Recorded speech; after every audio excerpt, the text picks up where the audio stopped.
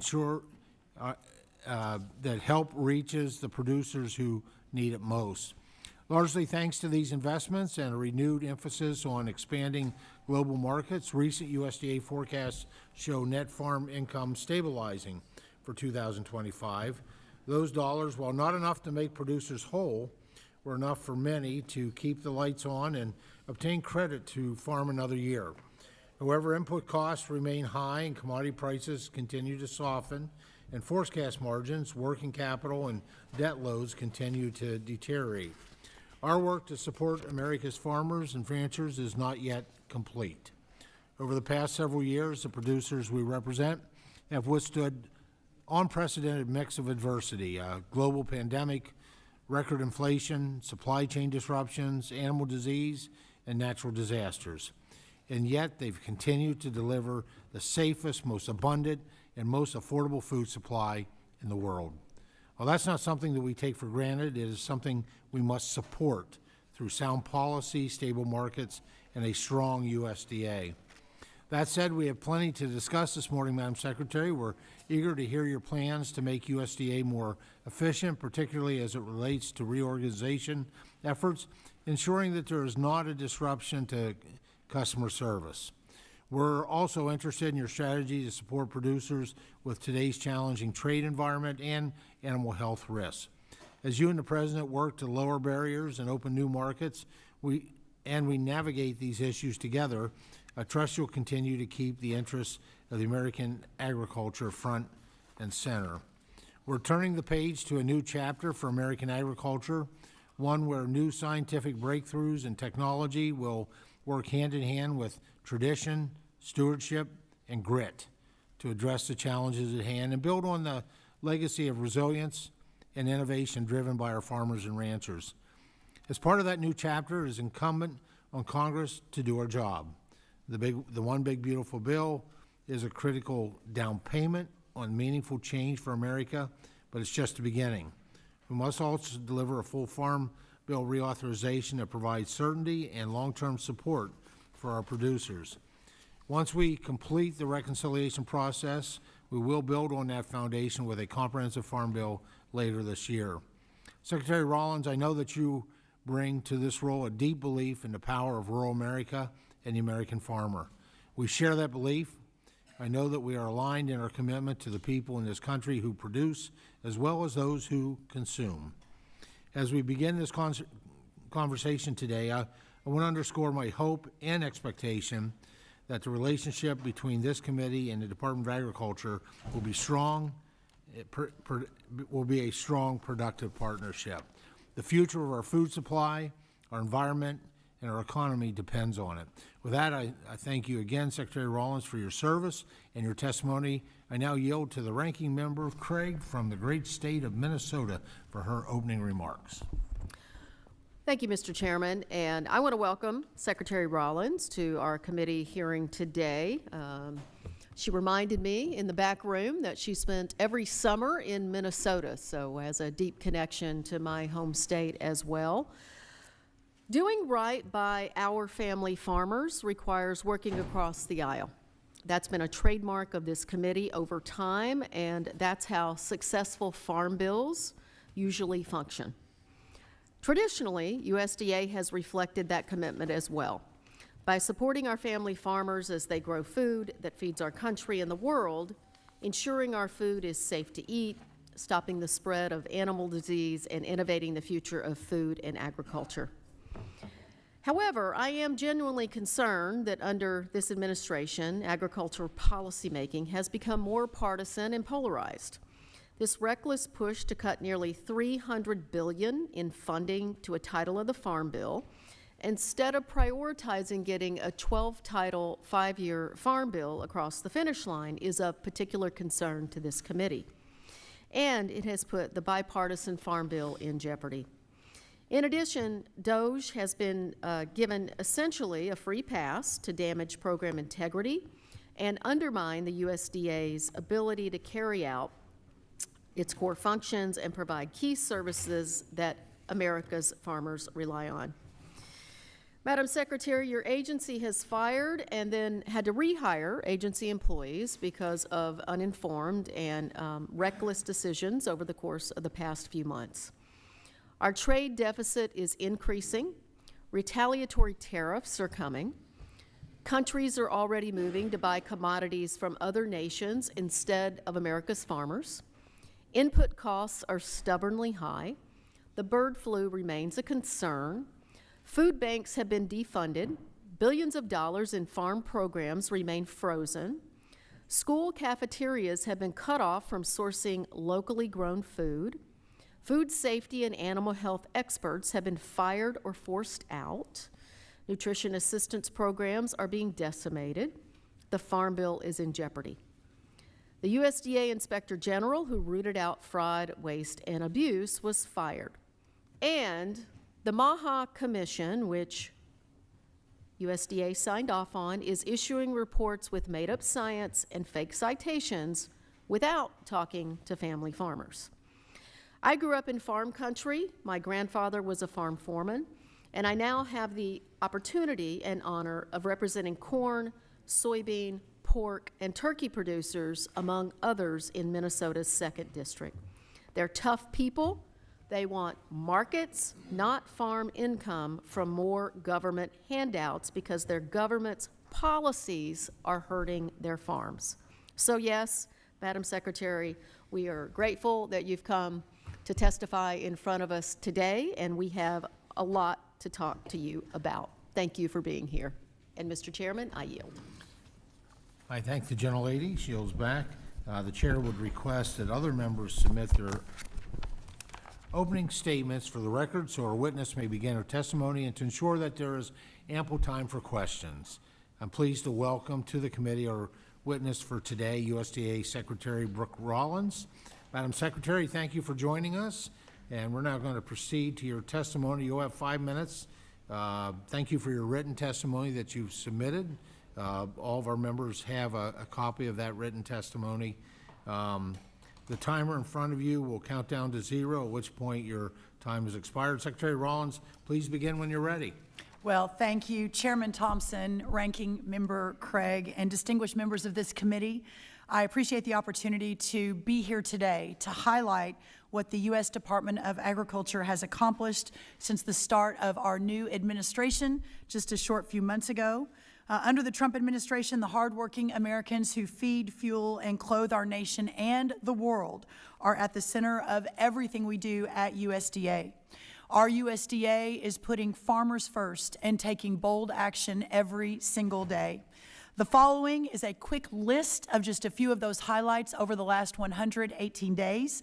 First, tackling the avian bird flu outbreak and lowering the price of wholesale eggs by more than 65%, with retail prices following at 25% and gaining every week. Second, taking action to respond to foreign disease outbreaks like the New World screwworm, because food security is national security. I'm sure we'll get into that today.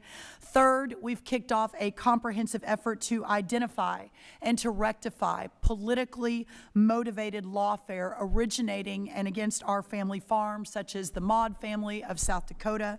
Fourth, we are streamlining unnecessary regulations and cutting red tape for poultry farmers and other producers, for example, by extending line speed waivers and removing duplicative data collection.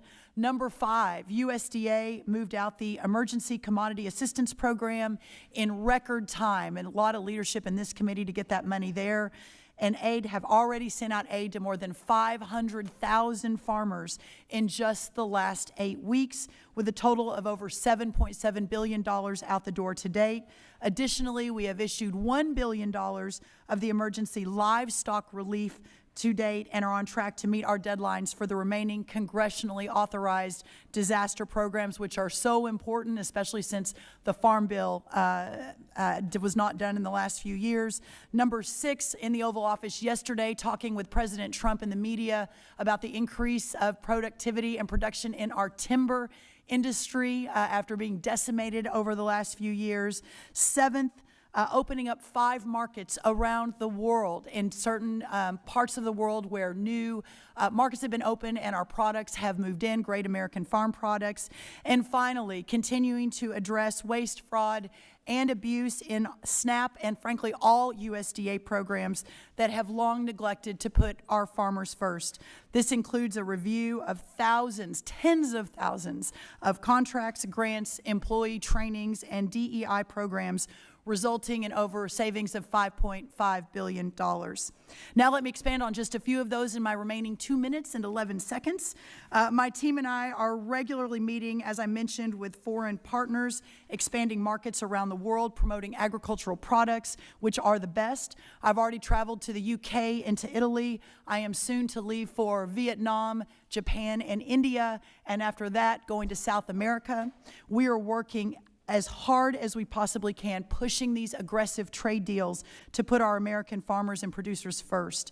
In this administration, it doesn't take more taxpayer dollars to boost timber production, to unleash American energy dominance, and to balance unfair trade commitments around the world. It just takes a president who can harness the strength and ingenuity of the American people. There is still much work to be done as we realign the American and world economy at the service of the American people and the American farmer. We are leaving no stone unturned as we evaluate the effectiveness of all of our programs, and I thank each one of you on both sides of the aisle for your collaboration in that effort. We are also at a pivotal moment where we can safeguard our country from fiscal ruin, and I applaud the steps this committee took, sir, on passing the One Big Beautiful Bill and all of the work that took.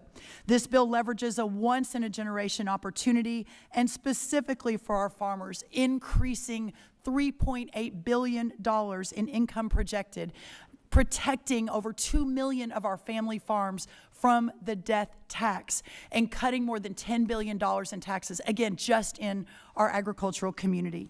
As the 33rd Secretary of Agriculture, I have the profound privilege of seeing firsthand how our nation's farmers serve as the very heartbeat of this country. Their unwavering dedication and resilience are not merely testaments to hard work. They form the bedrock that upholds our national security, revitalizes our rural communities, and preserves our cherished traditions. Our farmers and ranchers do not rest, and neither do we at the USDA. I'm proud to be at the helm of Abraham Lincoln's People's Department. I'm proud to be at the table with President Donald Trump and fighting for the very foundation of our American way of life. Thank you, and I look forward to today's discussion. Thank you for your important testimony today, Secretary. At this time, members will be recognized for questions in order of seniority, alternating between majority and minority members, and in order of arrival for those who joined us after the hearing convened. You'll be recognized for 5 minutes each in order to allow us to get to as many questions as possible, and I recognize myself for 5 minutes of questions. Madam Secretary, I'd like to talk with you about an issue that poses an imminent threat to the pork industry and livestock production overall. State mandates like California's Proposition 12 are misguided, not based in sound science, and create arbitrary production standards for pork producers. In addition to being burdensome for producers, the final pork product is also more expensive for consumers.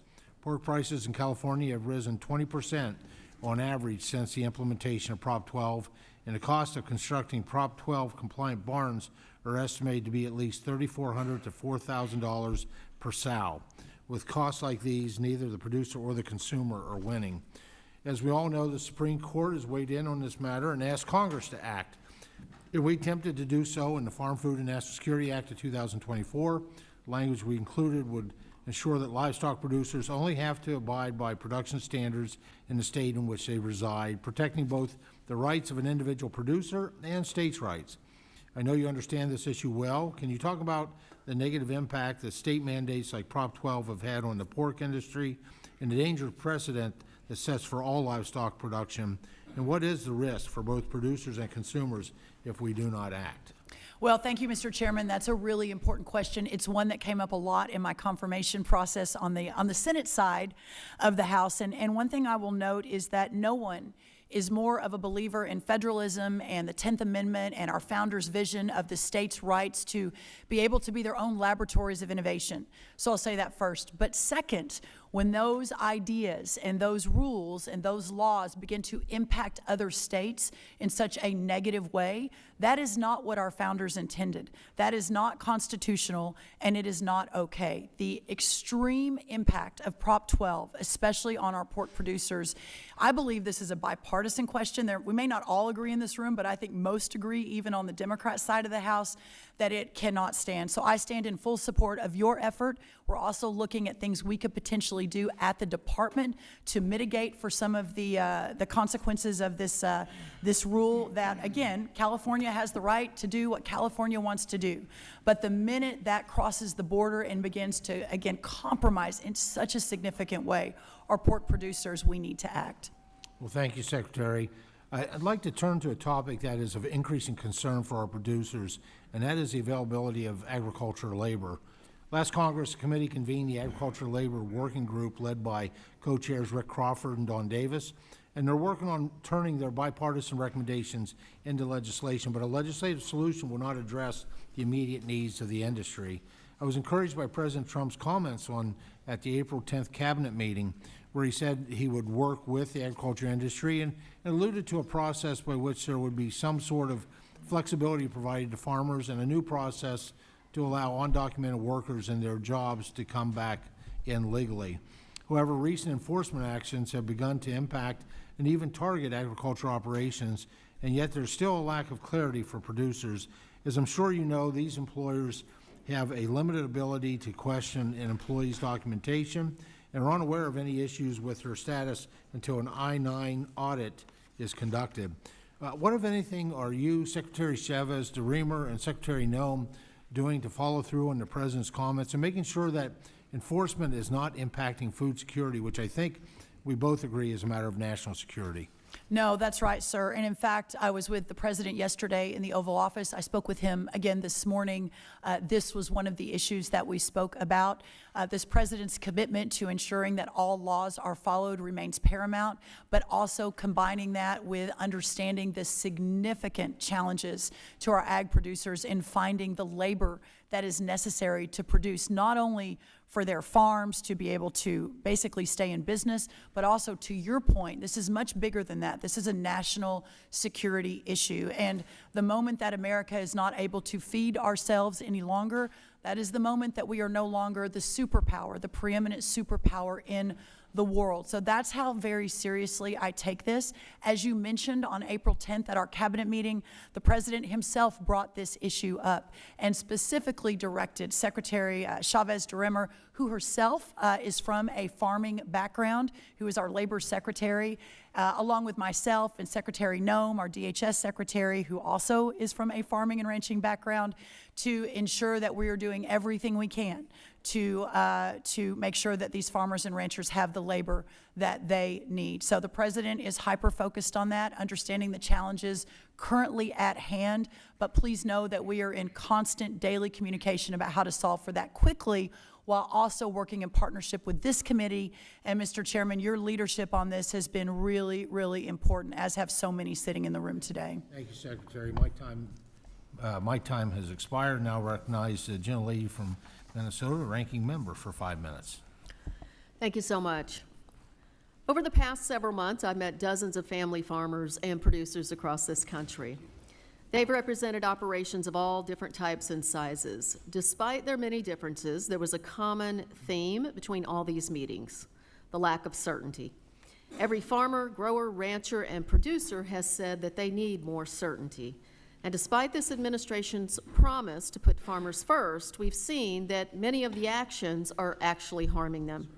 We've seen trade wars increase instability in farm country and surrender market access to our competitors like Brazil. We've seen USDA programs that farmers rely on for income frozen or eliminated with little to no explanation. And on the ground in districts like mine, local FSA, NRCS, and Forest Service staff are being let go. Wait lists are getting longer, and fewer USDA staff are available to help family farmers navigate the agency's incredibly popular and impactful programs. and the administration wants to gut a title of the Farm Bill in reconciliation.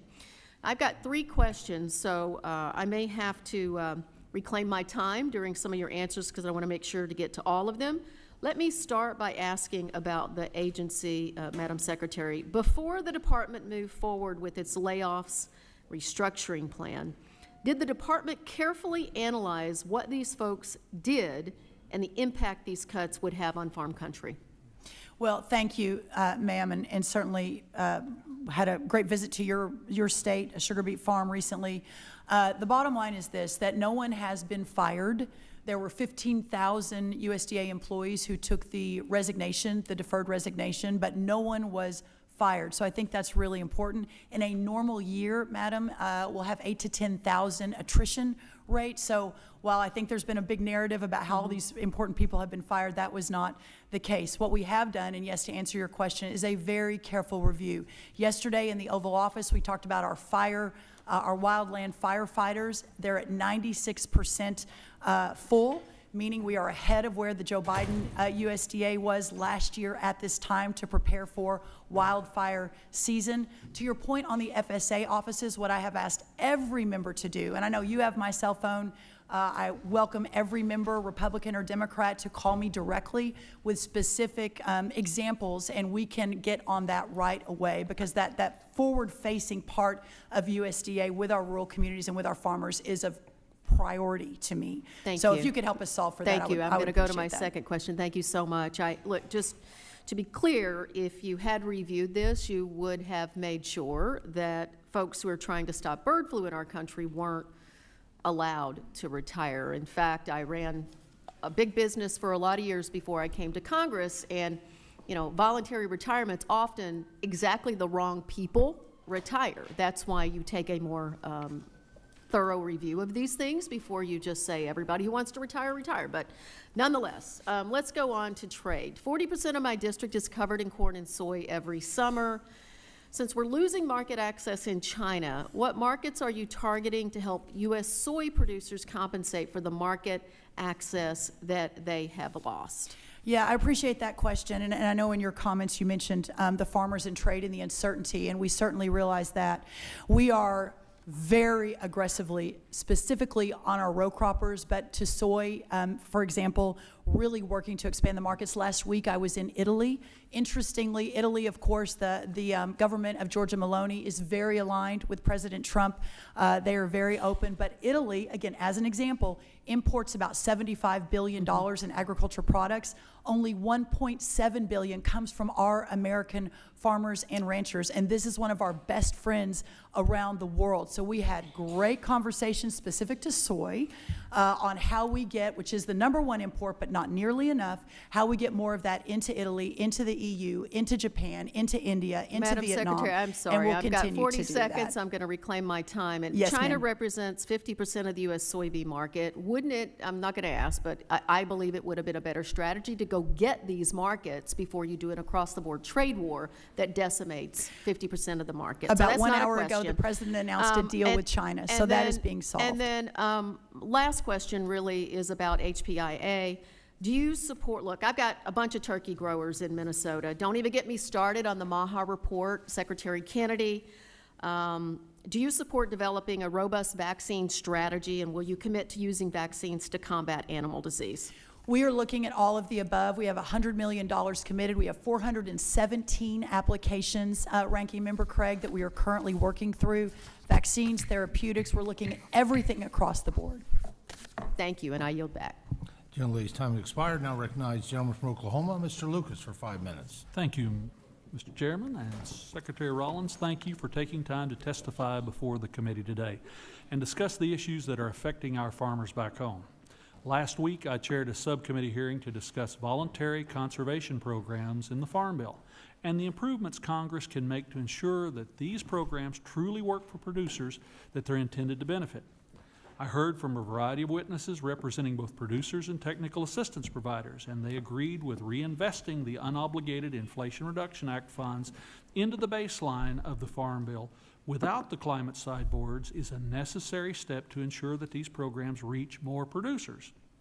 To that end, Madam Secretary, I've heard from many of my producers back home that the Climate Smart Commodities grant process under the Biden administration was confusing and left little room for producer choice. Can you share with the committee what you're doing at USDA to revamp this program and to streamline the application process for producers? Yes, sir, thank you. That remains a top priority for us. We've already made announcements on how to make it easier, cleaner, and better, and to put our producers first. We've asked several applicants to reapply based on that as a priority and driving that forward. If you hear anything different, Congressman, please let us know. It's those anecdotes that help us get better. But yes, sir, we are solving for that every day at USDA. It sounds like the Advancing Markets for Producers initiative is focused on making sure producers come first, and that USDA is a partner alongside producers rather than a dictator. Does that sound like an accurate assessment of what you and the department are attempting to do? That is accurate. We've asked people to reapply if and when they have at least 65% of their application focused on producers. In my remaining time, I wanted to take a moment to thank you for the Emergency Livestock Relief Program funds that went out the door last month. Oklahoma's experienced several severe fires in recent years that have impacted hundreds of producers across the state. And under the Biden administration, it took an average of 13 months for disaster funds to reach producers. However, Congress passed the American Relief Act of 2025 in December, and producers have received ELRP assistance in May. That's a significant improvement, and I know my constituents are grateful. Madam Secretary, have you received any immediate feedback on the rollout of these funds? We've been so grateful, realizing it's imperfect, but we've been so grateful at the response. And I just want to say, this morning at 6 a.m., I was on a conference call with the team talking about the next round of funds. 6 a.m. Last night at 10:30, I was on a call with a couple of other congressmen talking about it. We are so committed to working 20 hours a day, sometimes more, to ensure that this money moves quickly and as efficiently as possible. And I'm really proud of the team for being able to execute on that. And by the way, these are both politicals and careers, which I just want to lift up. And I want to thank you for increasing funding to reimburse states for food safety inspections. Oklahoma administers top-notch food safety inspections, and I know my constituents back home view it as a great example of the federal government working in tandem with the state. Madam Secretary, what additional steps do you think Congress needs to take to ensure that state food inspection programs run smoothly, and that the funds USDA released are, and of course the funds are greatly appreciated, but there is a role here in Congress to ensure the longevity of cooperative partnerships and state programs? I think that it continues to be of paramount importance, especially as I mentioned in my opening remarks. I think as Ranking Member Craig mentioned, I think as Chairman Thompson mentioned, that food security is national security. And just last week, if you weren't tracking, we arrested someone that potentially had come in across the borders with some agro-terrorism products that could potentially have really disrupted our food supply. So the food safety inspection system specific to the states continues to be a priority. And again, anecdotally, if you see something different or have suggestions, please let me know. Top of the list for us. And my last thought is thank you for the very aggressive approach on the screwworm flies. Yeah. Being a livestock producer in Oklahoma, not that far from your stomping grounds, we are really close to the problem right now. We're really close. I'll be making a major announcement next week on the very next step, which will be probably more aggressive than anyone in recent history on the New World screwworm. And I think you and hopefully the entire committee will be very pleased. And my constituents say thank you. Yield back, Mr. Chairman. Thank you, sir. Gentleman yields back. Now recognize Mr. David Scott from Georgia for 5 minutes. Thank you, Chairman. Madam Secretary, you have advocated stopping the funding going to the 1890s African American colleges and universities. Do you realize the damage, backwardness, and evil that you have done? Well, first of all, your premise is completely wrong. In the last administration, I was in President Trump's West Wing, and fully funding the HBCUs was my project. I stood in the Oval Office when that happened. I, to date, continue to be, alongside President Trump, one of the biggest advocates for our HBCUs and our 1890 projects. So I'm not sure what information you have, sir, but that is definitely not me. And you can look at my long history of supporting those efforts. I think they're very important. So, if I understand you correctly, you support this vital program? You have Yes. not frozen or advocated freezing No, the money? no.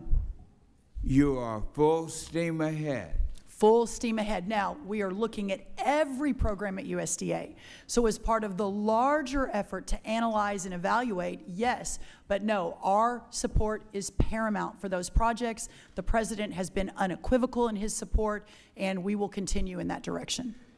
So in February, you did not advocate suspending funding for the 1890s African American Student Scholarship Program. Not in total, sir. It was part of the larger review of every program, including the farming program, to ensure that we were using taxpayer dollars to their highest and best use. Okay. The reason that I'm very concerned about this is that this is the most significant bipartisan, Democrat and Republican program here. Not only do we support it, but this committee voted to increase the funding to $100 million from the $80 million that we got in the last Farm Bill. We need you to help us secure that. This is the most important product. Let me tell you why this is so important historically. There was a general in the Civil War that devastated the South, William Tecumseh Sherman, went through here and devastated. But this same general laid out the program for revitalization of the South. And he went to President Lincoln and said, in each of the Confederate states, we're going to put land-grant colleges. It is the land, it is the economy, it is the strength of the South. And they put forward this program. But there was no room for the African American community until in 1890s they brought forth the separate but equal doctrine. Everywhere they had put the white land-grant schools, they had to put the black ones. And that is the growth of this. So I wanted to share with the history. Mm-hmm. I'm glad that you are on our team and helping us. This is great news. Thank you. Sir, thank you for that. And I'll say I'm a proud graduate of Texas A&M University and spent a good amount of time at Prairie View A&M, about 45 minutes away. I'm really proud of that school. In fact, our vice chancellor of Texas A&M and head of the ag school, Jeff Sable, is here. He was my meats professor 30 years ago at Texas A&M, now running the whole kit and caboodle. So no, we remain very committed and understand the importance. I'm a graduate of the great alma mater, Florida A&M University. Yes, sir. I wouldn't be here if they didn't give me that scholarship. Yes, sir. Thank you. Thank you, sir. Gentlemen's time has expired. This Penn State Land Grant University graduate recognizes Mr. Austin Scott from Georgia for 5 minutes. Thank you, Mr. Chairman. And Madam Secretary, I appreciate your commitment to the 1890 colleges. That's important to all of us. It has historically been done in a very bipartisan manner. And I might also mention that my colleague David Scott, I believe you were in school with a Donald J. Trump at one point of your life. Is that correct? I don't Yes, wanna at the Wharton School of Finance, and he helped to get that scholarship program. It was under his administration that we passed. All right. I Very want- committed, Okay. very I committed. want to bring this up, Madam Secretary, and I'm asking you for your help with this, and what I'm asking for is transparency in this. And so you'll recall that in the American Rescue Plan, there was $3 billion that was put in for people, and if you owed any money to the USDA, you were going to receive 120% of whatever your loan balance was. There was one race that was excluded from that payment. The courts ruled that it was unconstitutional, that you could not discriminate and exclude a race from those payments. That money was, that I think it was 4 out of 4 federal judges said you could not exclude based on race. Then, so that same money was then transferred into the Inflation Reduction Act. And in the Inflation Reduction Act, they did two things. One of them was the Farm Loan Borrowers Relief Program, and basically how any loan who was more than 60 days late got brought current. So if you were 5 years late on your farm payment, you got 5 years worth of payments plus the next payment made.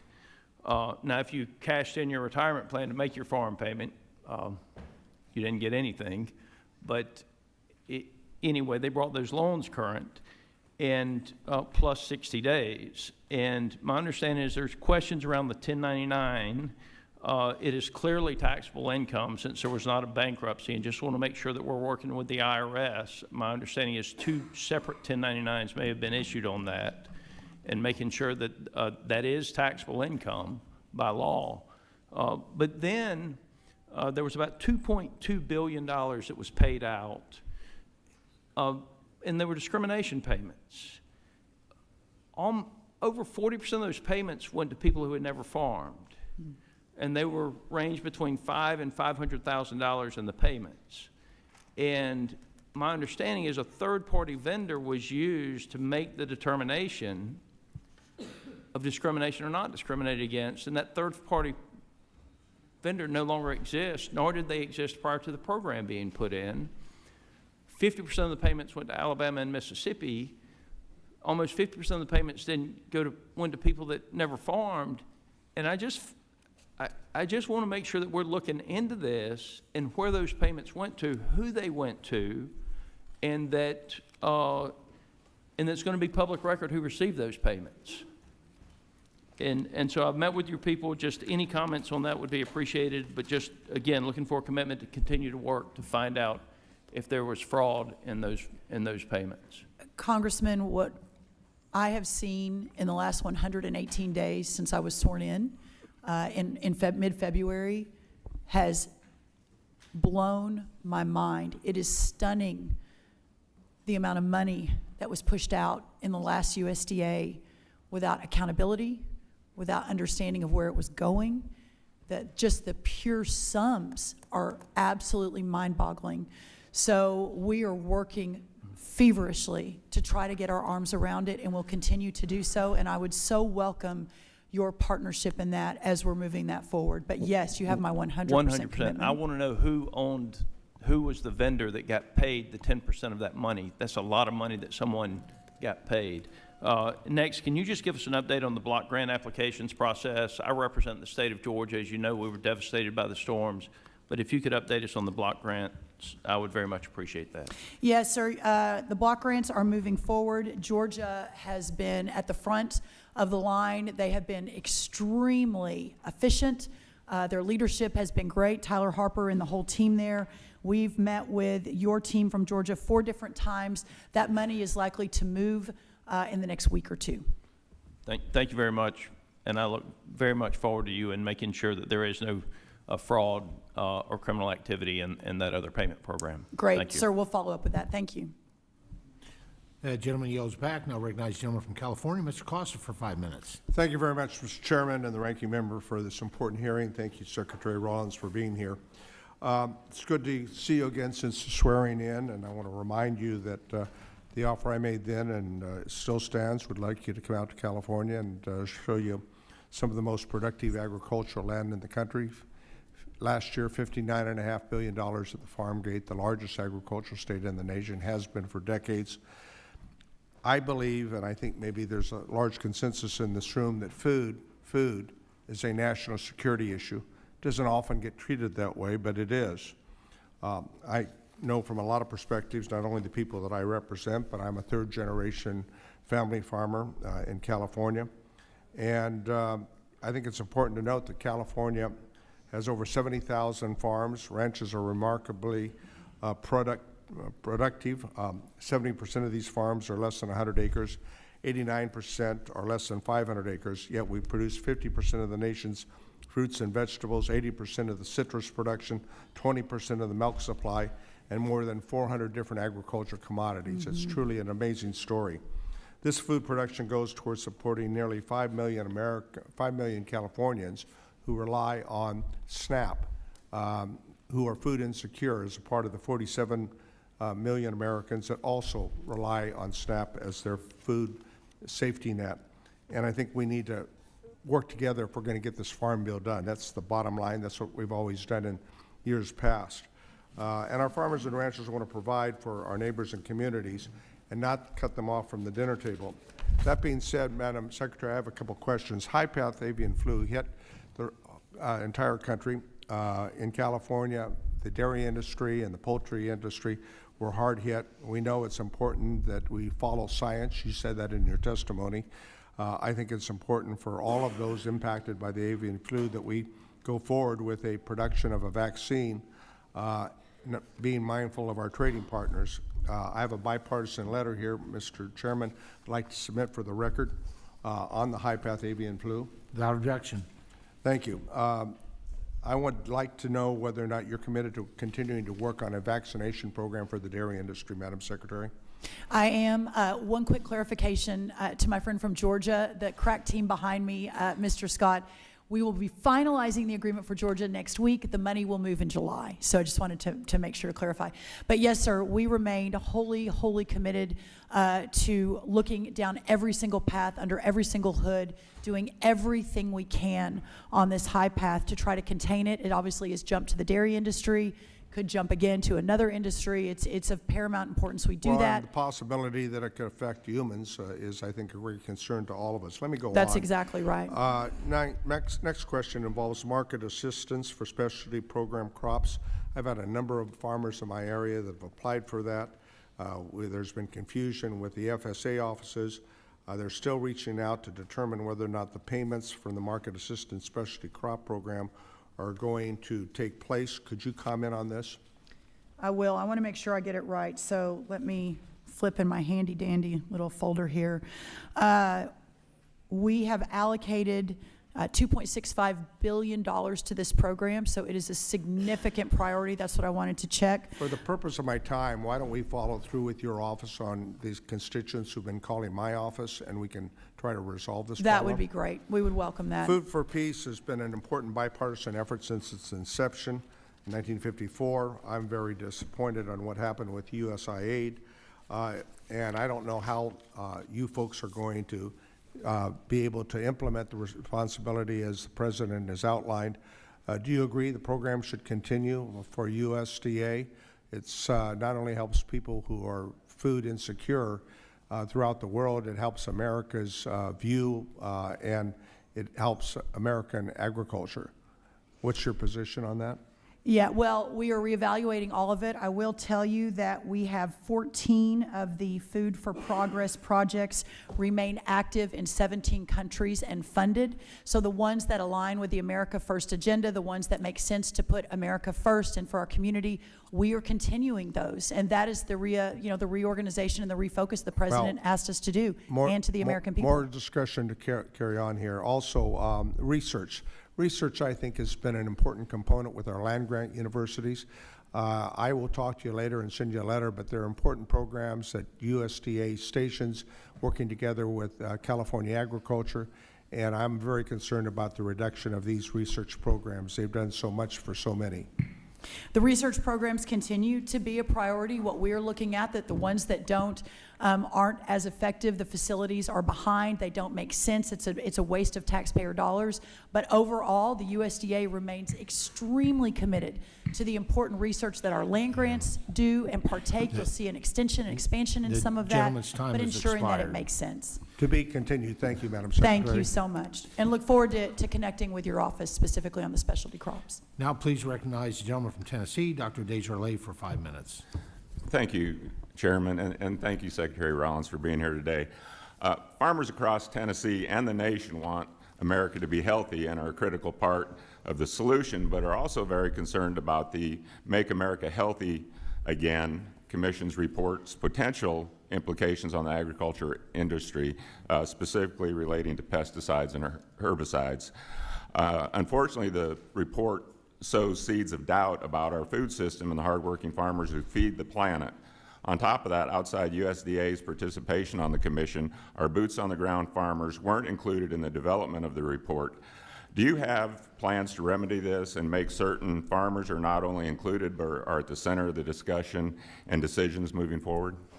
My commitment is just that, and I have worked and have been unequivocal on the record how important these crop protection programs are, pesticides specifically, glyphosate and others more specifically, and the President has as well. So we will continue that. There's no doubt that we could do better on the next report, and my commitment is to do everything I can to ensure that our ag community is better represented. Well, I know that'll make Tennessee Farm Bureau very happy, as well as many other farm bureaus and farmers, so thank you for that.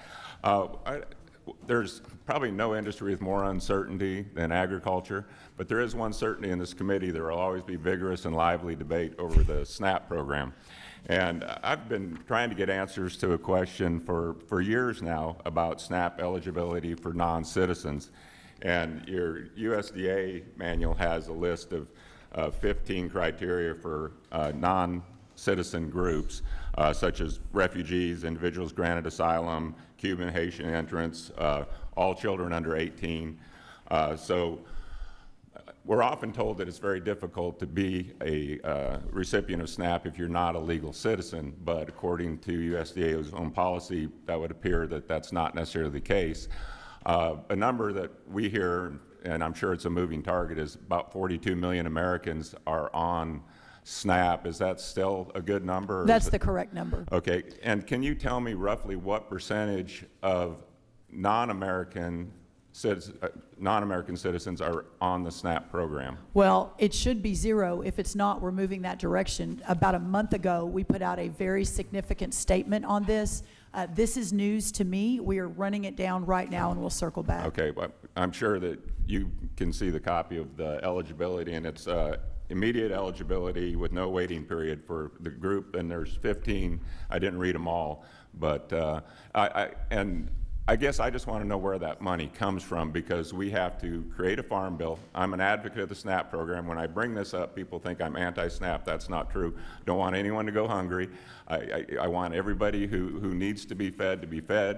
You know, I think one issue we've argued over during reconciliation was able-bodied people who can work with many exceptions, and I think it was misrepresented of who those people were, because we make it pretty clear that if you're disabled, if you're pregnant mother, if you have young children, if you're elderly, you know, this doesn't apply to you. But it's an issue that is pretty well received across all political spectrums, whether you're Democrat, Independent, or Republican. Roughly about 80% of all those groups think that able-bodied people who can work should work, and I hope that that's something we can get in the Farm Bill.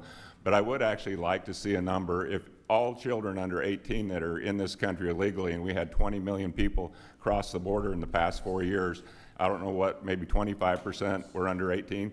According to these guidelines, they are eligible without a waiting period on SNAP. So I would really like to get some clarity as we write a farm bill and try to budget for the nutrition program, you know, just what part of the pie that consumes. Sir, I'm told that that language you're reading is congressional language out of the congressional statute. So that is something that would need to be fixed by this body. But we are obviously looking at it, and certainly within our own USDA, ensuring that American taxpayer dollars support Americans. And I would like to think that most people would like to see their American tax dollars go to American citizens, and then if there is some other solution to deal with the immigration problem we now face, then we need to know what that is, but we need to know what those numbers are as we plan our farm bill. So One other thing I think is important, just because this is such an important conversation, is that we did ask for the first time of any Republican or Democrat USDA for the exact data that you are asking for from the states, because the states are implementing this. So hopefully, we will for the first time be able to answer that Thank you, Madam question. Secretary. Gentleman's time has expired. Now I recognize the gentleman from Massachusetts, Mr. McGovern, for 5 minutes. Yes, thank you. Madam Secretary, I have to be honest, I'm deeply troubled by what this administration and this Congress are doing to so many programs that help vulnerable people and small farms. You know, we live in the richest country in the history of the world. We have 47 million Americans who are hungry or food insecure. That's a scandal, and hunger is getting worse under this administration. We actually spent a few years developing a roadmap for ending hunger in this country. The Biden-Harris administration hosted the second ever bipartisan White House Conference on Hunger, Nutrition, and Health, and out of it came a national strategy that called upon every sector of society to do their part to end hunger once and for all. And now congressional Republicans are cutting food programs indiscriminately with apparent support from the Trump administration. I mean, the administration has already taken $500 million away from food banks, and President Trump's budget goes after WIC, slashing the food budgets of pregnant women, breastfeeding moms, and young kids. Meanwhile, your department has cut farmer programs too, like the Local Food for Schools program, Local Food Purchase Assistance program, and the Leahy Farm to School program. Your department has frozen funds obligated to farmers, canceled signed contracts, and purged career staff who work directly with our farmers. And internationally, this administration is torching our global food security programs, like Food for Peace and the McGovern-Dole Food for Education and Child Nutrition Program. They're both eliminated in the White House budget. You said that food security is national security. It's mind-boggling that the administration would cut those programs. And China is filling the void. The bottom line is that these cuts are hurting people, they're hurting consumers, hungry people, our local economy, and hurting our farmers. And so, Madam Secretary, I'd urge you to read the national strategy that came out of the White House Conference on Hunger, Nutrition, and Health, and I hope I can persuade you to make meaningfully combating hunger a priority, because things are going in the wrong direction. But today I need to talk about what small farmers in my state of Massachusetts are up against. We've been losing family farms in America over the last 50 years, and there are a lot of reasons for it, and it's complicated. But what should not be complicated is whether USDA has a responsibility to do something to try to stop it. Over the years, we've heard from secretaries of agriculture like Earl Butz, who said to farmers, get big or get out, or your predecessor, Sonny Perdue, who said, quote, in America, in America, the big get bigger and the small go out. I couldn't believe he said that.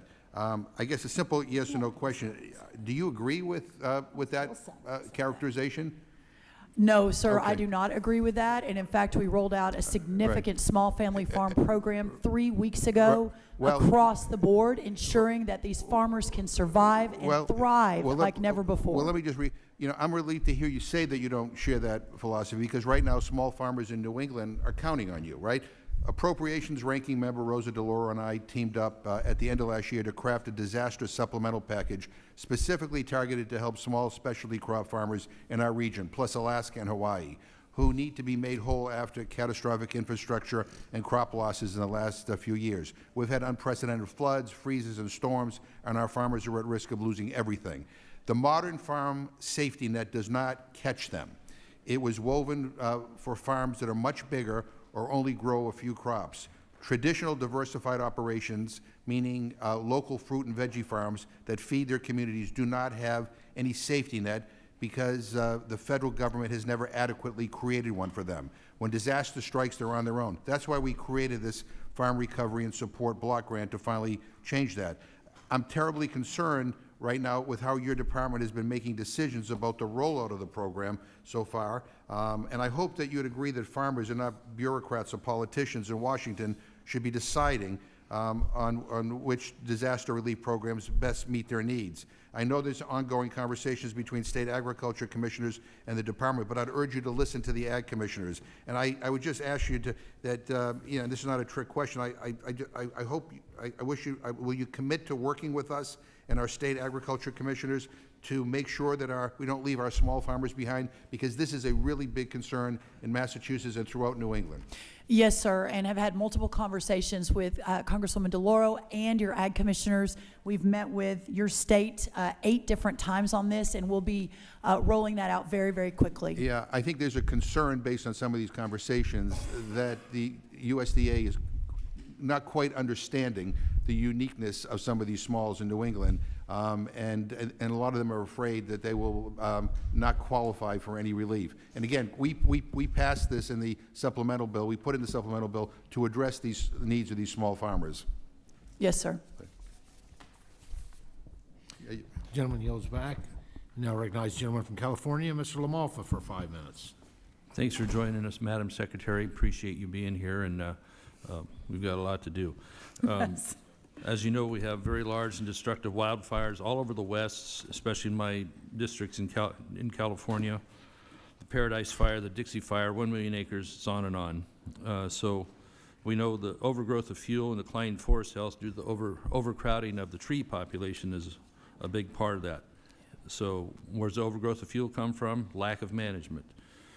What we also have as an issue is unkept roads on federal lands make it basically where you can't even enter, whether private lands or Forest Service roads. We have the problem with these blocked roads. One of the areas I'd highlight or low light is the Mendocino National Forest in Northern California.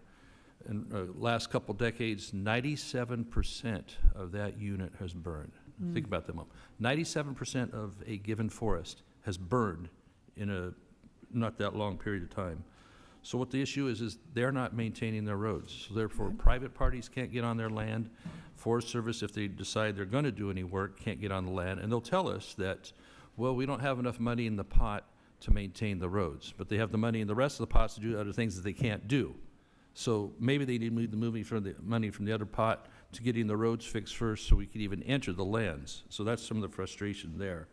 Yes, sir. Last Congress, we were told in a field hearing that by the Forest Service, we have more money than we've ever had, I think, after some of the spending programs under the Biden administration. Yet in the same sense, say we need more money in order to process a particular sale that is being talked about.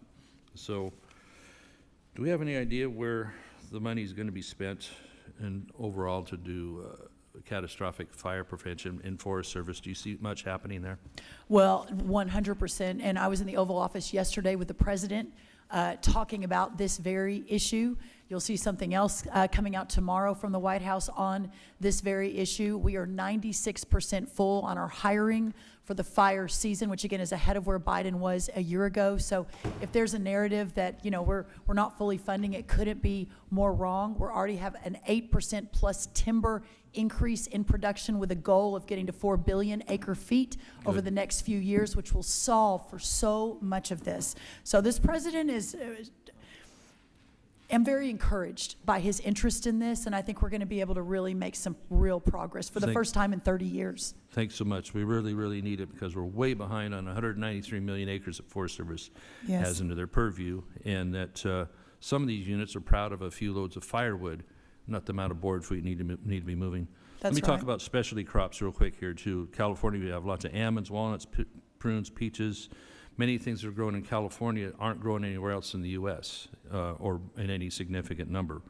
So I'm really pleased that the market assistant for specialty crops, that you're boosting that significantly, which means a lot for helping move these products, since if we don't grow them in California, we're probably going to have to import them from somewhere. That's right. So how's the timeline going for the continued rollout of the MASC program? We are moving very, very quickly. Of course, everything is under review in partnership with the White House, and so we're currently in review phase, but hopefully very soon that second tranche will begin to move, understanding how important this is, especially for the smaller farms, which really reflect the specialty crop industry.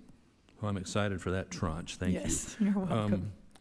One final question, thought here. On the north coast, just above the Bay Area, there's this Point Reyes Seashore National Park. I'm pretty sure you're aware of what's going Yes, on sir. there. We've had long-time, 5 or 6 generation farmers and ranchers there that were approached in about 1960 because the government wanted their land to form a park. They finally struck a deal that hey, we'll sell, after a lot of browbeating and threat of eminent domain. They said, okay, we'll sell you the land, but we would like to lease it back and farm it and ranch it for dairies, beef, and like that. And these are organic growers. These are very responsible growers that are taking care of that land. They've been, over the decades, worn down and finally are being kicked off the land unless folks in the administration can help prevent this from happening. And so I beg you, and working with Secretary Burgum on that, to help preserve these dairies and beef operations, because they actually maintain the land. I've seen talk where that the Park Service, as soon as they've accomplished kicking them off, they're going to have to hire somebody to graze the land like their own manager to graze it anyway. Makes no sense. So we have, them drifting out by lawsuit after lawsuit. Yes, sir. Because they have to get NEPAs and things. They used to get 20-year leases from the Park Service. The Park Service has got giant issues there. Not completely your bailiwick, but I know you want to support. Thank you for helping with that and for helping make sure agriculture can thrive as these responsible folks are doing. Yes, sir. I'm sorry, Mr. Chairman. Just let me say, I have just become very aware of this issue in the last month and am very focused on it. I had a briefing on it yesterday. I would love to talk to you maybe tomorrow and get a full download, as I'd like to get out to California very soon and go meet with them. Thanks so much. We'd love to have you out. Yes, sir. Thank you. Gentleman's time has expired. Now recognize Dr. Adams from North Carolina for 5 minutes. Thank you, Mr. Chairman, and thank you, Madam Secretary, for being here. And let me just say how delighted I was to hear about your support for HBCUs. I am HBCU strong. I'm a proud graduate twice of North Carolina A&T State University in 1890. Yes, and the ma'am. largest public HBCU in the nation. But let me just move on. So I'm happy to hear what you said about that, and we'll look forward to your support. But the House Republicans' budget proposes shifting SNAP benefit and administrative costs to states. I served in the State House of North Carolina for 20 years, so I know the challenges that they have. And so the CBO anticipate that these cuts could lead to states to cut all or some food assistance for 1.3 million Americans due to the cost shift. Is that right? Yes or no? I'm sorry, ma'am. Well, You're that's a talking yes about or no. That the shifting might cause states to cut all or some food assistance. Currently under consideration. Well, the partnership and the idea of the states, we spend $400 million a day what I at wanna- USDA, and that partnership, I think, is really important, and that's what the leadership of this Okay, committee let led. me do this. I've got a series of questions, and they're pretty much yes or no. So are you in support of these unfunded mandates? I am in support of the most fiscally responsible effort to ensure that we're delivering the right amount of well, aid to the people who need it. Okay, so let me just say that the CBO has confirmed that this is an unfunded mandate. And the states have confirmed it as well as our counties. And Mr. Chairman, I'd like to enter into the record a letter from the North Carolina Association of County Commissioners that speak to that issue. Madam Secretary. Without objection. Thank you. Madam Secretary, are you aware of reports from USDA that show that food insecurity has risen 3 years in a row? Yes or no? Ma'am, we have $42 million on the SNAP program. At this point of employment and unemployment, the last time we had 17 million. So Okay. that program has exponentially Can you grown. give me a yes or no? Okay, well, my time is, let me just move on then. Okay, so are you aware that recent USDA reports show that grocery prices are expected to increase by 3.3% this year? Inflation has gone down for the first time since the last Trump administration was Okay. here, so that I will want a directly yes or reflect no, on but groceries. I don't suppose I'm going to get one. But anyway, listen, we should not be taking food assistance from families, revenue from our farmers and rural economies and at any time, but especially not as costs are so high and expected to rise further. SNAP is an effective economic stabilizer during downturns, with every dollar generating as high as a $1.80 economic impact during these downturns. So shifting costs to the states removes that economic stabilizing impact, because states will see their tax base decrease substantially at exactly the moment when more spending is most needed. So my next question, it is a yes or no if you can do that. Are you in favor of removing this economic benefit, especially for rural and small town cities and the farmers who benefit from the sale of their produce in these towns? No one in America should go hungry, so of course I'm in support of programs that are effectively run that fill that gap. All right, I'm not sure if you're saying yes or no, but anyway, let me just say this. States already, and I've heard so many people talk about the skin in the game, and states do have skin in the game already through the 50-50 administrative cost share and the current monetary penalty that they face for a too high payment error rate. In fact, Pennsylvania was sanctioned $40 million last year for having a high error rate. So let me ask one last question. So with fewer staff, what we have suggested, for example, that we know that there have been cuts, right?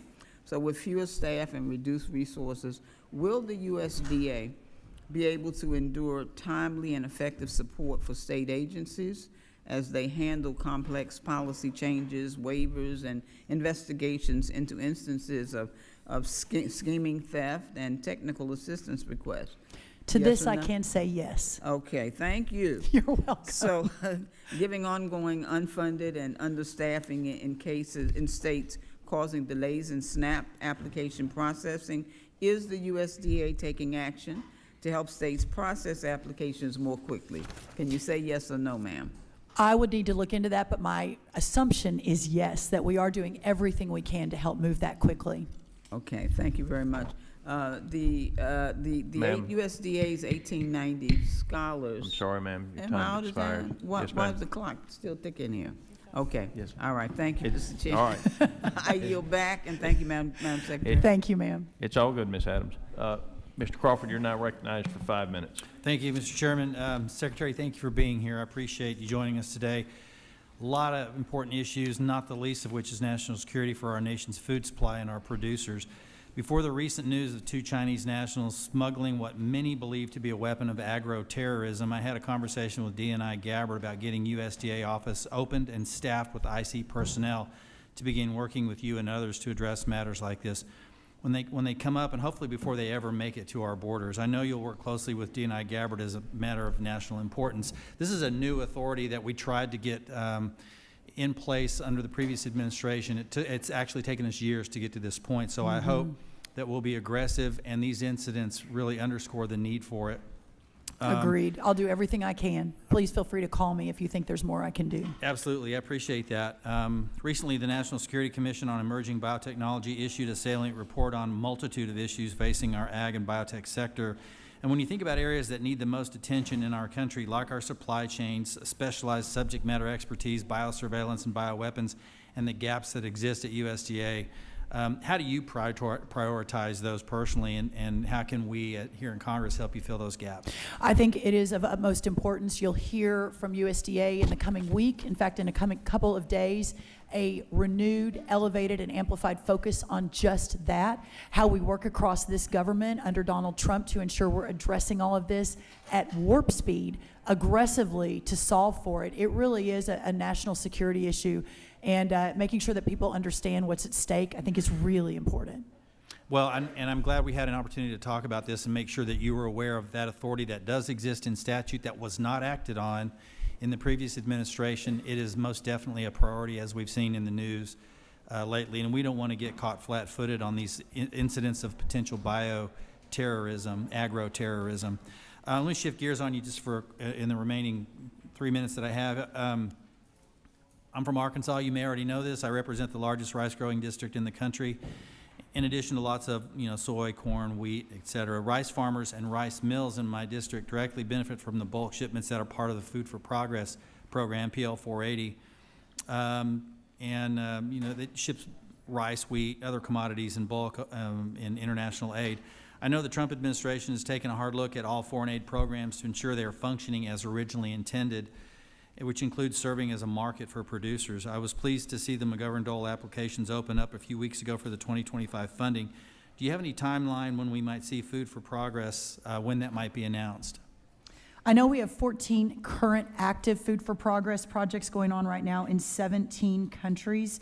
Yes, you're right. May 9th was the McGovern-Dole announcement. Let me find out the exact date on that, sir, probably during the next question, and I'll respond immediately. Perfect. Thank you so much. And I don't have any further questions, so I will yield back. Thank you, Madam Secretary. Thank you, sir. Chair now recognizes Ms. Brown. Thank 5 you. minutes. Thank you, Mr. Chairman, and thank you, Ranking Member Craig.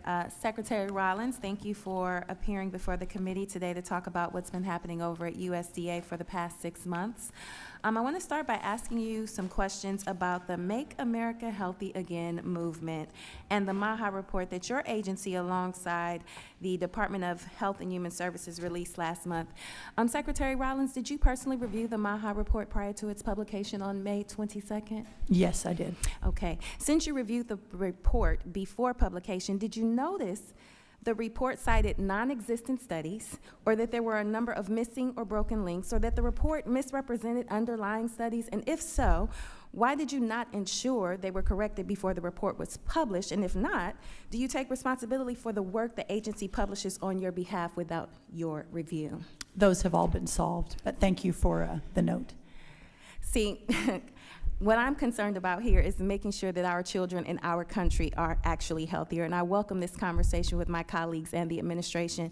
But sound policy actually follows sound science, and right now we're not all working from the same set of facts. So as you move toward the August deadline for the second report, I strongly encourage you to follow the science, not to jump to conclusions, and to rebuild trust by ensuring transparency, accuracy, and meaningfully engaging scientists, agricultural, and nutritional stakeholders. So turning to another area. Thank you. You're welcome. Turning to another area of concern, I want to talk about the quarterly agriculture trade report. Mm-hmm. Earlier this year, you indicated the report would be released on May 29th.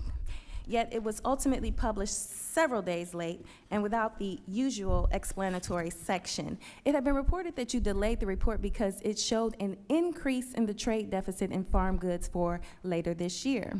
So Secretary Rollins, why was the report delayed and incomplete? And was the delay related to the report showing a worsening trade deficit in farm goods? I will look into that and get back to you. It's my understanding that we wanted to make sure it was complete, that the citations were correct, and that the review was done in total. Of course, I've only been on the job 118 days with 100,000 employees and multiples of these reports moving all the time directly out of USDA. But we'll look into that and circle back. So did your team remove the explanatory text from the report specifically because it attributed to the growing trade deficit to the Trump administration's tariff regime? It is my understanding that that was not the case, but we'll look into that. I think the president has been very forward-leaning on understanding that we're in some time of uncertainty, but as these trade deals continue to get done, China announced about an hour ago, the UK 2 weeks ago, more coming, that's going to be a really important part of the conversation moving forward. I want to make sure every piece of research we move out is the best cited, et cetera, and so that's a big part of my portfolio right now, is to ensure that. I'm glad you mentioned uncertainty, because economists, farmers, and others rely on reports like this to track markets and plan for the future. When you start to insert politics into data releases, you harm the reputation of your department and erode the trust the government is trying to produce when it has untainted data. So, Secretary Rollins, will you commit to publishing data and reports that are complete and free from tampering of the underlying data? We just have to make sure our internal review process is in place, but yes, we will work around the clock to ensure it is the correct data that gets out at the right time to make the most impact for our farmers and ranchers. I appreciate that. I expect my colleagues and I will continue this conversation because the stakes are simply too high for those who fuel and feed our nation. At a time when chaos reigns from this administration, our farmers deserve certainty and support from Washington, not uncertainty and spin. So thank you. Thank you, Ms. Secretary. Congresswoman. I And with that, appreciate Mr. Chairman, I yield back. Generally yields back. Now recognize the gentleman from Mississippi, Mr. Kelly, for 5 minutes. Madam Secretary, thank you for your time today, and a sincere thank you to President Trump and your team at USDA for putting American farmers back at the heart of our national agriculture policy. Under President Trump's leadership, we no longer focus on empty rhetoric. We're advancing policies that actually deliver real results for producers like mine in Mississippi. And I hope that when you visit Mississippi in the very near future, you will make a chance to go to Mississippi State University, which is our great land-grant university, which also has a great veterinary program and a lot of ag research there. So I hope we're trying to make sure we get you up there. So I met with your president yesterday. I know. Okay, so he yes, told me I we'll be better there. put that in, or he would not support me anymore. I have a cowbell to prove it for the record. I A very really loud one. appreciate, last year we fought real hard on this committee to get $10 billion to get it to our farmers to keep many of them from going under this year. I really appreciate your rapid response to getting that money out and having policy to make sure that our farmers and the lenders for our farmers can actually lend. Yes. There's another $21 billion in economic assistance that is coming through the emergency disaster relief. What are your plans to quickly distribute that money, because we're still in dire need in farm country? Yeah, that's going to be, well, we've already started moving that. The first $1 billion moved about a week ago into the livestock, through the livestock program. The block grants are moving right now. Florida, Georgia, North Carolina, South Carolina, Tennessee, and Virginia will be in the next 8 or so weeks. The rest of those we're negotiating with. Of course, the $220 million on the New England states, as our friends on the Democrat side have brought up a couple of times. I'm in constant communication with those ag commissioners. If you see something, though, Congressman, that you don't believe we're moving quickly enough, you're hearing that it's too complicated, please just let me know. We're solving for that every day. And then I know you've talked plenty about this, but unfortunately I have another secretary in another hearing at the same time, the Secretary of the Navy. Yes. But on the screwworm, Yes. what are we doing to make sure it is going to devastate? I'm in Mississippi, and especially in South Mississippi, it's rapidly moving. What are we doing to ensure that it does not get to our shores? Because we need to stop it before it gets here, because it will devastate herds if it gets here. No, there's no doubt. And as you may or may not know, but good for the entire committee to hear, we shut down the ports of entry about 2 to 3 weeks ago, much to the chagrin of my counterpart in Mexico, Secretary Bertigay, and their administration. We had call after call after call of them really asking us to reconsider. But that screwworm had moved from within 1,100 miles of our border to 700 miles of our border within a matter of weeks. As you know, in the 1950s when it hit, it took 30 years for the livestock community to recover from that. I'll have a major announcement next week on the very next step on putting the resources, the time, and the effort into continuing to push it back. And I really, I always say I represent the 1%ers, the 1% who serve this nation in uniform, and the 1% who feed the world, our farmers. And I truly believe that, because I believe national security is farm security and our ability to produce. That being said, Madam Secretary, I really appreciate you getting after the fraud and abuse in the SNAP programs to kick people off who shouldn't be on there, that are taking away from people who should be, not cutting benefits, but cutting the people who shouldn't be getting to start with. One thing I hope that you will help us on is our H-2A and our H-2B workers are critical to our farms. The process makes it harder than it should be. Yes. We get them notice that they're going to get these workers long after they can use them, especially when you're talking about sweet potatoes or planting or harvesting anything. What are you going to do to expedite the process so people who are legally coming here on H-2As or H-2Bs can get here quicker, stay longer, and help our farmers? What are you going to do in that area? Well, and I'd say the fourth thing is the expense of it, right? I mean, in Texas, the citrus producers who even get the H-2A workers are averaging $23 an hour, and a mile across the border, it's $2 an hour. So that's a big part of it too. But listen, we talked about this a little bit earlier. I talked to the president about this morning, again yesterday. He is acutely aware of the challenges, understanding that the leadership from this committee must continue, that Congress has to move forward on a solution. Stop but real working quick, with Lori Chavez. because I and, have Christie. one more comment I want to make. Yes, sir. This deal where a guy who drives a pickup truck, and they made a regulation that he drove a pickup truck, so now he's a truck driver and gets a different wage. You need to put a stop to all these stupid regulations we got in the last administration. And with that, I yield back. We're working on it. Thank you, sir. Gentleman, time. I'll be in Mississippi soon. for the record. Gentleman, time's expired. Now recognize the gentlelady from Kansas, Ms. Davids, for 5 minutes. Thank you, Chairman. And thank you to Secretary Rollins for being here today. The USDA plays a vital role in Kansas and across the country, supporting our rural producers, ensuring affordable food, and protecting the safety of our food systems. Americans rely on USDA every single day, whether they realize it or not. When they fill their grocery carts, when they grab milk from the fridge or drive past farmland that feeds their communities. And this is why I'm deeply alarmed by what I consider to be reckless and unjust firings carried out by DOJ and the ripple effects that we are seeing in our communities. Because these firings don't just affect federal workers, they threaten food safety, they stall critical research at places like Kansas State University, and they leave farmers and ranchers without the support that they depend on. You know, we can't talk about shared values of improving government efficiency while simultaneously pulling the rug out from the very people who keep our food supply running. You can't eliminate good-paying, skilled jobs in Kansas City at the same time that our producers are already facing droughts, volatile markets from reckless tariffs, and rising costs. And this is not just a policy issue, it's very personal to the folks at home. The Kansas City Metro is home to about 30,000 federal workers, including many of the USDA's Economic Research Service and National Institute of Food and Agriculture. These are neighbors, their families, friends, and certainly they deserve better than chaos. Meanwhile, we're seeing new emerging threats. We have already discussed today a bit about the New World screwworm, which poses a serious risk to Kansas livestock and even to human health. Mm-hmm. And I'm very proud to co-sponsor the bipartisan Stop Screwworms Act because we definitely need to be proactive on this. And at the same time, I am deeply concerned about the USDA staffing cuts at the National Bio and Agro Defense Facility in Manhattan, Kansas.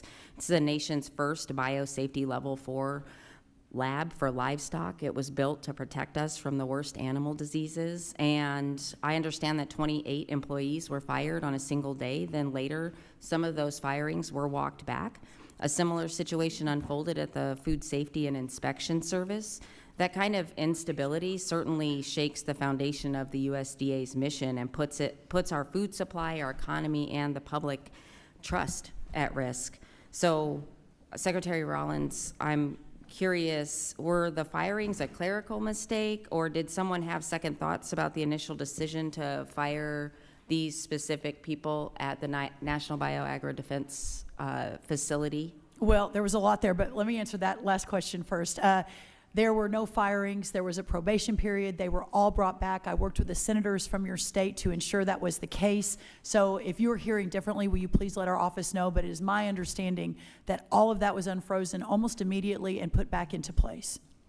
So I guess the concern is that we've heard about the New World screwworm already. Right. During that time, I think the bird flu was one of the bigger concerns that was being kind of mainstream talked about, spreading throughout the country. There are other potential animal diseases. How could the National Bio and Agro Defense Facility, or even like our Food Safety and Inspection Service, even be part of the chopping block in the first place? Was there not any discussion about how those decisions were going to be made? The fact that people were at the facility on one day, told to leave and then told to come back, is, especially at these specific facilities that are meant to protect us from some of the worst animal diseases that could spread to humans. I'm just curious how that even happened. It clearly was an imperfect process, but one that we moved to rectify within hours, if not days. One thing I want to make sure you understand, though, is when President Trump, when we left in the first administration, USDA had about 90,000 employees. When we came back 4 years later, we had 112,000 employees. So working again to realign and refocus and understanding what the priorities are, there is no question that the priority of whether New World screwworm or HPAI, keeping our food supply safe and secure for the world, ensuring our farmers are put first, continues to be a priority, and my commitment is to ensure that is so. So if you are hearing anything differently, please reach out to me directly, and we will work to rectify it as we've been doing. Thank you. And Mr. Chairman, I yield back. Thank you. Thank the gentlelady. She yields back. Now recognize Dr. Baird for 5 minutes. I think check your microphone there, Jim. I thought it, there we go. Thank you, Mr. Chairman and Ranking Member. Secretary Rollins, we really appreciate you being here. And it's exciting. It's really exciting to see the things you're doing for agriculture. Thank you. And I want to tell you, too, it was great to see you yesterday, and thank you for allowing me to be with Secretary Kennedy, you, and Governor Braun from Indiana, and Governor Huckabee Sanders from Arkansas. So I really feel the work that you're doing, and I appreciate the hard work you're doing to make America healthy again. But in order to get to the questions that I'm interested in, one of the areas that I'm going to start with, and it was mentioned yesterday, later this month, your department will publish the fiscal year 24 SNAP payment error rates. Mm-hmm. And I know for 23, $13 billion in SNAP payments went out the door erroneously. In fact, 1 in every $10 in SNAP that year was in an overpayment. So it's unacceptable to this body and to the taxpayers, and this behavior should not continue. So I would like to have what you are doing and what you can do to help alleviate this kind of behavior. Yeah, it was great to have you in my office at USDA as well. I would like to invite anyone, Republican and Democrat, to come visit anytime. I think that the error rate, you say 1 in $10, that's what we know of. We think it's probably much higher than that. That is why these efforts are so important. We just have had, I think, 3 stings in just the last couple of weeks, counting for tens of millions of dollars, working in concert with the Secret Service and other key investigative agencies, including our team at USDA. We will not stop until this is rooted out. But I think it goes to the bigger question, and that is when, again, the last time we had 42 million people, or the last time we had this unemployment number in America, which is low, the last time we had 17 million people on SNAP. Today, with the same unemployment number, we have 42 million people on SNAP. So the exponential growth of this program, especially over the last 4 years, a 40% increase in the last 4 years, is going to bring with it the fraud and the waste and the abuse that we have got to counter. So look forward to working with you, continuing to work across the U.S. government to root that out. Well, thank you for that effort. And then my other area goes to another area that is of interest to me in agriculture, and that's agricultural biotechnology. And in that, I include this artificial intelligence as well as quantum computing. But nonetheless, that's really the forefront of innovation. It enables farmers and ranchers to produce more using less resources. The USDA, through the Animal and Plant Health Inspection Service, Biotechnology Regulatory Service, plays a key role in enabling the innovation to come to market. So how do we see USDA, how do you feel about helping get this kind of innovation quickly to our farmers and producers? There is no group of people that have been more innovative than our farmers and ranchers over 249 years. None. And as we have gone and seen this firsthand, from basically feeding ourselves to now feeding the world, we should be so proud and continue to work so hard to lift up and to elevate these incredible men and women. There is no doubt, and what I've seen firsthand in terms of the innovation in agriculture is absolutely mind-blowing. So we will continue to work and find partners in that across the country, and to ensure that our farmers and ranchers have everything they need to continue to be the leaders in agriculture around the world. Thank you very much for that perspective and that answer. And you know, I share the view that you have. Agriculture is the foundation of this country, and it has been from its very beginning, the 249 years you mentioned. So I really appreciate your perspective and your work in the agricultural arena. Thank you, sir. Gentleman yields back. Please recognize the gentlelady from Oregon. Congresswoman Salinas for 5 minutes. Thank you, Chair Thompson, and thank you, Ranking Member Craig, and thank you, Secretary Rollins, for being here today. Madam Secretary, food banks across the country are responding to consistently increasing demand, and Oregon is no exception. Right now, 1 in 8 Oregonians, and even more troubling, 1 in 6 children are experiencing food insecurity. Last year alone, visits to Oregon food bank sites surged to a record 2.5 million. This was a 31% increase over the previous year. Despite this overwhelming need, USDA recently canceled $500 million in funding to the Emergency Food Assistance Program, or TFAP. That decision led to the cancellation of about 30 full truckloads of food meant to be distributed across our state. I recently introduced a piece of legislation, the Farmers Feeding America Act, to provide a significant increase to TFAP. And as the title implies, it's critical to remember that federal nutrition programs also benefit our agricultural sector by providing additional revenue streams that they may not otherwise be able to attain from producers.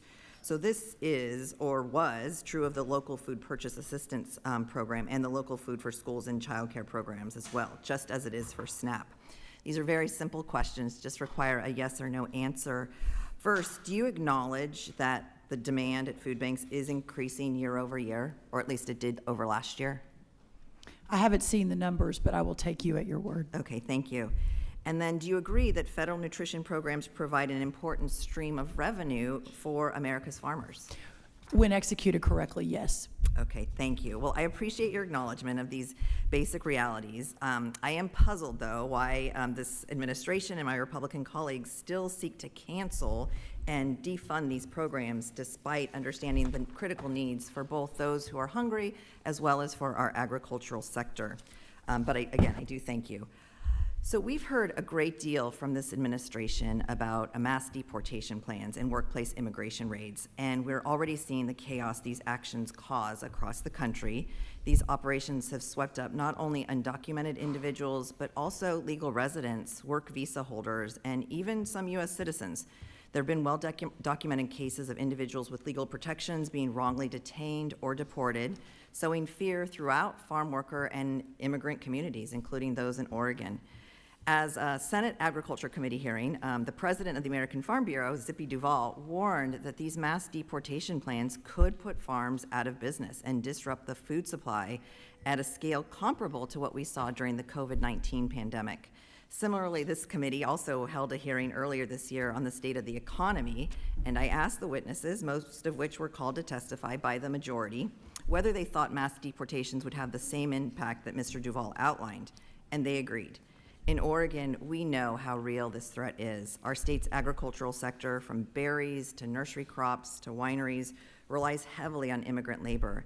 And in fact, approximately 73% of Oregon's crop farm workers, the workers who actually pick crops, are foreign-born, which mirrors the national average. Further, almost half of these workers are undocumented, which is also close to the national average. Without these workers, Oregon's farms and farms across this nation simply cannot function. So given these realities, do you agree with the assessment by Mr. Duvall and the witnesses who testified before this committee that mass deportations could upend America's agricultural sector? The president himself, in a cabinet meeting, discussed this. I talked to him about it this morning. There is a recognition that there has to be a balance. He remains committed to ensuring that no laws are broken, but while realizing that our agriculture community, specifically our dairy farmers, a lot of our row croppers, our specialty crops, there is a massive labor issue that we have to work to solve in partnership with Congress. Thank you. All right. The Rural Energy for America program, commonly known as REAP, offers grants and loan guarantees to farmers, ranchers, and rural small businesses for energy efficiency improvements and renewable energy systems. Since its inception in the Bipartisan Farm Bill in 2008, REAP has provided grants and loans that have helped more than 21,000 farms and 32,710 rural small businesses. I've personally toured multiple operations in my district that have benefited from this program. Unfortunately, these beneficiaries, like Oregon Flowers, Inc. in Aurora, Oregon, reported that they saw their REAP grant funding delayed as part of this administration's ill-advised funding freeze. Fortunately, I have heard that Oregon Flowers grant has been unfrozen, as have those for other recipients in the district. Given I've seen the impact of these projects in my districts, I do have a couple of questions. I know Ranking Member Craig and her Senate counterpart sent you a letter asking for an update on REAP funds at the end of April, but you have yet to respond. Are any REAP grants still unfrozen, or frozen, excuse me? I am proud to say I think we're completely caught up in all the letters, which is sort of unprecedented. So that should be solved for. There should be a letter on their desks, at least as of last night. All right. So it may be late. But yes, we have fully unfrozen all of those programs. Again, in a commitment to the American taxpayer to understand the efficiency, the efficacy of all of these programs. We undertook, a lot of review, but it is important, and those are important to local communities, and worked with some of the leaders in your state specifically. I remember some phone calls, and found them to be very valid. Thank you. I yield back. Thank you, Congresswoman. Gentlelady's time has expired. Now recognize the gentleman from Nebraska. Mr. Thank you, Baker, Chairman. for 5 minutes. I'm an equal opportunity critic of Secretary Rollins, as people maybe share, but I want to commend you. You've done a great job today. I think you're doing a great job as Secretary. I think the administration made a great choice in you for Secretary of Agriculture. The first question I want to ask is, it's not your doing, the problem, but you can have a hand in helping us here. Canada is Nebraska's largest trading partner. It's a cornerstone of our agriculture economy. And we have this agreement, USMCA, that the president negotiated in his first term. They were in compliance. And then we talk about tariffs with dairy, but that was written into the USMCA deal. And then they gave us tariffs on wood. It was meant to be equal. But the tariffs are hurting us with Canada. Also, the talk of the 51st state from the administration has angered so many Canadians. And I hear from our business leaders in Omaha that they're losing business from Canada. They're saying, hey, we don't want to do business with you right now. So we're paying for this, at least in Nebraska. I'm sure other states as well. I hope you can help. Hope you got a timeline that maybe we can get an agreement so we get trade back going, and we need to repair this relationship that's important to not just Nebraska, all of the United States. I yield. Well, sir, I appreciate that. Clearly, as I mentioned a little bit earlier, it is an uncertain time. Our farmers and producers are the most affected by the uncertainty. Remarkably, they have remained very committed. In fact, the latest poll shows that the community is actually higher in support today than they were even before what we call Liberation Day, when the president enacted the reciprocal tariffs. Having said that, I hear you. If you would send specific examples, I think that would really help me fully understand, as these conversations are ongoing and I am at the table. So, really, I talked to business leaders in Omaha. We have Fortune 500 companies. Canadians are calling them saying, we don't want to do business with you right now. But I don't really understand the reason for tariffs on Canada to begin with when they've been in compliance with an agreement that was negotiated by this president. It just, for many of us, it doesn't make sense. But I want to go to question number 2. You and I spoke on the phone, and I really appreciate you taking my call, talking about regarding staffing and funding cuts with the U.S. Meat Animal Research Center in Nebraska. Do you have any update on efforts to restore these critical research positions and sustainable funding? I don't right in front of me, but I will before we conclude today. So we'll get right back to you. I'm grateful. It's important to us, and we got some great universities trying to work with you. Yes, thank you. You've already addressed my third question, but I just want to say thanks for your candor on the Make America Healthy Again and the impacts on farmers. I appreciate your feedback and your candor. My final question is this. On the March 20th, the USDA's Agricultural Research Service distributed a directive restricting the use of more than 100 terms in evaluation agreements. Among these prohibited were ethanol, sustainable aviation fuel, water conservation, and groundwater pollution. All these things are important in Nebraska. Why do we do that? Because a lot of these research areas are important to the Midwest. And can you provide an update or a rationale? Yeah, of course. That was fixed almost immediately. Okay, good. So unless you hear differently, we have not heard any other issues with that. We solved for that right away. Okay, thank you so much. Those are my 4 questions. I'll give Thank you you, back a minute Congressman. 40.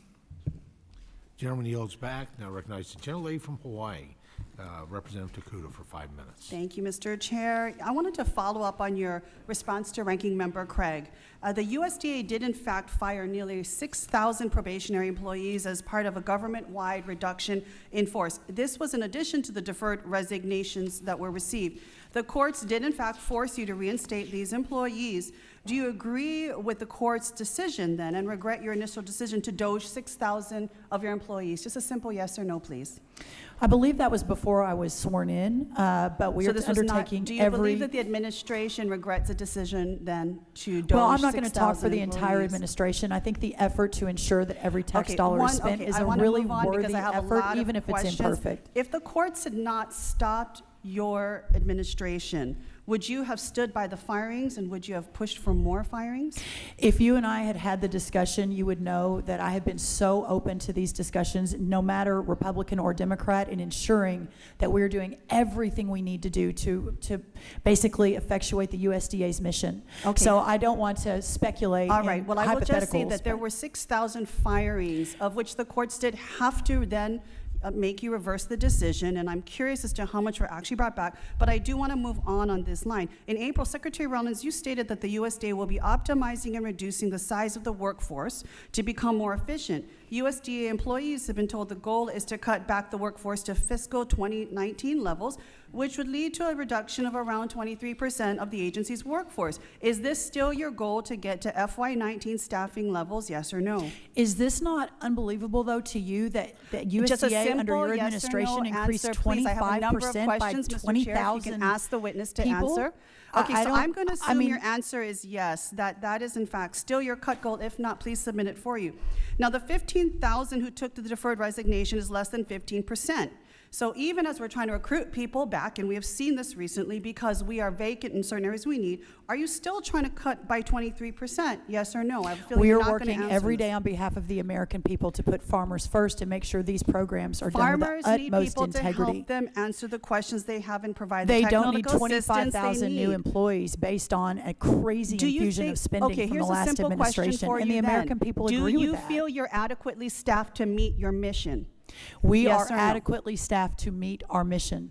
Okay, well then this is a question I think you need to talk to farmers about as to whether or not they think they've got staffing at USDA to actually support the programs they need. Secretary Rollins, you're from Texas, which currently leads the nation in rates of food insecurity and hunger. In Dallas-Fort Worth, the metropolitan area encompassing where you live, childhood hunger, food insecurity rates are at 20.9%. 1 in 5 children go to bed hungry. You've been an advisor to Governor Rick Perry, cutting the local food purchase assistance and local was 20 food years ago. for schools funding. I agree, but you have instinct and knowledge of what it's like to have to take care of a state. You cut LFP and LFS by $1 billion. Central Texas lost 40 loads of food within weeks of the decision. That's 913,000 pounds of food, or 716,000 meals. You also cut TFAP by $500 million. Texas is a top recipient of all of these particular funds, and with the combined cuts, the Houston Food Bank alone lost about 15% of their funding from these cuts. That's $11 million, or 500 tractor-trailer loads of food. My question is, just even thinking about Texas, because you have an intimate knowledge and understanding of this area, do you think Texan children and families don't need these meals?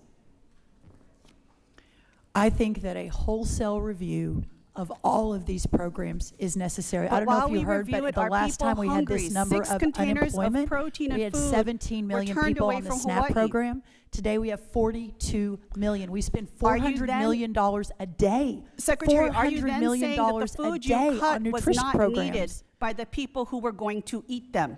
It's a simple question. Texas has half the poverty of California by having lower taxes and less government programs. We are moving people into real jobs and real prosperity You are then at a implying rate that that the states people who are that don't receiving move those forward food, with freedom again, have. these are redundant. So I will not let you denigrate my state that has become the model in the country for the American dream, for Your prosperity, for state good is jobs, leading for the good health country care, in hunger etc. and food Thank you. insecurity right now. And we are talking about the fact that your state alone has lost tens of millions, if not more, dollars worth of funding under your lead of this particular department. $400 million And it's a day should be plenty you must to ask support yourself, these for every programs. dollar you cut, who goes hungry throughout this country? Thank you, Mr. In Chair. I yield America, back. there will not be a hungry child. Gentlelady yields back. Now recognize the gentlelady from Illinois, Ms. Miller, for 5 minutes. Hello. Hello, Secretary Rollins. It's a pleasure to have you join us today, and I'm looking forward to working with you and President Trump in making American farmers great again. As you are well aware, we are seeing taxpayer-subsidized Chinese solar covering some of the best farm ground in the world, Class A and Class B farm ground. I was proud to reintroduce the No Solar Panels on Fertile Farmland Act of 2025, this Congress, which bans taxpayer funding for solar panels, especially those made in China, from being installed on America's fertile farm ground. I want to publicly applaud your leadership in taking action to stop Chinese Communist Party from buying up American farmland. Hostile foreign powers should never be allowed to control critical American assets like our food production. Recently, organizations like the Bezos Earth Fund have spent millions of dollars to paint the livestock and agriculture industries as drivers of climate change. These grants have sparked significant concerns among cattle producers because foreign countries who seek to undermine the integrity of the Angus breed and our beef industry often target cattle as major environmental culprits. But I know we are in good hands with you as our secretary. Secretary Rollins, what measures is the USDA taking to ensure that fertile farmland remains dedicated to food production and isn't repurposed for large-scale renewable energy projects? Well, first of all, thank you, Congresswoman. Can I note that 3 of my 4 kids just arrived? Jake Rollins, Anna Rollins, and Lily Rollins, part of the government process here, and what a joy to have them. That's great. Yes. So you and I have discussed this a lot. Your leadership on the solar panels and on the Chinese threat is so appreciated and so inspiring. We rolled out our small family farm initiative about 3 weeks ago. The solar panel piece of that is part of it. We're actually moving regs through our system right now. So hopefully, in partnership with you and with this Congress as we move this forward, I've spoken with the president about it specifically. He too is very interested in it. Regarding the Angus beef, I'd love more information on that. This is the first time I've actually heard of that, but remain acutely aware of the threats at stake and what we need to do to begin to solve for that. Have been in a lot of meetings about that at the White House. Thank you very much. And I'd like to say the solar and wind is not only taxpayer-subsidized Chinese energy, but it's unreliable and it is increasingly unaffordable. And by covering rural America with it, they are driving people out of rural America and ruining our beautiful landscape. And we know President Trump loves beautiful things. So. Yes, he does. That's exactly right. Given the concerns about foreign entities acquiring U.S. farmland, how is the USDA collaborating with other agencies to monitor and regulate such transactions, especially those involving nations hostile to the U.S.? We have 400,000 acres of farmland in the last decade that has been purchased by the CCCP. 400,000. This happened without much, because I don't think we knew it was happening. Now that we realize what a significant problem it is, we are working across the federal government. I was again in a meeting just yesterday about this issue, and we'll continue to build out the plan to ensure that we are addressing this extreme threat to not only our farmland and our American way of life, but to our national security. Thank you. And in light of the significant spending by Bezos Earth Fund and other similar groups, what is USDA doing to ensure federal dollars are not being spent to push this radical anti-agriculture ideology? Yeah, we are obviously, we've been talking about this for the last few hours, but every single dollar we're spending is under review to ensure that it is being spent with the taxpayers in mind, with the president's vision in mind, and what he was elected to do last November. And we're making a lot of progress. But having said that, and I ask this on both sides of the aisle, anything that you see or hear differently, please let me know. We're not going to be able to do this alone with just our staff. Thank you. I'm so grateful for you, and I yield back. Thank you, Congresswoman. Gentlelady yields back. Now please recognize Mr. Vindman for 5 minutes. Thank you, Secretary Rollins, for testifying today. Do you support farmers? Of course, yes. And how about the families that go to grocery stores? Do you support them as well? I do. I have 4 children. 3 of them are here who eat groceries too. Wonderful. Glad to see them. Let's talk about the trade war. Yes or no, are you aware that farmers need inputs that we typically import to grow the crops? Which input, yes, in general, but which one specifically are you talking Oh, about? just in general, I'm talking about it, and yes is the right answer.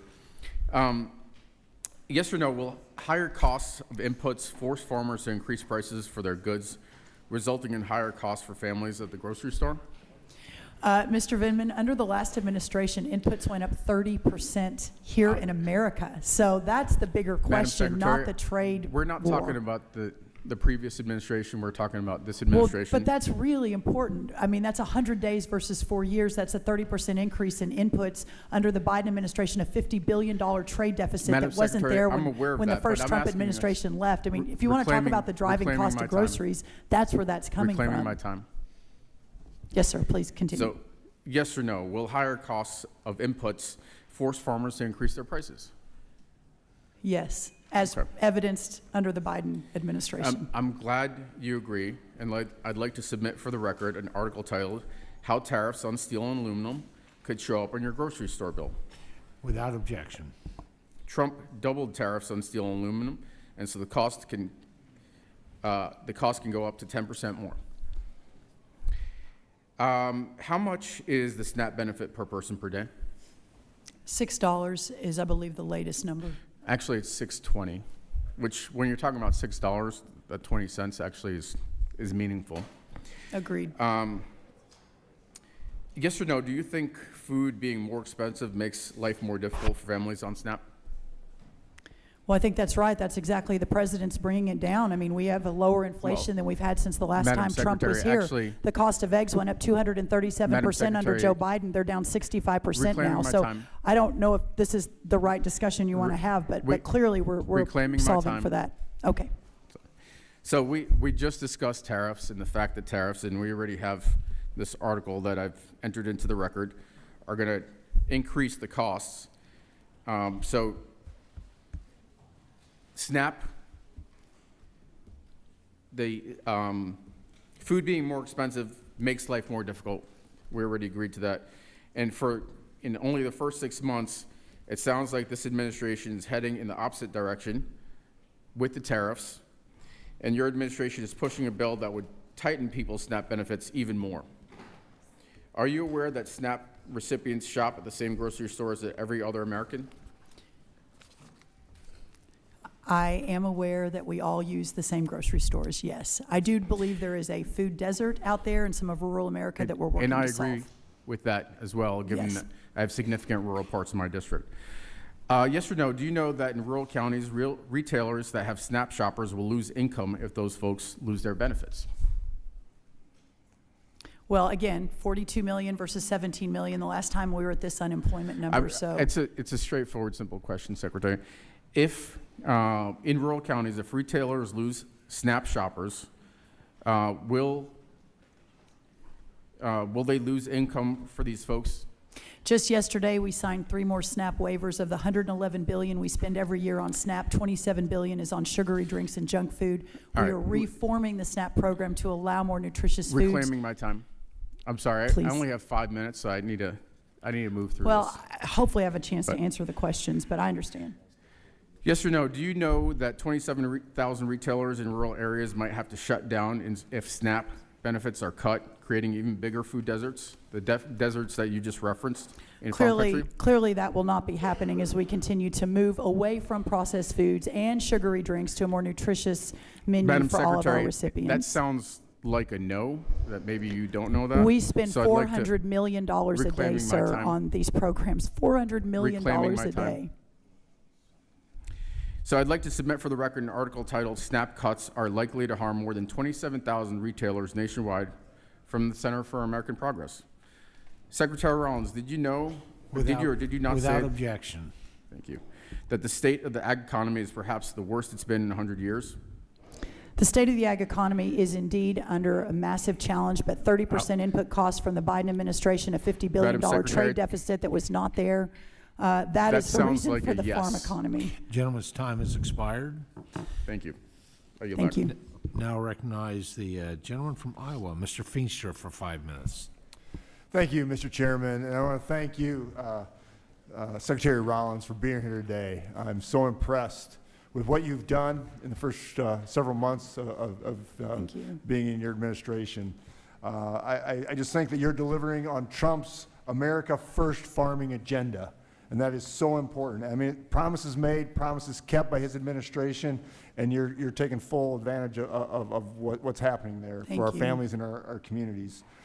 I want to talk about, you came to Iowa, thank you very much. I did. It was wonderful. I have the second largest ag district in the country, and you probably saw that we are very involved in biofuels, ethanol and biodiesel. And I would just love to ask, where do you see that going, and how can we continue to make sure ethanol and biodiesel is successful as we move forward? And what can USDA do in those arenas to make sure that we protect our farming community and create those markets for our farmers? Yeah, I had such a great day in Iowa, and I mean, that part of the country is just so special. I had a little comment coming from behind.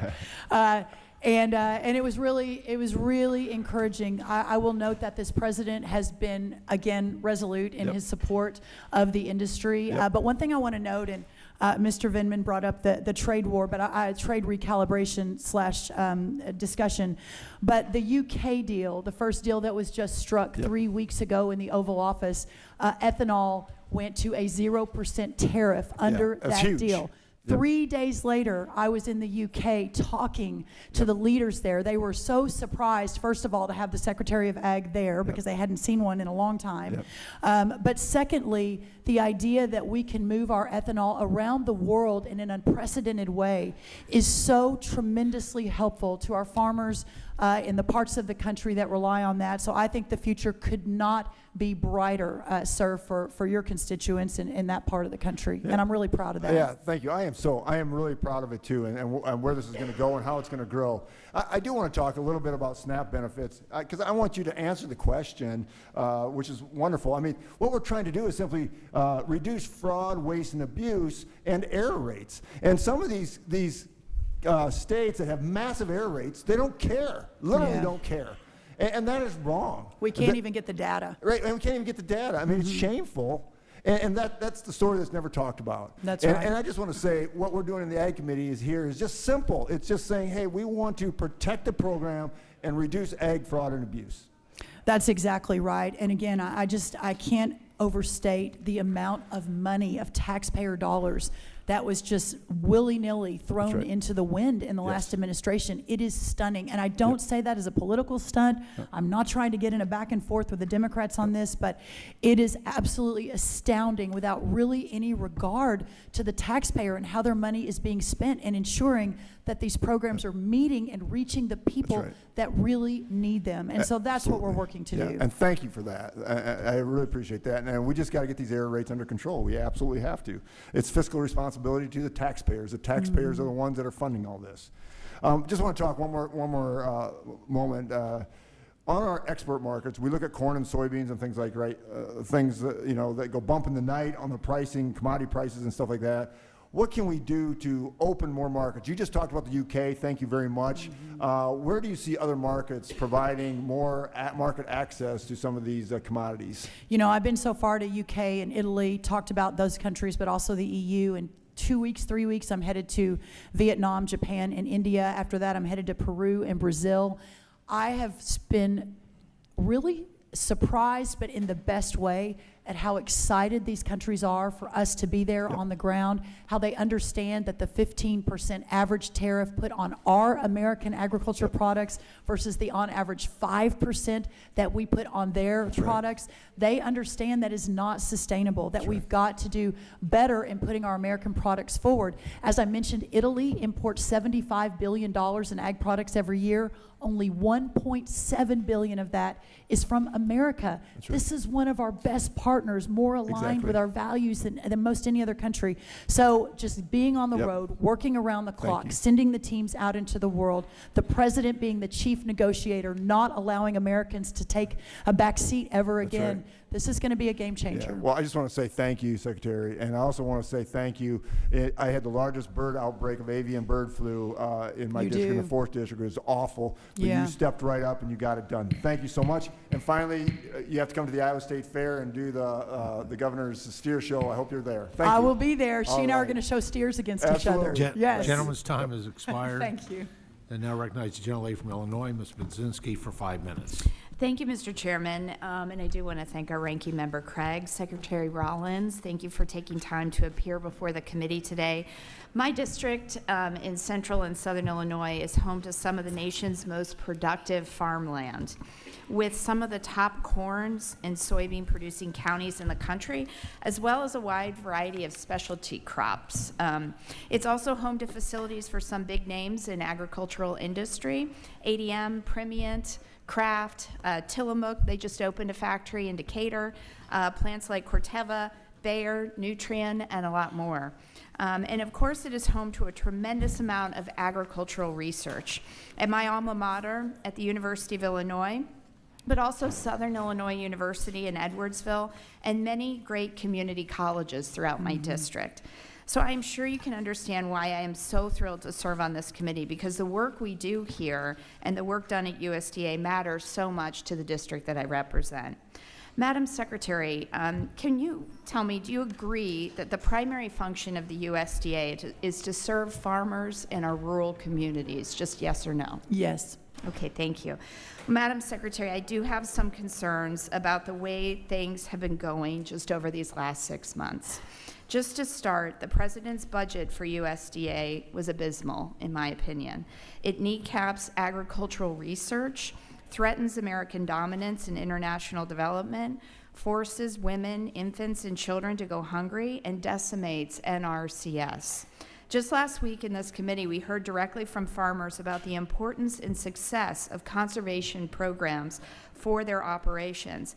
The idea that we would take away opportunities to improve farmers' livelihoods and to completely eliminate conservation technical assistance, which farmers have told this committee directly that they rely on, I think is ridiculous.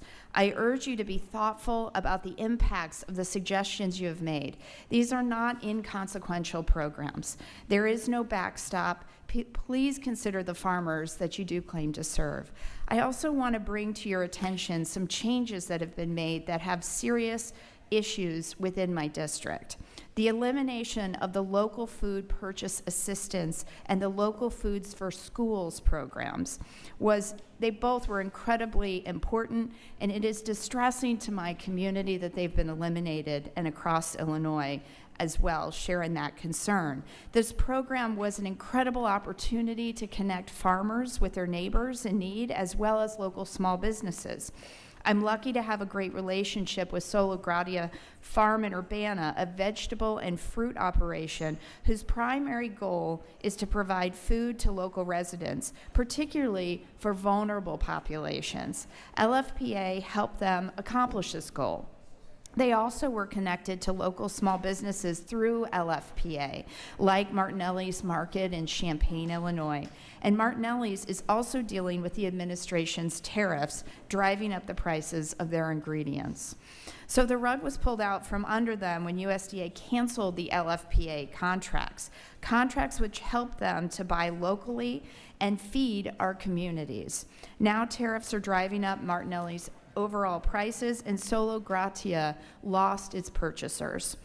This is just an example of the many concerns I have for my district, but I want to use my time to draw your attention Can I respond to any of that? to an opportunity. Let me get through my points, Okay. and if we have time, then I'd welcome your comments. Okay. Attention to an opportunity. This is an opportunity, I think, that could be at USDA. Love With- opportunities. With this administration, yes.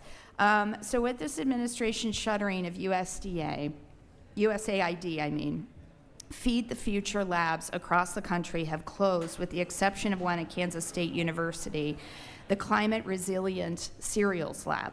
One lab that was impacted and therefore closed was in my district. The Soybean Innovation Lab, or SIL, at the University of Illinois, has been conducting critical research for over 12 years on new varieties of soybeans. This research not only supports developing nations, but it supports domestic growers. Development of soybean genetics in the United States helps us to maintain our global dominance in the soy market, which is critical for the farmers in the heartland.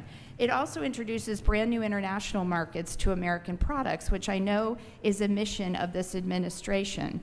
I understand that the majority of USAID activity has been moved to the State Department, including programming for the Feed Our Future lab at Kansas State.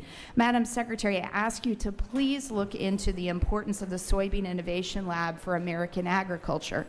Is that something that you would be willing to take a look at? Yes, I'd be very willing to do that and follow up. That for would be conversation. wonderful. Yeah, Thank you, Secretary. Thank you. I yield back. Gentlelady's time has expired. Now recognize the gentleman from North Carolina, Mr. Rouser, for 5 minutes. Thank you, Mr. Chairman, and thank you, Madam Secretary, for being here. We've had the occasion to meet briefly on a couple of occasions. I'm There you over are. here. Yep. Thank you. And I appreciate your work. USDA is near and dear to me. During Bush 43, I was a SES political appointee over at USDA Rural Development. Yeah. I have great appreciation for the variety of missions of the department and appreciate your service. First, I want to begin by thanking you for your work with the North Carolina Department of Agriculture and Consumer Services on their state block grant application for losses from Hurricane Helene. Obviously a very, very devastating storm. And as you know, this devastation was far beyond just crop loss, affecting a broad range of our more than $111 billion agriculture economy, including timber, infrastructure, agritourism, and aquaculture losses. And now it's in my understanding that our staffs have been communicating, and I know you're working really, really closely with the state to address these issues, and just really appreciate your work in that regard. If you want to provide a little update on that. Yeah, we have been in close contact with your state and the leaders in your state. I visited North Carolina, one of the first states I went to. I think we've had 5 formal meetings, but almost daily conversations. Those funds are close to contract and should be released very soon. And you may have mentioned this while I was out at another committee meeting, and so my apologies if it's redundant. North Carolina is third most agriculturally diverse state in the country, and so we have a lot of specialty crops. If you can touch base or just bring us up to date real quickly on the marketing assistance specialty crop rollout for economic assistance for specialty crops, I'd be most interested in Yeah, that. that's as you may remember, that's a significant investment on our end at USDA, about $2.65 billion. We have announced those are moving, but still under review. It's a significant number that we're working with our partners over at the White House on. But there will be, the first tranche is moved, the second tranche is shortly behind. But I don't have a specific date in front of me. But we'll reply back to your office and make sure you're fully aware of that. Thank you very much. One other quick item: the H2A program. I know the chairman made reference to this in his opening statement. I can't stress enough how critical it is to have a good workable program, and that AWR, the adverse effect wage rate, is a real issue for our growers. In fact, we had a bipartisan working group that the chairman put together. We had a whole list of areas of unanimity between Republicans and Democrats, and one of them was the need to freeze that AWR. We've got a great Secretary of Labor in place, and I remember during the first Trump administration, there were a variety of departments that were working together to make some good reforms administratively to the H2A program. So I just want to underscore just how important that is and give you an opportunity to talk about that just a minute if you can.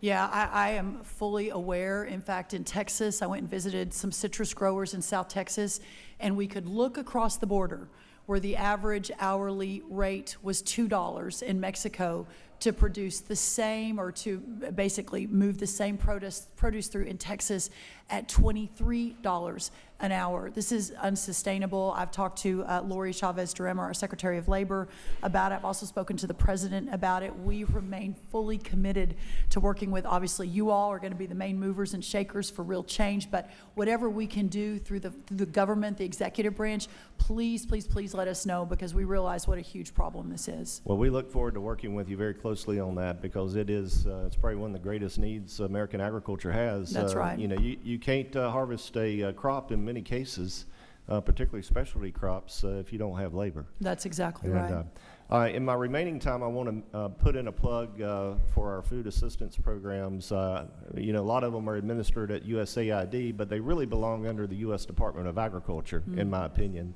One in particular, the Dole McGovern Food Aid Program. I used to work for U.S. Senator Elizabeth Dole in a previous life. I grew very close to Senator Dole from Kansas. And when you travel overseas and you see, you go in these schools, and the only reason why these kids are in school in these third world countries is basically because of the McGovern-Dole food program. It's the only nutrition they get during the day, and it provides not only a humanitarian aspect, but there's also a diplomatic long-term America First aspect as well. So Very quickly, 30 of those programs are still moving, and we opened up funding for the next round on May 9th, just a few weeks ago. Understanding it is realigning around the President's vision and the countries that, you know, help America, but we are aware and tracking. Gentleman's time has expired. Now recognize at the minority's request, I recognize Mr. Jackson from Illinois for 5 minutes. Chairman, I yield to Congresswoman Hayes. They wanted us to switch orders. Then I don't recognize the gentleman from Illinois, Mr. Jackson. Okay. Recognize the gentlelady from Connecticut, Ms. Hayes, for 5 minutes. I'm not sure what's going on. Don't I get my own 5 minutes?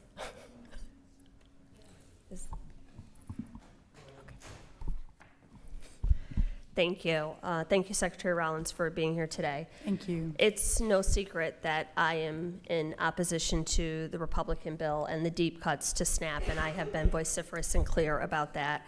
I just want to add, as we are talking about the Republican proposals in the Department of Agriculture, there are serious concerns that many of the actions being taken threaten the bipartisan coalition that has helped pass multiple farm bills, and we would be hard-pressed to get the full committee to, the full Congress to pass a bill that guts billions of dollars from our most vulnerable communities.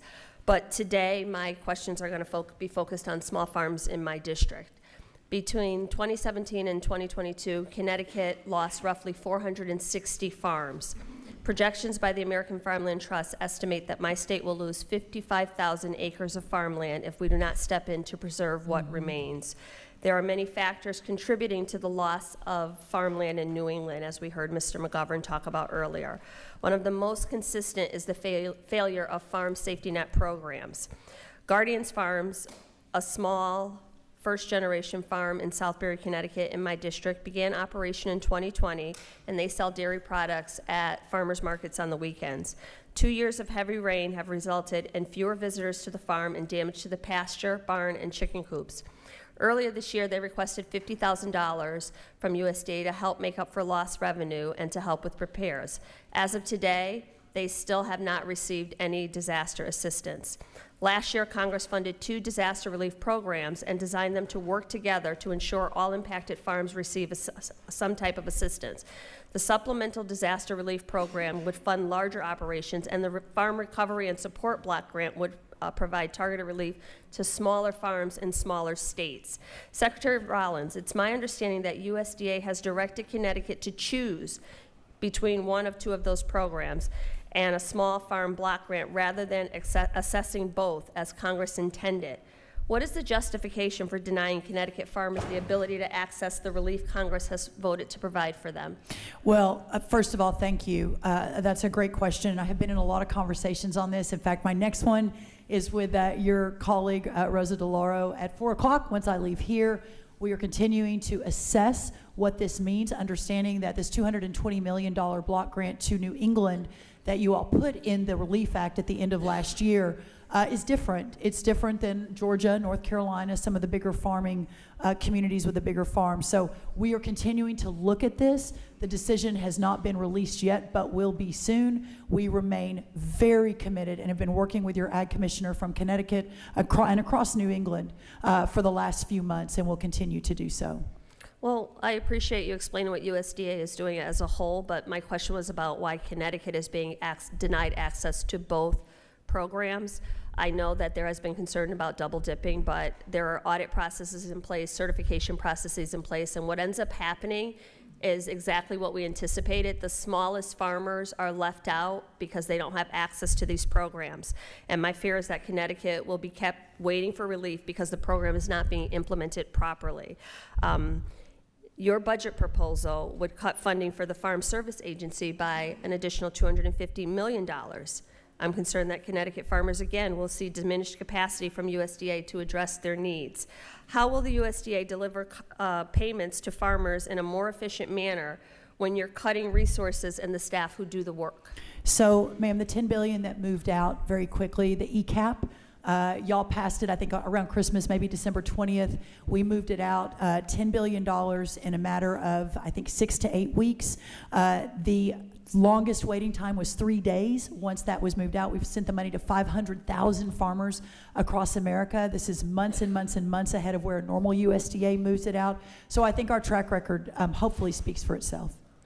Well, I think, again, I hope that there is some consideration for the smallest farmers who don't have grant writers or access to these programs or the ability 100%. to reach out and get a response. I appreciate the fact that money is getting out the door. My concern, once again, is that it is going to the largest farmers in the largest agricultural communities and leaving behind the farmers who literally have less than 100 acres and are doing this work, and it's their family business. And Congresswoman, what I would ask is when you hear those stories and you are called to call me specifically and say, this is what's happening in my district and this is who is not getting the attention that they deserve, and that will help us I solve for appreciate that. I'll follow up and make sure you have the information on Guardian's Farm in That'd be great. Southbury, That would be Connecticut. great. It's a veteran-owned farm, and they are struggling right now. Thank And you. I yield back. what was the name again? Guardian's Farm. Guardian's Farm. I'll make sure you get the information. Thank you. Gentlelady's time has expired. At request of the Secretary and in consultation with the minority,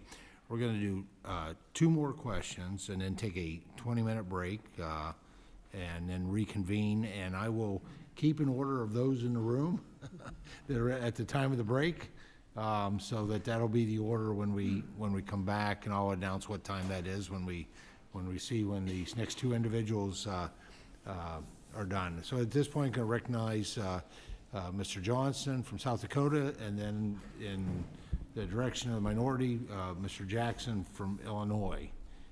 So Mr. Johnson is recognized for 5 minutes.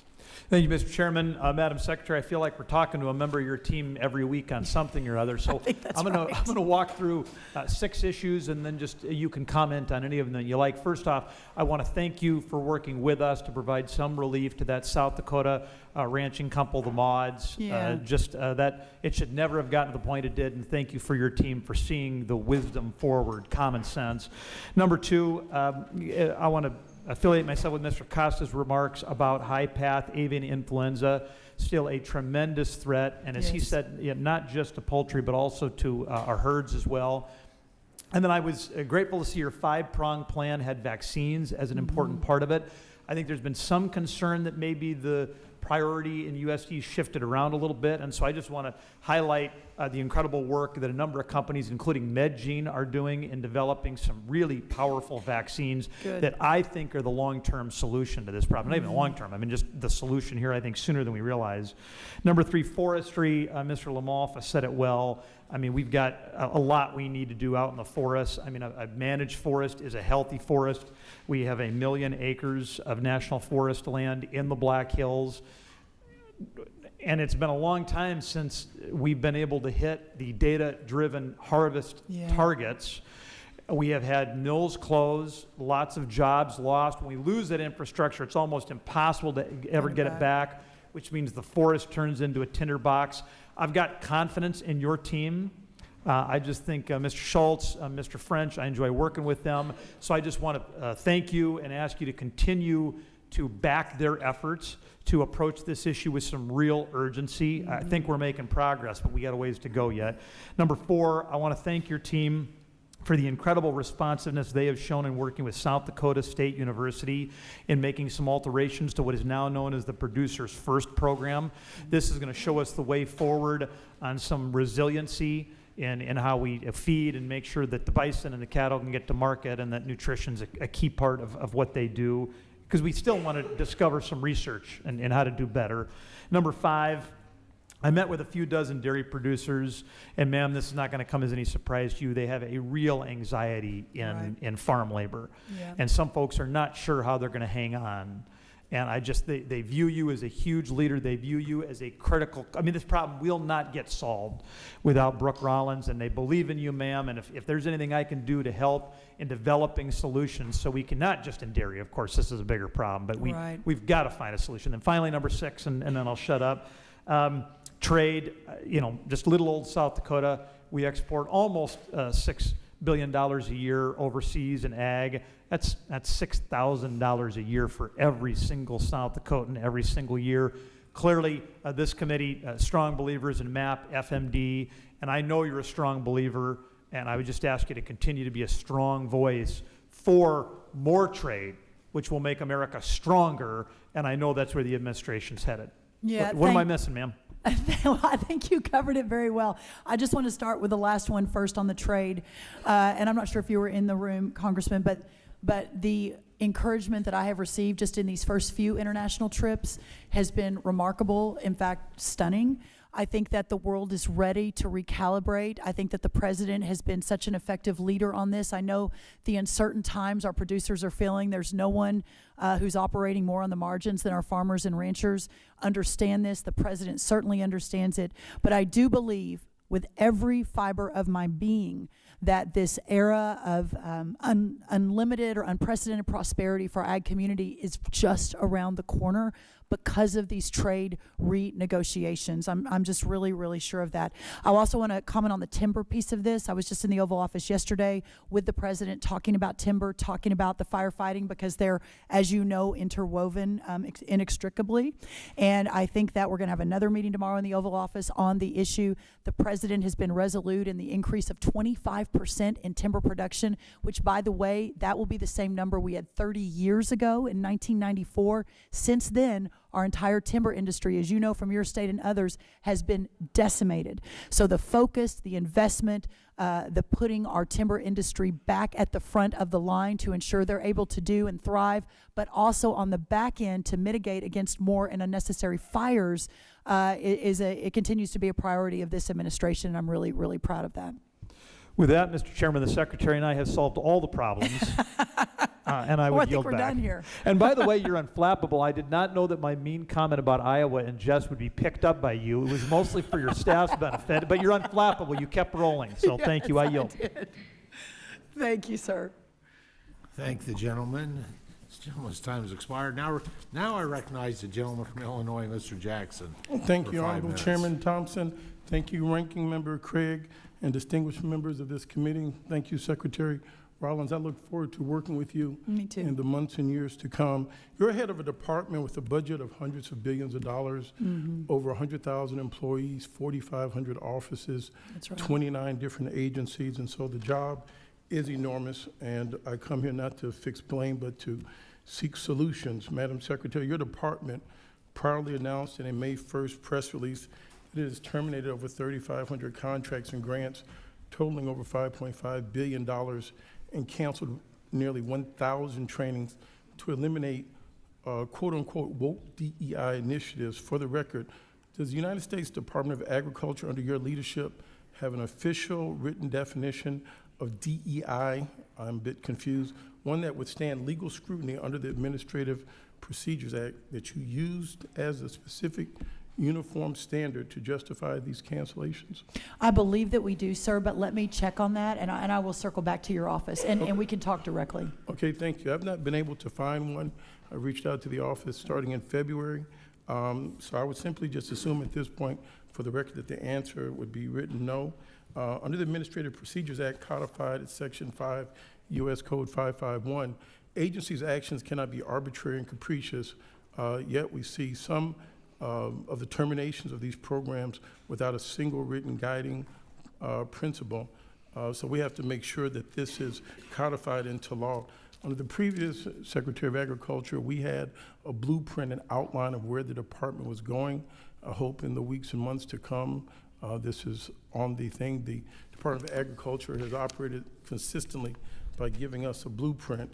The second question I would have for you, your department has canceled outreach and recruitment in the name of eliminating DEI. So I don't know what it is that's being eliminated, that's being cut, because this DEI is very vague. It means many things to many people.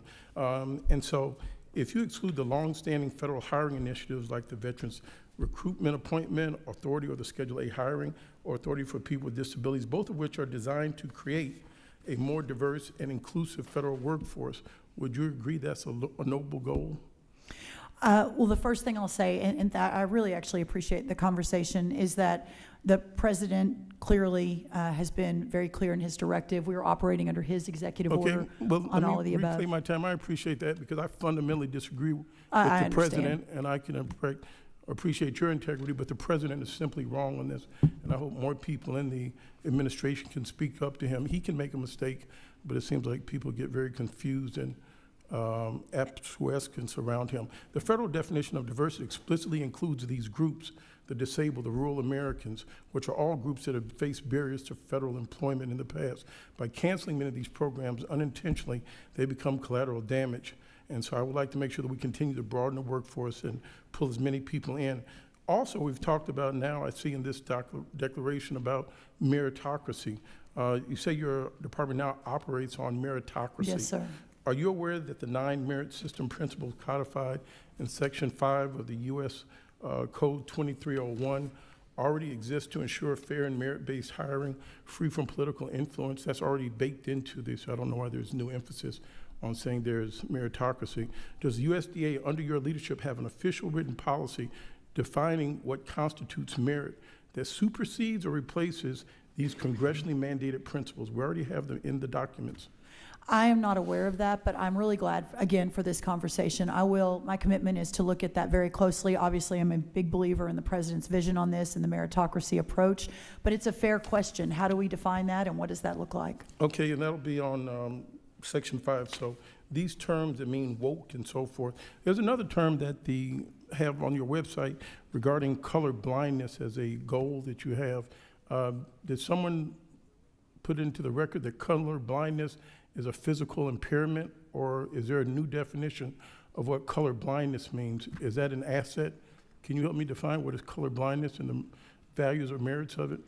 My understanding is this is from the executive order at the president's directive, and that we are looking at merit and the best possible employees for the American farmers. So color blindness, are we talking about having a lack of racial equity, racial justice? Is that the code word for it? Okay, well, the president, again, is wrong, because you know the case of Pigford versus Glickman. It's already been already been documented that there's been a history of racial discrimination, prejudice, and racism. It's already had lawsuits filed and settled by farmers, African American, Latino, and indigenous, that did not have fair access to the resources of our agency. So I don't want to fix the blame, I want to fix the problem. But if some people are willfully blind, if he wants people going around the Department of Agriculture with mismatched clothes because he is now championing blindness, I think that's wrong, and that should not be classified as singled out. Mr. Chairman, I yield back and thank you for your time. Gentleman's I look forward to continuing that conversation. Has expired. The committee will stand in recess for 20 minutes, gaveling back in at 12:55. And at that time, the members that have been in the room here, I'll share with you what I have for order. Mann, Davis, Moore, Sorensen, Harris, Vasquez, Taylor, Riley, De La Cruz, and Mannion. We stand in recess. Thank you, Mr. Chairman.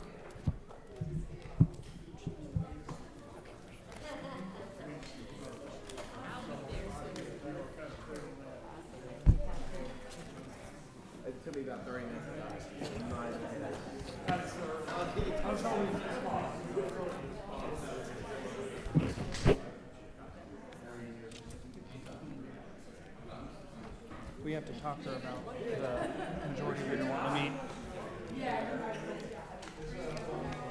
yep.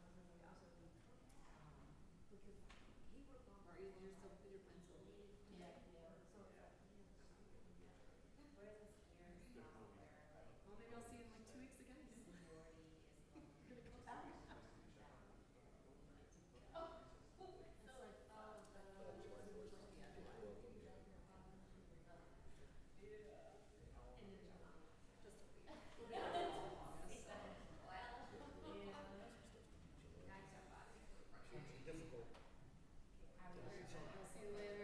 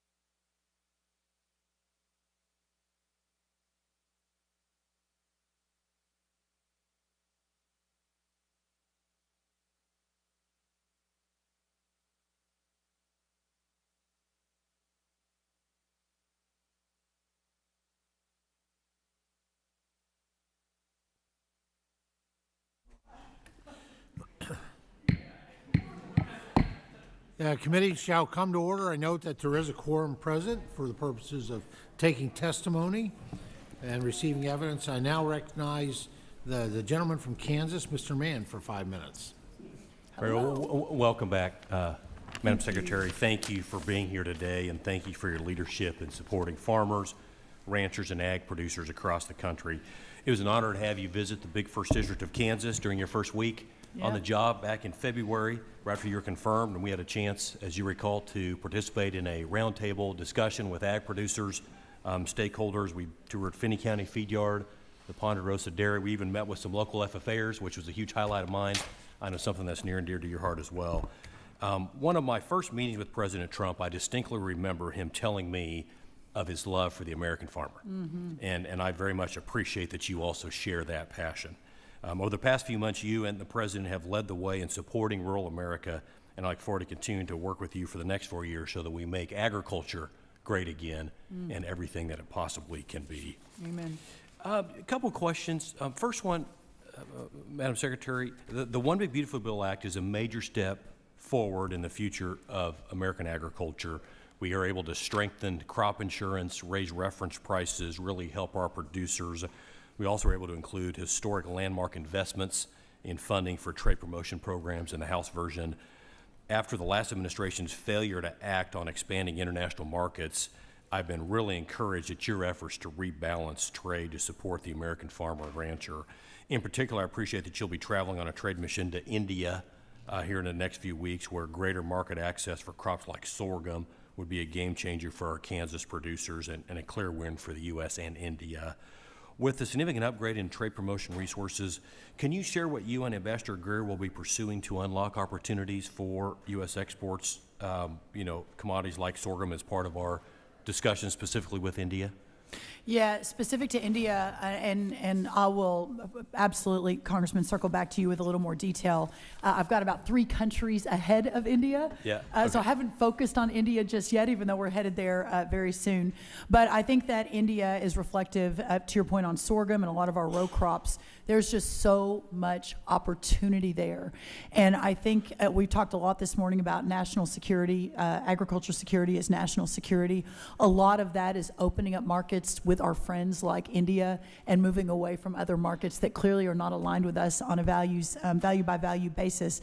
What I have found with Ambassador Greer, with Secretary Lutnick, with Secretary Bessent, and the ultimate sort of deal maker, President Donald Trump, is we are relentless. And again, I think I mentioned this a couple of times, but it's worth repeating.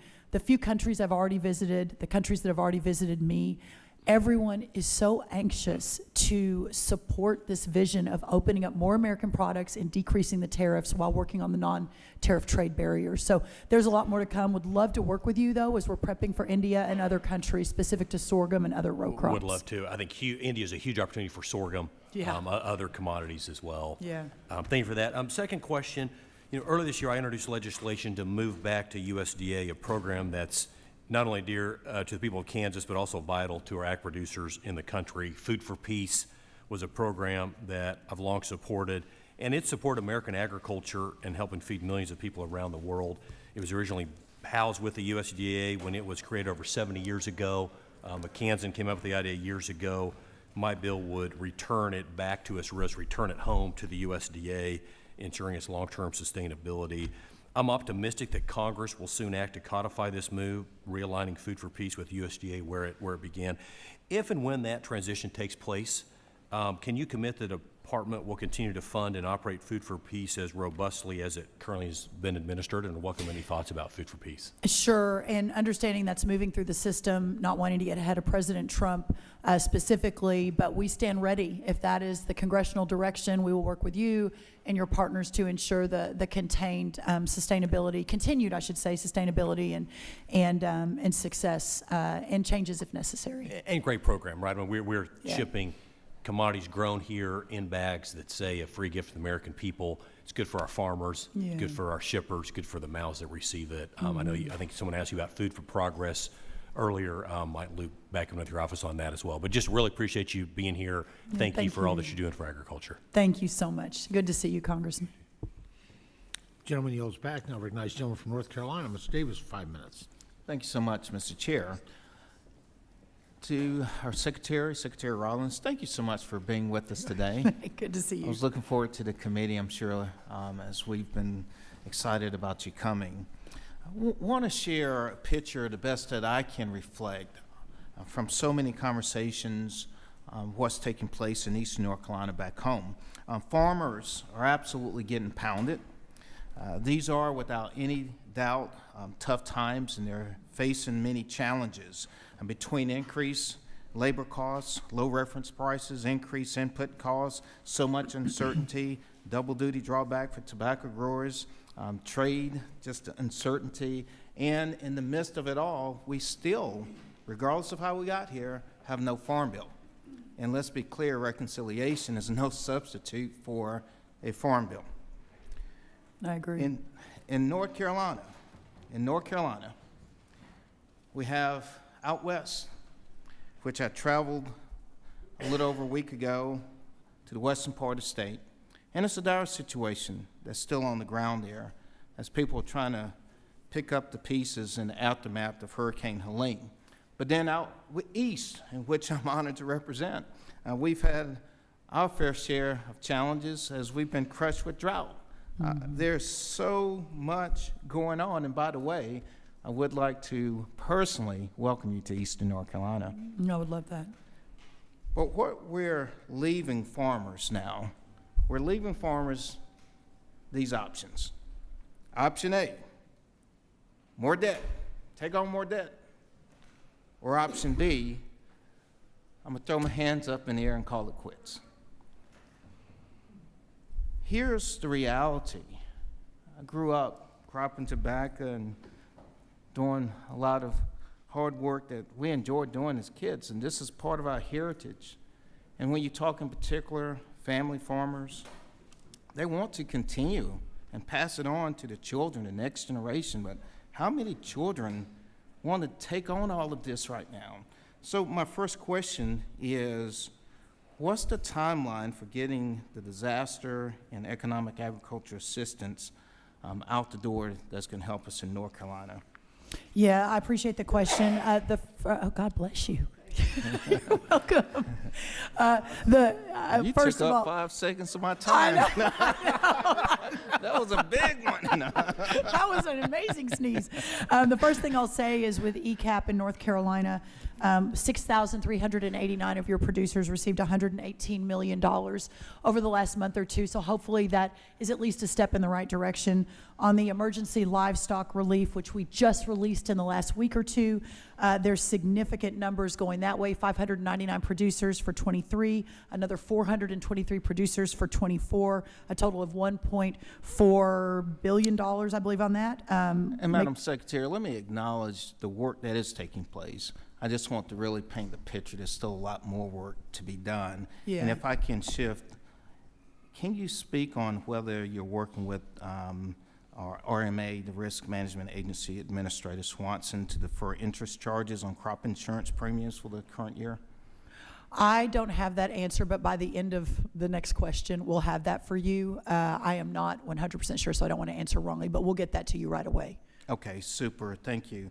And I want to really thank the chair because we've really been knee-deep in the H-2A program. This is so far an antiquated policy that's still out there, and we just got to come together and get this done. And thank you, Mr. Chair, for the task force, the working group that we advanced. But I want to come in particular with AWR. Because I hear so much about AWR, and this is a real legitimate concern. My question is, what's been the communication from USDA with DOL as well as DHS in relation to ensuring there's enough workers available to continue to feed, fuel, clothe the American people so they can continue to keep the operations going with it? Well, as we discussed this morning, although, sir, I don't think you were in the room, there's obviously a very, understandable concern in the agriculture market on labor. I spoke with the president about it this morning. I had a meeting with both Secretary Noem and Secretary Chavez de Rimmer on Monday night. The president, in an April 10th cabinet meeting on his own, talked about it. There is no doubt that, first of all, significant reform needs to happen to the H-2A, H-2B, et cetera, which I know you all are leading on in a bipartisan effort, but also the importance of our administration and this president, which he does, recognizing that we have a major gap in the labor market for our dairy farmers, a lot of our row croppers, and how you balance that, obviously, with his commitment to America and to the American voters, which we don't all agree on, but to address illegal immigration. So please know I'm committed to working around the clock to solve for that. Thank you so much. Gentleman's And- time has expired. Yes. Thank you. Now recognize gentleman from Alabama, Mr. Moore, for 5 minutes. Over here, Secretary Rollins, how are you? Welcome. Thank you for Thank being you. here today, and thank you for all your work you're doing on negotiating with countries. I think reference prices, input costs have been mentioned by Mr. Davis. Obviously, that's an issue. We've lost a lot of farms, and I think as a result of inflation, obviously, we printed money like drunk sailors in D.C. for the last 4 years, and in some cases, that's an insult to drunk sailors. But inflation has really caught our producers in a tough spot with fuel costs and energy costs, those sort of things. But one of the issues I want to kind of breach with you or talk a little bit about is we recently have noticed there's been some SNAP fraud and card skimming. And just a few weeks ago, the DOJ charged a USDA employee and 5 others in a $66 million SNAP fraud and bribery scheme in New York. And shockingly, this criminal scheme went on for years under the prior administration. So, Madam Secretary, what action is the department taking to ensure that these sort of egregious levels of fraud are being addressed? This is at the very top of the list.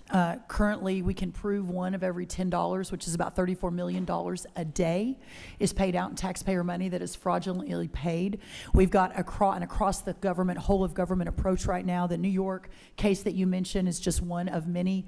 There was a sting operation led by our Secret Service, interestingly enough, on the West Coast within the last month. Too many more are coming, working alongside Pam Bondi at the DOJ.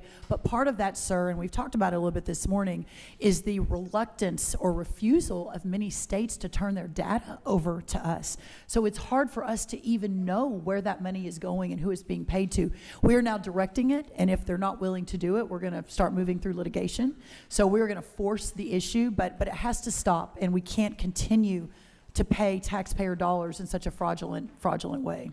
Yeah, you said earlier, contain sustainability. In some ways, I think you changed how you said it, but I think in many ways with SNAP, that's what we've got to do. We want it for the families that need it, right? But the fraud is a big issue. And my concern, and I've been on that committee for 4 years now, is there's a supply and demand curve. And, you know, as SNAP, more and more money goes into the SNAP programs, yet the producers, the suppliers themselves are limited in their resources. Often when you see that, what happens at the grocery stores, the prices go up because the demand goes higher and higher with government dollars going on SNAP programs, yet we're not securing producers in the market. And so ultimately the price goes up, and then the tax dollars on those SNAP cards don't go nearly as far as they could have. So that's right. I think coupled with the fraud, increasing production certainly, and getting government spending, runaway waste under control, helping with inflation, I think there's an opportunity for us to certainly help our producers. And I appreciate, again, I have the second largest peanut producing district in the nation, and I know that my farmers would appreciate that. And we actually were peanut producers until 1980. The drought and the armyworms kind of put us out. So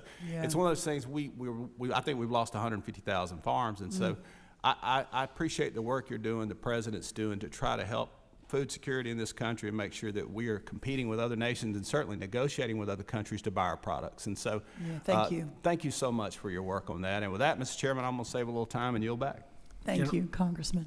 Gentleman yields back. Now recognize the gentleman from Illinois, Mr. Sorensen, for 5 minutes. Thank you, Mr. Chairman. I love the milk that is in front of you, just saying. Love that it's whole milk. It's good. Also, let it be known that we had a lunch break. I love that. Thank you to the Secretary for being with us on one of the greatest, if not the greatest committee that we have on Capitol Hill. Amen. Just over the weekend, I drove through Winnebago County, Illinois. We're at the very top of Illinois. I noticed, being a kid that grew up in a small town, that a lot of the fields aren't planted. It is June 11th. Some farmers have given up on seeing any profit this year. Mr. Davis and Mr. Moore touched on input costs going up, just general costs going up, but it's also costing our farmers when the USDA extension services are reduced or canceled. We're failing to open up foreign markets for export. The USDA is cutting programs like conservation, rural development, technical support, and the result, our smaller hometowns are not doing better today, and they're losing faith. Farmers are being hit really hard. And back home, those family farmers, they don't want a handout from the administration. That's right. They want agriculture to work. Yeah. And I'm also struck that the administration, in your testimony, you have omitted any mention of changing climate. It's no surprise here. I've studied meteorology for the better part of the majority of my life. It's one of my life's loves to communicate how our environment is changing. And you can't tell farmers that climate change is a hoax because they know you're lying to them. I've seen the weather records on family farms. It's harder to farm today than it ever was before because the game is changing for them. So when you fail to acknowledge what they're dealing with and the administration says it's a hoax, too many of our farmers, they can't quit their jobs like I did to come to Congress. They quit their life. We're failing to meet their needs.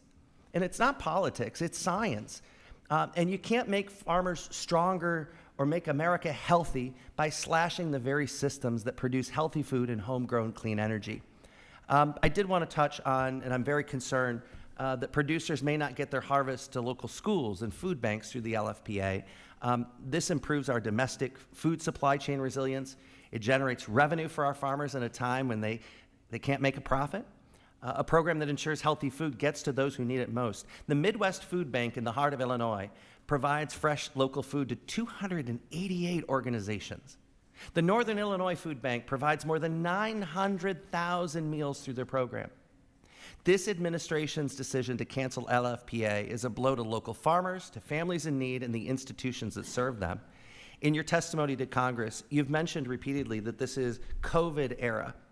But while the pandemic is largely over, we still have this uncertainty in middle America. And now rural America is given more uncertainty as farmers see these beneficial programs go away. Kids nowadays say they get the feels when something feels good. Farmers grow corn and soybeans back home. They raise cattle. They're proud of their livelihood, but what gives them the feels is when they provide food for our neighbors, helping lift people out of hunger and out of poverty through the LFPA. So, Madam Secretary, yes or no, will you commit to establishing a similar program that connects local farmers and local schools to food banks to provide healthier meals to students, improve food access for families, and reinvest in our economy? We are really, I know yes or no, but forgive me. We are really focused on getting healthy produce and local farming into the schools, but very quickly, in Illinois, your local food for schools, y'all still have $5.5 million out of $7 million sitting in a bank that has not been distributed. And that was one of the reasons why the money couldn't move fast enough into the food bank. So let's understand. put it into a program that works. I'm all for that. I have heard, I have deep concerns about Make America Healthy Again. As you move the president's agenda forward, will you make sure that there is a seat at the table for farmers, for ranchers? The Agriculture Committee wants to be able to express their what they support, what they don't. We need to meet the need for food production, nutrition access, and rural economies. Can we get farmers at the table? Yes. Thank you. Also, I have very limited time left, but last question. How committed are you to making sure that our research, like the Peoria Ag Lab, our ag labs across the country are fulfilled and that the money's going to them? Yeah, of course, as we have refocused and realigned, but we have ensured, other than a handful, that they are continuing, they are strong, and that they're doing really good work. So the ones that we pulled back, we had major deferred maintenance issues and a significant cost. So if you're hearing differently, though, please call me and let us focus on that. Thank you, Madam Secretary. Thank I appreciate you. Thank you. Gentleman's time has expired. Now recognize Mr. Harris for 5 minutes. Thank you, Mr. Chairman, and Madam Secretary, what a joy it is to have you here today, and we're certainly honored to have you, and thank you for your time and your patience and endurance through such a long hearing. But, Madam Secretary, the ongoing avian flu outbreak has led to the loss of over 174 million birds since 2022.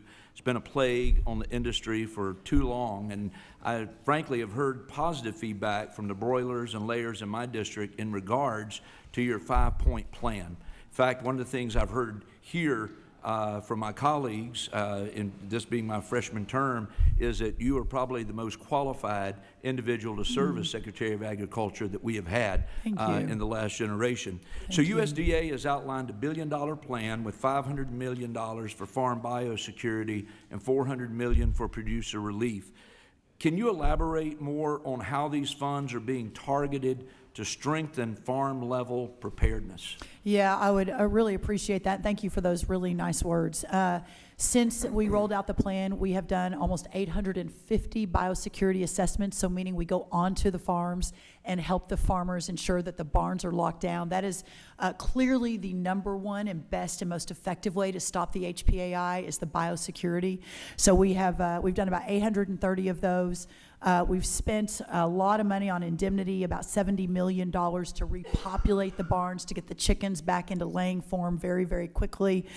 We have been importing some eggs while we repopulate, which has allowed the prices to come down. And then, of course, the $100 million focused on a long-term solution, which hopefully we can get to in the short term. I'm not sure that there's been anything more heartbreaking to me in the 118 days since I was confirmed than visiting with some of these egg farmers who have lost their life. And I know there's some, there's this narrative that, oh, they just want the money and the depop. That's not it. These farmers who basically have generational egg laying farms have lost everything. And so I remain committed to them. I've visited with a lot of them around the country over the last 100+ days. And anything they're seeing that's not working, we'd love to know, but we're proud of the work so far. Great. Well, can you share more about how efforts to right-size the U.S. agriculture trade imbalance will actually aid the industry's recovery and stabilize the egg supply we've talked about? Yeah, I think that the trade, with specifics to trade, I was in the first Trump administration. I was in the West Wing with the president every day for the second, third, and fourth year. I ran the domestic policy agenda. I obviously have always believed in his vision of realigning the world and that America has been taken advantage of. What I didn't realize until this job is just how big the disparity is and how our country has been so taken advantage of year after year, decade after decade. And so the president's focus for us in the ag community, as again, uncertain as his time is and as hard as it is, especially on some of our row croppers, at the end of the day, just around the corner is a new day. And when we left the first Trump administration, there was a trade surplus for ag. After 4 years of Joe Biden, it's a $50 billion trade deficit, money directly out of our farmers' pockets. We are going to fix that. When we do, that will significantly help all of our ag producers, but certainly the ones in your district and the broiler and chicken industry hopefully will be just as helped as everybody else. Gotcha. And one final question. As you know, timely access to credit is essential for producers, especially during a downturn in the farm economy. I oftentimes hear from both lenders and producers about the length of time it takes to process loans. And given the President's strong commitment to reducing the size of government and reducing regulations, can you share any efforts that the department is making to kind of speed up this process? I talk about how the 118 days have been filled with a lot of surprises, right. Both good and bad. And on the second part of that, the bad side is just how stunningly bad this agency has been at reacting, at helping, at supporting, and moving out some of these programs. Some of those loan programs are at the very top of the list. We have brought in a team of formerly private, very successful industry bankers, et cetera, that can help us recalibrate the whole program. And I think that's really, really important. We can't do our job and we can't do right by these farmers under the current situation that we inherited. Well, thank you again, and again, from the 8th District of North Carolina, we hear great things and a lot of excitement about things moving forward. Thank you, you. sir. Mr. Chairman, I yield back my time. Thank you. Gentleman yields back. Now please recognize Mr. Riley for 5 minutes. Thank you, Mr. Chairman, and thank you, Secretary, for being here. I see your kids made an escape during the break. Is that right? They're so happy. I'm sure They're they like, are. I think it's time for us to go now, Mom. They looked very engaged. Yes. I have I will tell 18, 17, and 15. So mine are Yeah. 5 and 2, about to be 5 and 2, and my 5-year-old. Everybody here knows this already. My 5-year-old is my most senior chief advisor, and when Yes. I'm new here, and when I asked him what committees I should get on, I read him the list of all the committees in Congress, try explaining to a 5-year-old what Ways and Means does, and at the end of it, he said, "You have to get on the one with the tractors and the farm animals," Yes. and so here we are. So here you are. Congratulations. Thank you. When I came here a few months ago, I promised that I would work with anyone from any party who wants to do right by upstate New York, and I'm going to fight anybody who's hurting us. I think this committee, one of the things I do like about it, there's a lot of opportunities for bipartisanship. Earlier today, I was working with my friend Zach Nunn on the Plant Act to crack down on China. There was some conversation here about cracking down on China buying farmland. I think there's room for bipartisan agreement on that. One of the things I'd really like to work on with you is lowering grocery bills, and particularly egg prices, which I know has been a priority of yours. Back during the Obama administration, they enacted some regulations that are still on the books, and they're keeping hundreds of millions of perfectly good American eggs off the market. And when you're suppressing supply, that's part of what's driving up prices. So Dusty Johnson and I have a bipartisan bill. There's 10 Republicans, 6 Democrats on it. I think 8 of us on this committee, evenly divided, are doing that bill. We were very creative in naming it the Lowering Egg Prices Act. And I was just hoping to get your commitment that you'll work with us to get that bill done, get it to the president's desk, and do some bipartisan relief on grocery bills. I would love to do that. In fact, if we could maybe next week jump on the phone and you Terrific. can walk me through it, that would be great. Great. I will take you up on that. What is the bill number? That I don't know, but we Okay, can no find. worries. We'll find it. We'll- yeah. Thank you. I have a question, a follow-up on some questions I've asked you in writing previously. I sent you a letter on May 20th in which I asked you if you could get me a list of the farmers in my district in New York 19 and upstate New York whose contracts had been suspended, because I want to be able to reach out to each of them individually to make sure they're getting what they need. I followed up with you on Monday because I still had not received the list, and then about 20 minutes before today's hearing, I got a response from your office. It didn't answer my question. It actually raised even more questions for me, and so just what do I need to do to get, what I'm asking for is just a list of the farmers in my district whose contracts have been suspended, so that I can reach out to them and make sure they're getting everything they need. It's, they're confirming. It's our understanding there is no list because everything is moving at this point. Okay. So if you're hearing differently or you've got someone saying, we're not moving here, would you let us know? Well, But this there is- should be no one that's frozen. No, but this is the problem: is you're putting the burden on farmers who are working 20 hours a But we day. don't think Let me there's- let me finish. but we don't think there's anyone that's been to come to frozen. me and say I have a problem. There's no whereas our list. job should be. So you haven't kept track. You've No, suspended. we have. There's no one that's frozen in your district. That's what I'm trying to get at. Yes. Confirm. You're telling me today every contract that had been suspended with a farmer in my district has since been unfrozen. That's our understanding. Okay, that's what I'm trying to get at.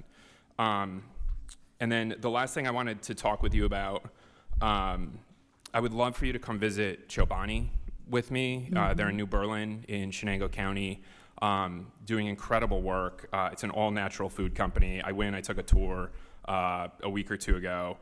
They're hiring thousands of upstate New Yorkers, buying millions of gallons of upstate New York milk from upstate New York farmers. They have this incredibly exciting expansion that's happening across upstate New York. It's really, whether you're a Democrat or Republican, regardless of political party, it's the thing that like everybody should be excited about. And I'd love to have you come with me, see it for yourself. It's incredible. I haven't been there, but I've been in contact with the CEO a couple of different times now, so I am very aware. And I actually committed to him to come visit. I didn't realize that was in your district, but that's great. I will be there. Terrific. Well, he's above my pay grade. So since you gave him the commitment, I'll just add mine on to it. We'll just follow up. That would love sounds to host great. you.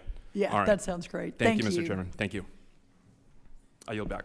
Gentleman yields back. Now recognize Mr. Taylor from Ohio for 5 minutes. Thank you very much, Chairman. Thank you for holding this hearing today, and thank you, Secretary Rollins, for being here. It's great to see you again. Appreciate all the hard work you're doing on behalf of the agricultural community. Across rural America, including in southern Ohio, solar panels are being put on some of the best farmland in the world. As you pointed out in a recent op-ed, the acquisition of land for new farmers has also become increasingly difficult amid high costs and real estate development. Expected that 50% of all farmland will transfer hands in the next 20 years, and it's essential that that land goes to our next generation of family farmers. I believe farmers should have every right to do what they want with their land, but the federal government should not be incentivizing the most productive land being taken out of production. That's why I introduced the Protecting American Farmland Act to prohibit all federal funds, grants, loans, tax credits, you name it, from going towards solar panels converting prime farmland. And I've been thrilled to see your proactiveness on this issue. Could you talk, excuse me, a little bit about how solar panels on prime farmland are making it more difficult for the next generation of farmers to get started in the business? And for the peace of mind of new farmers, can you commit that USDA funding won't go towards putting solar panels on prime farmland in the future? 100%, I can commit to that. I will also say that I've spoken to the president about this. I will also say that we are moving regulations through USDA relative to this as much as we can within the executive branch. Obviously, you all have the lead on that, and I'll support you in whatever way I can. The final thing I'll say is I spent my summers on our family's row crop farm in Minnesota, and we would fly from Texas to St. Paul every summer when I was growing up, working up there, take the hour drive from St. Paul up to Clear Lake, Minnesota, through the most beautiful farmland you've ever seen. And in the, 53 years that I have been making that drive, watching the solar panels take over all of that farmland in that 72-mile drive is heartbreaking.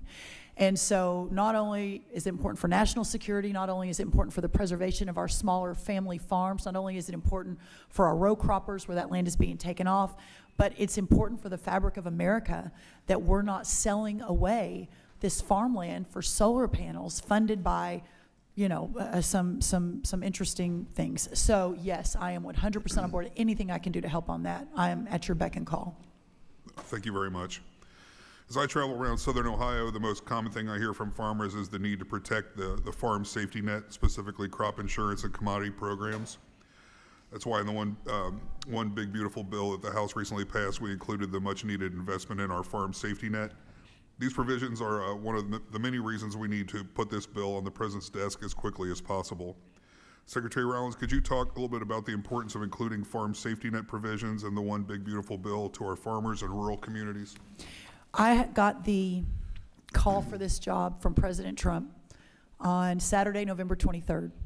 I was the last cabinet, one of at least the larger spots left. He called me Saturday morning. We were driving in our motorhome from Fort Worth to Auburn, Alabama for a football game, and hung up the phone, obviously extremely honored, the honor of a lifetime. And then the very next thought in my head was, how are we going to get a farm bill passed? And the reason is understanding the margins that these farmers have been operating under, and understanding that the few times that we tried to get, I should say, I wasn't part of the last 4 years, but it was tried to move a farm bill that was unsuccessful. For a lot of reasons, a lot of people were hurting because of that, but no one hurt more by that than our farmers and those who rely on these reference prices. So I can't say enough, and have been making this case to anyone that will listen, that this big, beautiful bill is important for a lot of reasons. The president's tax cuts being permanent, creating more jobs, keeping the death tax out of our family farms, et cetera, et cetera. But I'm not sure from my perspective and this job that there's anything more important than updating those reference prices. So I'm very proud of that, and hopefully goes to the finish line. Amen. Your lips to God's ears. Thank Yes, you. hopefully. Chairman, I yield back. Thank you, sir. Gentleman yields back. Now please recognize the gentleman from New Mexico, Mr. Vasquez, for 5 minutes. Thank you, Mr. Chairman, and thank you, Secretary, for being here today. And I'm up here next to the chairman. Yes, okay, I see you. Bad eyes. Secretary, I'm glad that you've come before our committee today. I represent one of the largest and most rural districts in the country, a district that elected both me and President Trump. Farmers, ranchers, food banks, and wildfire crews in my district rely on a properly staffed and functioning USDA, not just for support, but for survival. But right now, many of them feel that the USDA is failing them. As an example, in Silver City, New Mexico, the Frontier Food Hub, which is the only food pantry for hundreds of miles, had its Community Food Project grant abruptly frozen halfway through its 4-year terms. Frontier Food Hub isn't just feeding families. It's an organization that's supporting small-scale rural producers in the region. Now, they spent those funds in good faith, built partnerships, and hired local workers. But when USDA turned off their contract with no warning and no explanation and no opportunity to appeal or correct course, it put their entire operation and the food security of the region in jeopardy. Secretary Rollins, as you can see, this is a critical program in a place like Silver City, New Mexico. Would you commit to upholding funding for rural communities in places like Silver City that provide these services? Are you talking about the local food, the LFPA, or the local food for schools, the local food purchases? There's so many. I've got a couple different thoughts, but depending on which one you're talking about. Yeah, it's the Community Food Project. The Community Food Project. Mm-hmm. Okay, that's, okay, I understand.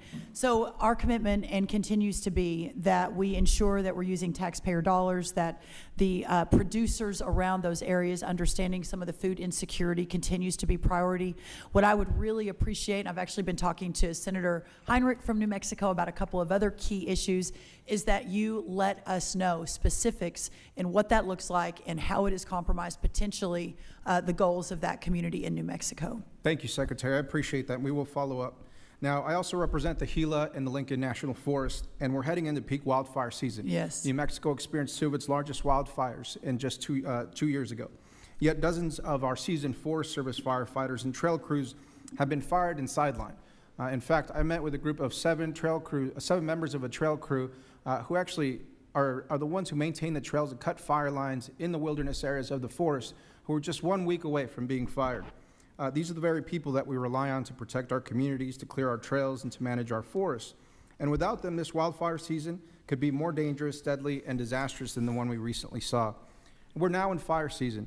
Has the USDA done any analysis on how these cuts impact public safety in fire-prone rural communities? We have. We're 96% operational. We're way ahead, not way ahead, we are ahead of where the Biden administration was a year ago in preparation for fire season. We have more firefighters on the ground and ready to go. I actually have been in conversations about this also with your senator from New Mexico, specifically talking about the New Mexico challenges. So we are aware and leaned in, but again, please send any information to me that you see that's different from what I am understanding for New Mexico. Thank you, Secretary. I appreciate that. And where a lot of the work happens, again, is with the trail crews who have a function within the larger preventative control of these forest fires. And so we definitely need firefighters to respond to a fire incident, but we also need the folks who are out there cutting those trails that allow those firefighters in.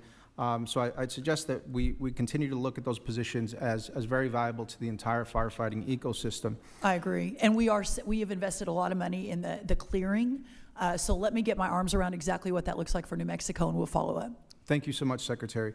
Now, every member of this committee has shared similar stories involving food pantries left in the dark, trail crews cast aside, producers that the USDA has promised to support.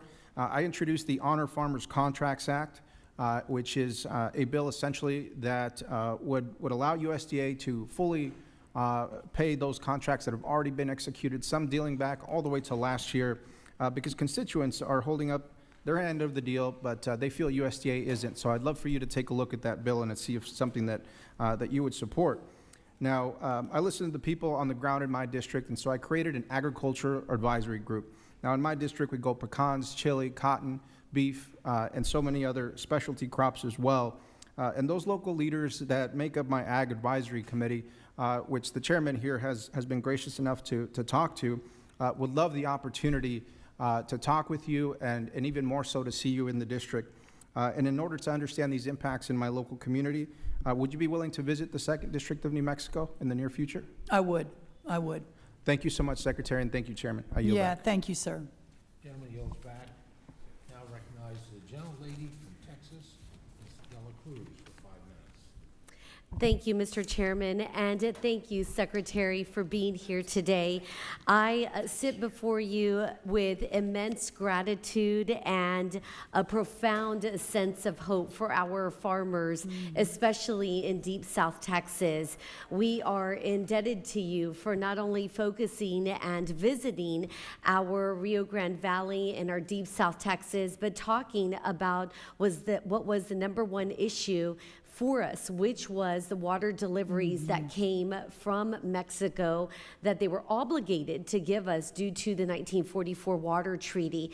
Your tireless effort in putting that at the front of the national stage and sitting in the Oval Office many times with President Trump and being the voice for South Texas farmers who had really lost hope, many of which lost their farms. In fact, as you know, we lost our sugarcane industry due to Mexico not delivering that water. So thank you from the bottom of my heart and from all of South Texas. Not only that, but you quickly pushed forward the $280 million that went to our farms that were affected by the 1944 Water Treaty.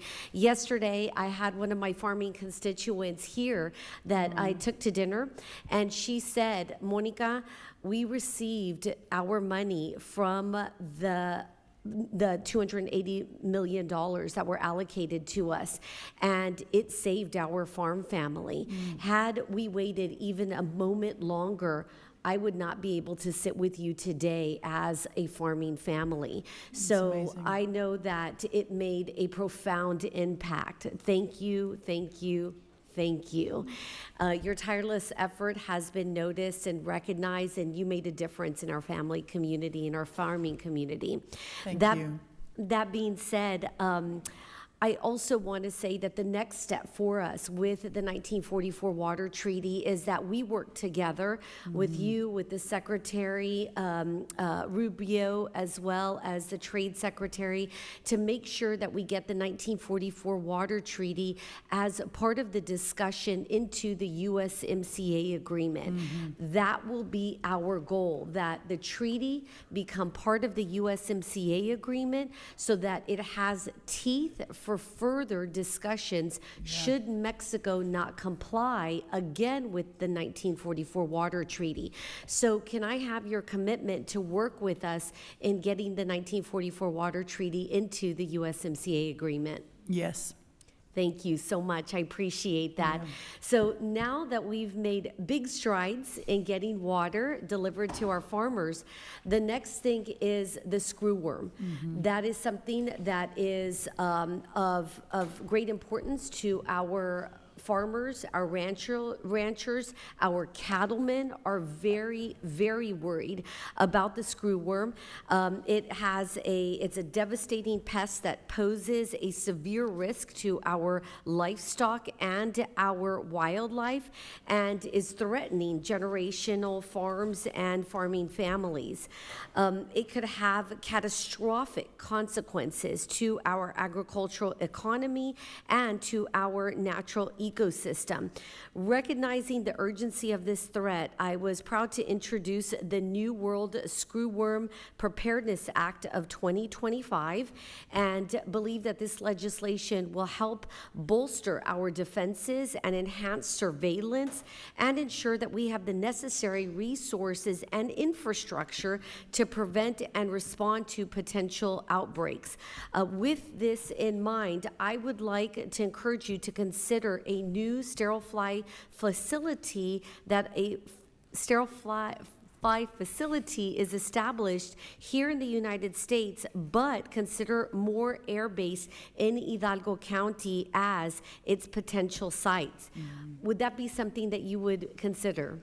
Yes, and we will be in touch on that very soon. But you are 100% right, Congresswoman, and it continues to be my great honor to partner with you. You are relentless and just such a great advocate, and I'm just really honored. First on the water, now working together on the screwworm. I know you know this. I'm in constant communication with my counterpart in Mexico, Secretary Bertigay, and the Mexican government. We have to move the screwworm back, and if we don't, we'll have another 3 decades of trying to recover from it. So we'll have an announcement very, very soon, and you'll be hearing from our office on that. Excellent. Well, thank you. I hope that more airbase will be considered since it does have the infrastructure available to combat this. Yes. Thank you. I yield back. Thank Julie's you. time has expired. I'll be recognizing Mr. Mannion next, and then that'll finish up the kind of the special order of those who are here when we recess, and then we'll resume the regular order on the list here. So Mr. Mannion's recognized for 5 minutes. Thank you, Mr. Chair. Madam Secretary, thank you for appearing today and for your service to America's farmers. Earlier this year, I wrote a letter expressing deep concern about USDA's plan to close dozens of FSA and NRCS offices nationwide. In May, I also joined a delegation letter about the proposed lease termination of the Syracuse, New York field office that serves my district. I appreciate receiving USDA's response to that letter this morning, but I remain worried that shutting these front door offices will leave rural producers without the help and assistance they rely on. So just where are we, where are you as far in terms of USDA reorganization and potential office moves? And, sir, I'm sorry, I missed it. Which specific offices? It was Syracuse, New York. The Syracuse, New York FSA office or Rural Development? Do you know which It's one? a USDA office. Okay, Yeah. well, we are going through the reorganization. So, for example, in some buildings, we have 4 different leases. Our GSA is the one managing all of that. I am not aware of any office that is closing. We shouldn't in terms of our interfacing with the farmers. But again, if you could get more specifics, we can dig Sure. into that. Yeah. And in fact, the team maybe can look at that right now. I appreciate that. Mr. Riley is adjacent to my district. He mentioned our dairy community, and we have, you know, in my conversations with representatives from USDA and our farmers, how essential that these offices are. And they appreciate having that easy access and can problem solve and assist those that need it. So I agree. I appreciate you looking into that and certainly understand that there's a lot going on at these points, and I will give more details on the specific division that you had requested. We'll follow up with your team. Just finally, as far as dairy, New York's the 5th largest dairy state in the country. I do not have that Chobani plant in my district, nor do I have the new proposed $1.2 billion Chobani district that will be in, plant that will be in Representative Stefanik's district, but I share many concerns who have been expressed in this hearing. There will need just themselves upwards of 180,000 more cows, many of whom do exist or will exist in my district and neighboring. So I thank you. I ask that you, I'm sure, will continue to work with the Secretary of Labor and other members of this administration and the legislature to work towards a year-round dairy farmer visa. That's right, and understanding that labor H-2A needs so much work, and this committee has done heroes work on it, but no one is more affected and needs reform more than our dairy industry, and so working very closely and in concert to try to get that done is of utmost priority for me. Thank you, Madam Secretary. I yield back. All right, there's a new sheriff in town, so I'm going to recognize myself. I'm so sorry. The lease cancellation you're talking about was rescinded, so that should be solved. Thank you. Syracuse, New York. You're welcome. I'm so sorry, sir. Already off the rails. Perfect. Already breaking the rules.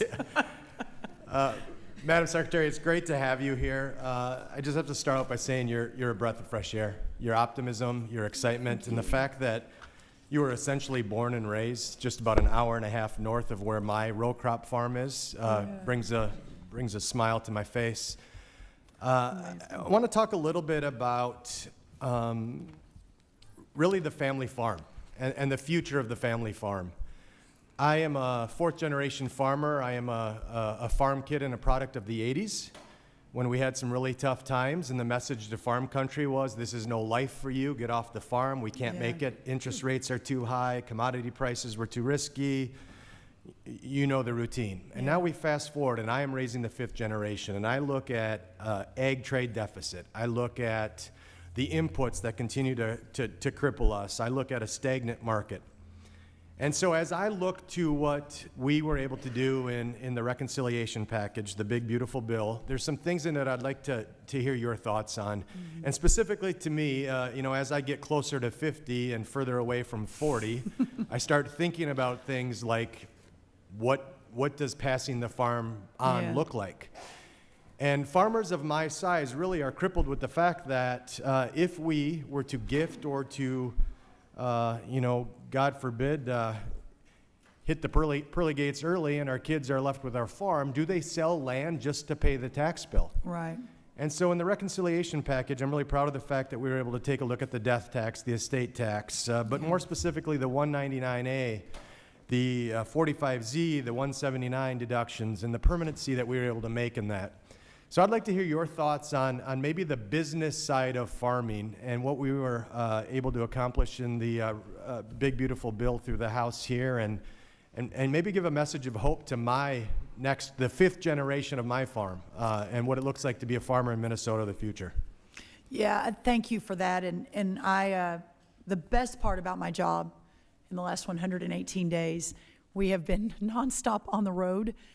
Been to your amazing state, been I think 17 or 18 states at this point, 2 countries, will continue. But just meeting with the farmers and hearing from them specifically. Everywhere I go, I'll do 2 or 3 roundtables so I can, it's not 1 or 2, it's a 15, 20, 25 person roundtable, and just hearing from people just like you who are 3rd, 4th, 5th, 6th, 7th generation farmers. And the number one concern that always comes up is, how do I preserve this way of life for my children and my children's children?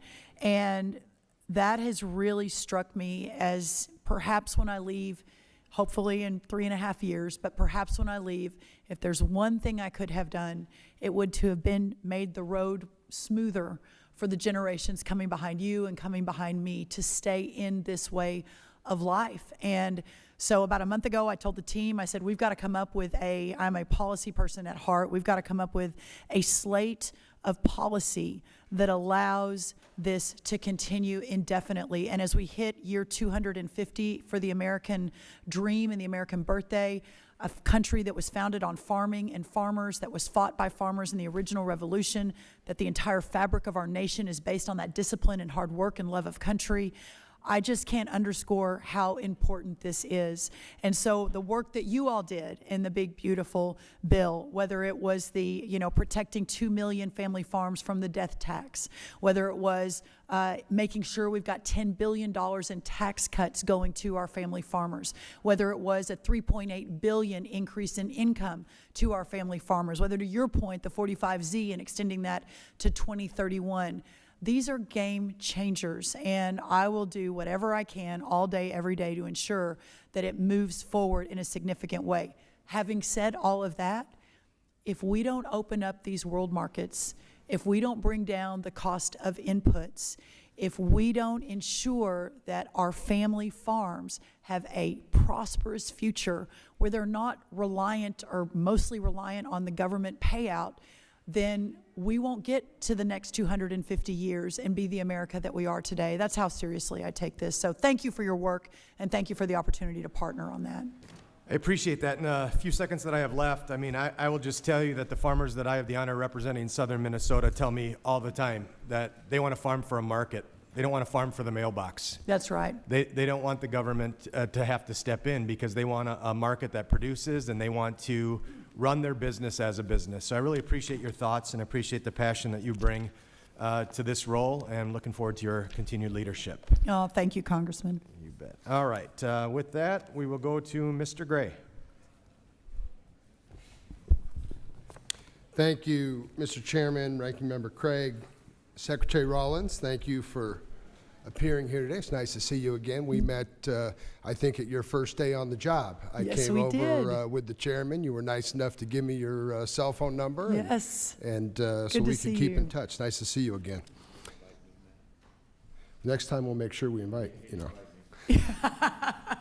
Don't take it personally. So my district lies in the heart of California's Central Valley, a region that feeds the nation and much of the world. We produce over 59 billion in agricultural output each year, accounting for 1 in every 4 bites of food consumed by Americans daily. We grow almonds, dairy, citrus, tomatoes, cotton, you name it. And we do it with less water, less margin for error, and more climate risk than just about anywhere else in the country. What keeps us competitive and what keeps us resilient is research and innovation. My district is home to both UC Merced and Merced College, both institutions that are leading the country in that respect.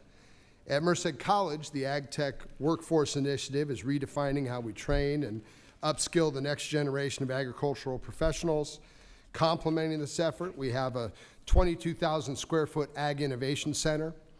UC Merced's home to one of the most cutting-edge smart farms in the country. All of this supported through federal and state investments, including the $65 million F3 award benefiting both those institutions and those programs. These institutions produce the science that allows agriculture in the valley to stay ahead of diseases, water scarcity, global competitors. And we're not talking about the ivory tower theory here. We're talking about cutting edge, applicable, and exciting research happening every day in our universities and, more importantly, on our farms. This leads to better irrigation systems that stretch every drop of water, pest and drought-resilient crop varieties, carbon-smart techniques that boost soil health and reduce emissions. These are the very tools that will shape the future of agriculture, not just in California, but throughout the country. And yet, the USDA's 2025 budget proposal slashes millions in agricultural research and farmer support. While we are reducing our investment in American ag research, countries like China and Brazil are doubling down. They're building new research stations, funding climate-resilient agriculture, dominating global markets with lower costs and higher volume. If we want American agriculture to remain the global gold standard, we cannot afford to fall behind in innovation. And let's be clear, food security is national security. When USDA cuts research funding, it's not just scientists who lose out, it's farmers trying to manage water shortages, it's dairy producers investing in affordable feed alternatives or methane digesters and other technologies to help them remain competitive. So, Madam Secretary, these cuts send the wrong message that rural America is expected to do more with less, that we'll figure it out without the resources or tools our competitors are using to leap ahead. I know budgets are tight, but cutting research is both short-sighted and fiscally irresponsible. So, Secretary Rollins, my question is two-part. One, how do you and I collaborate, and how do we collaborate here in Congress as a body to ensure that this administration starts to prioritize these critical investments that will be the foundation of agriculture and farming over this next 100 years? And two, can I get a commitment from you that you will come to my district and let me show you firsthand the innovation and breadth of production that makes up the greatest and largest farming valley in the world? Yeah, for the last question first, I would be honored to come visit. Let me just, if I could provide a little context though, because I do think your points are salient and they're important, but in the budget, we only cut about 7%, and that we went from $2.1 billion with ARS to $1.9 billion. And I understand what you're saying, that's still 7% or 7.6%, I think, but that was very specific to some outdated facilities that weren't online and weren't producing the research that was necessary. We remain wholly committed to the research that you mentioned, the universities that you mentioned. I'm a product of a land grant, Texas A&M out of Texas. Really believe in the work that is being done. And to your point about national security, it is more important today than ever before that we continue that. Well, Madam Secretary, I appreciate that response, and I look forward to hosting you in Merced and throughout the San Joaquin Valley. It's a beautiful place, and we do some incredible things there. And, you know, you've said this administration supports agriculture. You've said you want to level the playing field for rural producers. Certainly like to work with you. Gentleman's time has expired. I look forward to that. Thank you. Thank you, Mr. Chairman. I yield back. Thank you. Now pleased to recognize the gentleman from Texas, Mr. Jackson. Thank you, Mr. 5 Chairman. minutes. Thank you, Madam Secretary, for being here today. We appreciate your time. I just want to tell you, start off by saying the great state of Texas is really proud of you. You're doing a wonderful job. We really appreciate it. I will say that, you know, during the Biden administration, the USDA was weaponized to push identity politics, green energy scams, and lots of other things that were the detriment of rural America and our agricultural producers. Once again, on behalf of myself and the hardworking farmers and ranchers of Texas' 13th Congressional District, I want to thank you, Madam Secretary, for returning the USDA to its original mission of taking care of all of these that feed and clothe our country. I have the pleasure, as you know, of representing the largest fed cattle district in the United States. And my feeders rely on imports of live cattle from Mexico to supplement their feed yards and remain competitive in what they do. I understand that the restriction on live animals was not an easy choice, and that the USDA made that to protect America's herd health. But every day that imports are suspended, my constituents, their businesses are severely impacted. Madam Secretary, I just wanted to ask you, as you mentioned in your testimony, the USDA is currently reviewing the import suspension every 30 days. Could you please describe to us what are the metrics the agency would like to reach before resuming re-entry of live cattle? And what can this committee do to enhance inspection activities at U.S. ports of entry along the southern border once the suspension is lifted? We want to do everything we can to get this over as quickly as possible. Yeah, I hear you and realize this is a significant decision with big consequences for not just Mexico, but for us, for Texans, and for the industry. The 30 days is our benchmark, but we're assessing every single day. The metric that we're looking for is to watch the screwworm retreat south. It basically moved from about 1,100 feet from the border, 1,100 miles from the border to 700 miles from the border within just a matter of weeks, which again, we hadn't seen that kind of movement in decades. I can't underscore enough what a dire situation this is. We have put tens of millions of dollars into additional sterile fly production south of the border. We'll have a significant announcement in a couple days to continue expanding on that. I'm in almost daily touch with Secretary Bertigay of Mexico.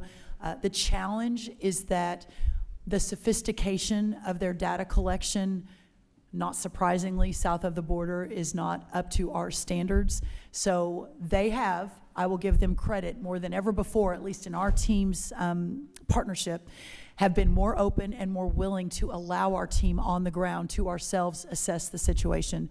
But please know that every day we are on this and we understand the consequence of this decision and are working so hard to be able to open those ports back up. Thank you, I appreciate that. And obviously the sterile fly facility is going to help with the long-term, dealing with this from the long term so that we don't get, like you said, in this situation where it plagues us for the next 30 years. But yeah, anything we can do to, on the short term, that's going to be key for the folks that I represent right now. I also wanted to applaud your leadership in quickly and effectively delivering desperately needed economic assistance for America's farmers and ranchers. While the last administration delayed critical disaster assistance to promote identity politics, which it was unthinkable, your agency is working to swiftly deliver support to producers that will help them remain in operation. As we continue to move towards the implementation of the Supplemental Disaster Relief Program, how are you ensuring that our farmers who suffered from indemnified losses and shallow losses are compensated in a timely fashion? I am really proud of this. I think relative to, and not to throw the last administration completely under the bus, I think this is true of many of the administrations before us, but we have moved more quickly than even most people thought possible. The ECAP, of course, went out ahead of time, and you send your paperwork in within 3 days. We turned the funding around. The next tranche is the $20 billion. The $10 billion was the first tranche, the $21 billion. We've already begun to move that out. You probably are tracking the livestock piece was the first piece.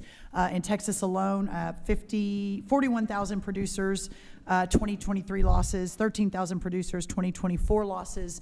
That money is moving. We've already begun distribution and should be finished in the next 30 to 60 days with all of it. There's some hang-ups with the Northeast Block Grant, but for Texas and the livestock, it's moving very quickly. Well, thank you. I appreciate it. I do think you're doing a great job. It's much faster than it used to be, and it hasn't been so much the ability to get the relief approved, but to get it delivered to those who need it. So thank you for what you're doing. With that, Mr. Chairman, I yield back. Thank you. Thank you. Thank you. Gentleman yields back. Now, would you please recognize the gentleman from Alabama, Mr. Figures, for 5 minutes. Thank you, Mr. Chair. Secretary Rollins, pleasure to meet you. My feelings are hurt that I was not one of the cool kids that got to come over in the early days of, we'll fix that. of you coming on board. But I appreciate you being here. Also appreciate your staff getting you ready for this. I've been in their shoes before in preparing an executive branch official, a cabinet agency head for this sort of testimony. So it's a lot of work. It is. It is indeed. I represent Alabama, the 2nd Congressional District of Alabama, which includes Mobile, Montgomery, Tuskegee, Troy, Phoenix City, and a bunch of other places I'm sure you've never heard of. But within it is Tuskegee, formerly the Tuskegee Institute, now Tuskegee University, one of the land-grant colleges. Yeah. We also have Alabama A&M University in the state of Alabama, another land-grant college. And given USDA's history, particularly in the state of Alabama, one of my colleagues earlier mentioned how some of the about 50% of the black farmer litigation settlement money is coming to Alabama. There's a sensitivity there, just given historical race relations with USDA, obviously that predated you, and how USDA treats minority communities, particularly in the state of Alabama. And so through that lens, the suspension of the land grant scholars program was something that resonated a little bit differently, I think, for us in Alabama. And just in looking at a timeline, trust me, I want to grill you on the things that I think you're fully responsible for and praise you for things as well. But looking at the timeline, I kind of doubt it was you that made that full decision and pushed that full process, just given when you were confirmed, when the suspension was announced, when the suspension was reversed. And so I want to get to a little bit of the bottom of how we got there, because that really impacted a lot of students across the country, especially at Tuskegee University, and that university has done a lot in terms of ag. We know the history of George Washington Carver and what they've meant. So my question to you is, first, twofold. One, the 1862 schools also have the same land-grant scholar program. Is that correct? I believe that's correct, but I want to confirm that. All right, thank you. And it's also my understanding that when the 1890 land grant scholar program was paused, that funding was paused, that it was not paused for the 1862 schools. Is that your understanding of it? I need to research that. I'm so sorry. I don't have that off the top of my head. Got it, no problem. Media reports and what was uploaded on the website indicates as much. And so given that history that I just alluded to, it feels bad. We've had some people talk about identity politics, but it feels that when you have the 1862 schools, which are the Texas A&Ms and the LSU, funding is not touched. But then you have the 1890s, which were all historically black colleges, stood up post-Civil War. Their funding was stopped. That feels problematic based on identity. And that was something that we obviously took issue with, and it was reversed within 5 days. But I feel like looking at that timeline, that was something that was already in motion before you were confirmed. And so my question is, was that a product of DOGE, or was that the product of, how did we get there, I guess is the first question. And I wish I knew the answer to that, because it was before my time. But I will say this, that I was in the first Trump administration. We were the first administration to guarantee full funding for the HBCUs. And I'm not questioning your commitment to them. No, but I just want to make sure that we don't end up there with some future funding. Sir, I appreciate that, and I take it to heart, and I understand the optics. I do, and I think it's important to note that this administration is very committed to those universities and have been unequivocal in saying so. Well, I appreciate it. I don't want to cut you off. I just want to capitalize on my last 45 seconds here. But thank you for that, and definitely want to work towards making sure that does not happen again, because it feels very racially motivated when the I can promise you it was get cut. not racially motivated. I think it was just an imperfect process that was happening. I can appreciate that. I can appreciate that. Last thing that I have time for, and I'll follow up with you on some other things because I would love to sit down with you, is rural hospitals in my district are among the worst in the country. We have 26 rural hospitals in the state of Alabama that have been rated at risk of closure. We have 22 that are rated at immediate risk of closure. We have several in my district that are month to month. They have to go borrow money or get money from the city council or county commission every single month just to be able to make payroll. We need help with that to keep these communities open. They support our farmers. They support the industries that's left in our rural communities.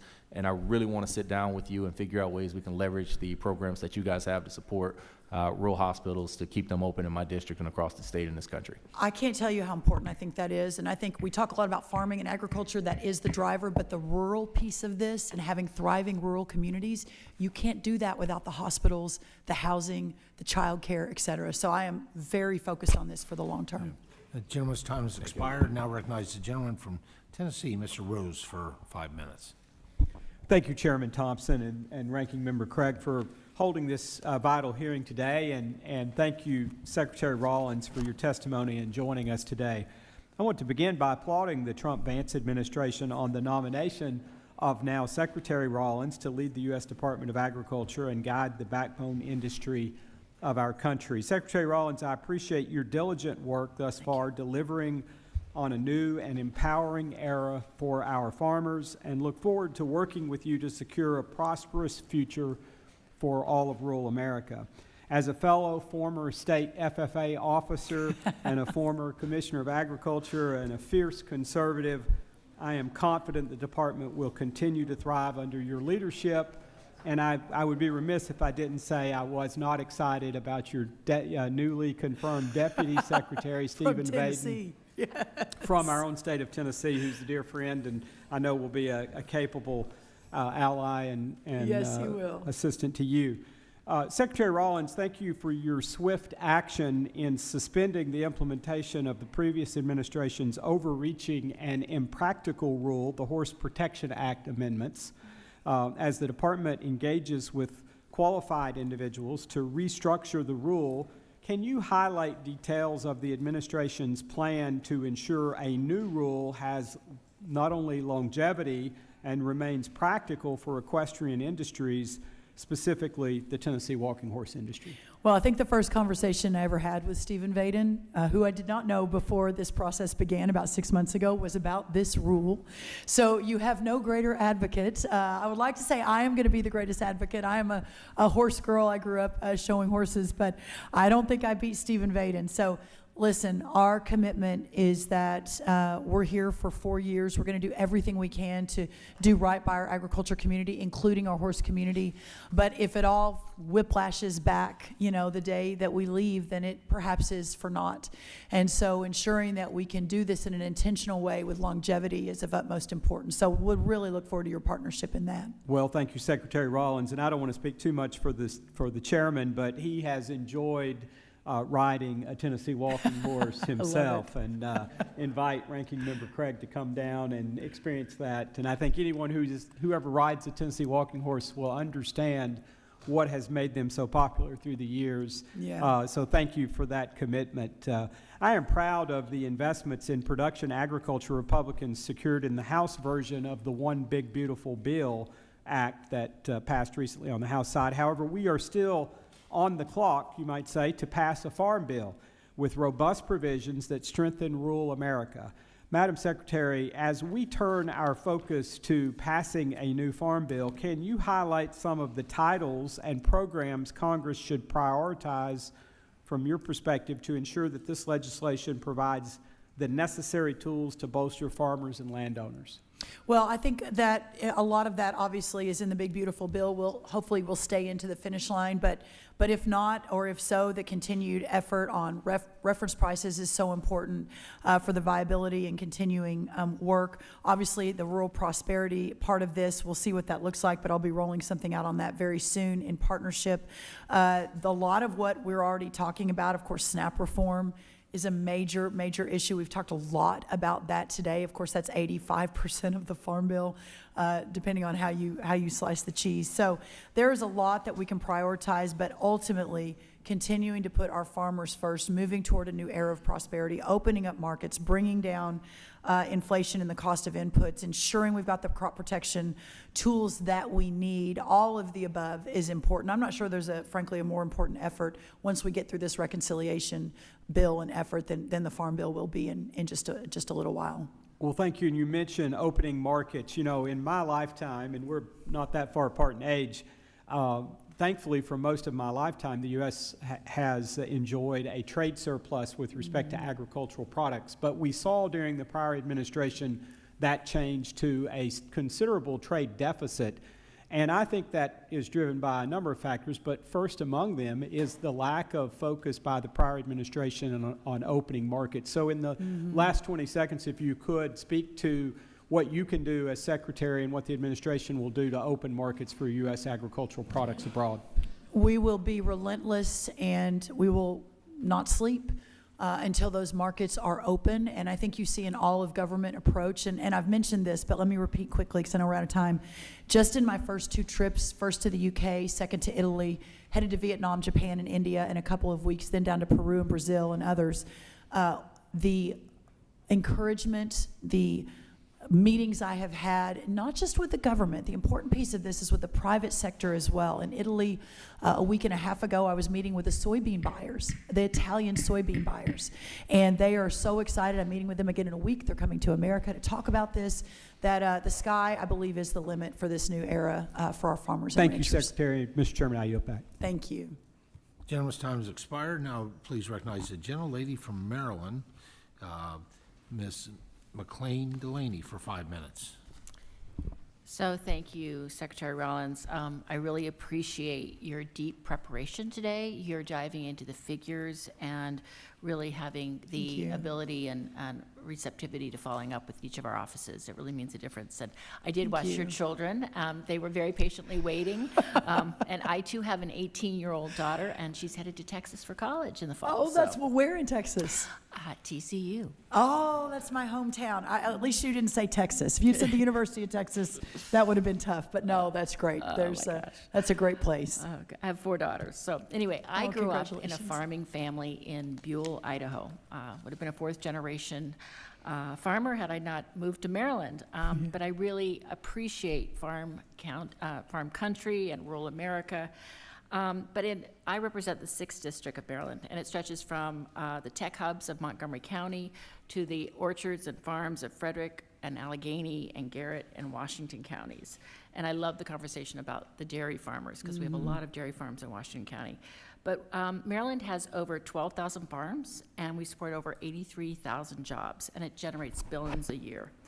But when I spoke with all of our 5 farm bureaus and our farmers and our ranchers, they're really very concerned about cuts to agricultural education and research, the tariffs, obviously, and unstable markets. And it's a tsunami of challenges. I will follow up with some questions at the end because I won't get through to all of them. But I have 2 key concerns for my constituents. One's about rural broadband access, and one is about staffing challenges at the farm services agencies. And they just really want kind of a roadmap on what is ahead. So I did listen into your confirmation hearing, and you were very articulate. But you did say when farmers prosper, rural America prospers. And I so agree with that because you pledged to do everything in your power to help farmers, ranchers, and our communities thrive. But I believe that access to affordable, high-speed broadband ensures that rural America thrives. And I had the privilege of serving at NTIA and helping roll out the broadband. The President's budget slashes rural broadband funding at USDA and freezes the Reconnect program entirely. And I also saw NTIA budget would be cut by 19%. This is really concerning to me. If broadband is the backbone of economic opportunity, as I believe it is, how do you intend to ensure that our farmers and ranchers aren't left behind? And do you have a clear roadmap or strategy about coordination of USDA funds with other funding streams? Because it's really important that we get this done. I couldn't agree with you more. I will look into, I'm going to make a note to myself, that specific program you mentioned, the Reconnect. The president has been, again, resolute in his commitment to ensuring that all of rural America is connected. In the last administration that I served with him, this was a big part of our efforts. So let me look into that specifically and get back to you. I think that's really important. And the USDA freezes too. The USDA freezes specifically, and then of course, you know, as innovation changes with satellite and others, there may be better ways for that connectivity. But would really look forward to working with you and potentially identifying what that looks like. Yeah, and I'd love to follow up on that because I did a lot in the satellite and fiber arena. There's a lot of challenges along that area. And then the second is really something that was brought up by our 5 farm bureaus, and it's a pressing problem. There's ongoing staff shortages at Maryland's Farm Service Agency, and it's really risking delays in services for our farmers. Right now, the state office lacks a state executive director, and filling this leadership role is really urgent. Maryland already has a qualified candidate ready to step into the role and provide this assistance. And I think, obviously with 15% of USDA,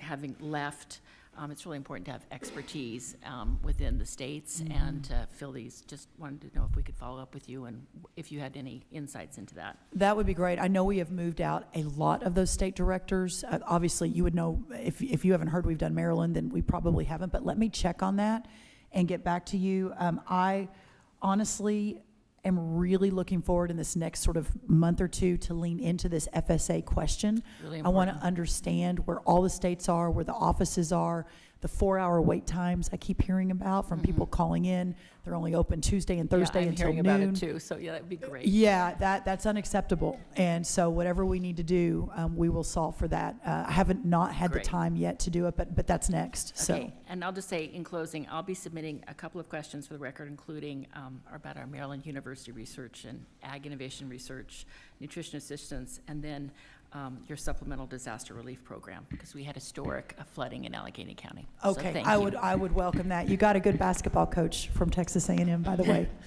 I yield back. He's Thank very you. good. Gentlelady's time has expired. Now recognize Mr. Nunn from Iowa. Well, thank you, Mr. Chairman, and thank you, Secretary Rollins, again, for joining us here. You came as one of the first states to the great state of Iowa, which is a large leader in corn, soybean, hogs, and eggs, and thank you for bringing down the price of eggs. It seems like a small thing, but when you're a dad of 6 kids, it matters, and to this country it matters. Your leadership made that happen. Thank you very much. While you're there, I want to say, first, thanks and foremost for learning about biofuels in a really meaningful way, and what this committee and this team on both sides of the aisle have done to make this a priority. You came to the Mann family farm, and you saw what it means to be able to have a generational family farm. You're a daughter of the farmland, as it were, and you've helped make it a priority for other families to have the same success. I also want to say thank you for your quick work. When we looked at actions here in D.C. having consequences, we were in danger of Iowa State losing some of those frontline folks who were providing treatments and vaccines and protection for turkey flocks that were culled by 500,000. And because of your work, we were able to save not only those jobs that were important, but they were critical for USDA security on the front line of agricultural health. Thank you. Lastly, I want to talk about one of the things that was a top issue for so many of our farmers when you came to our farm forums. It's about finding new markets. Yeah. Challengingly, for the last 4 years, the Biden administration left us with 0 new trade deals. We went from trade equity in ag to a $50 billion deficit. That's real money out of family farms, and that's real hardship going forward for every one of us who enjoys paying a reasonable price at the grocery store.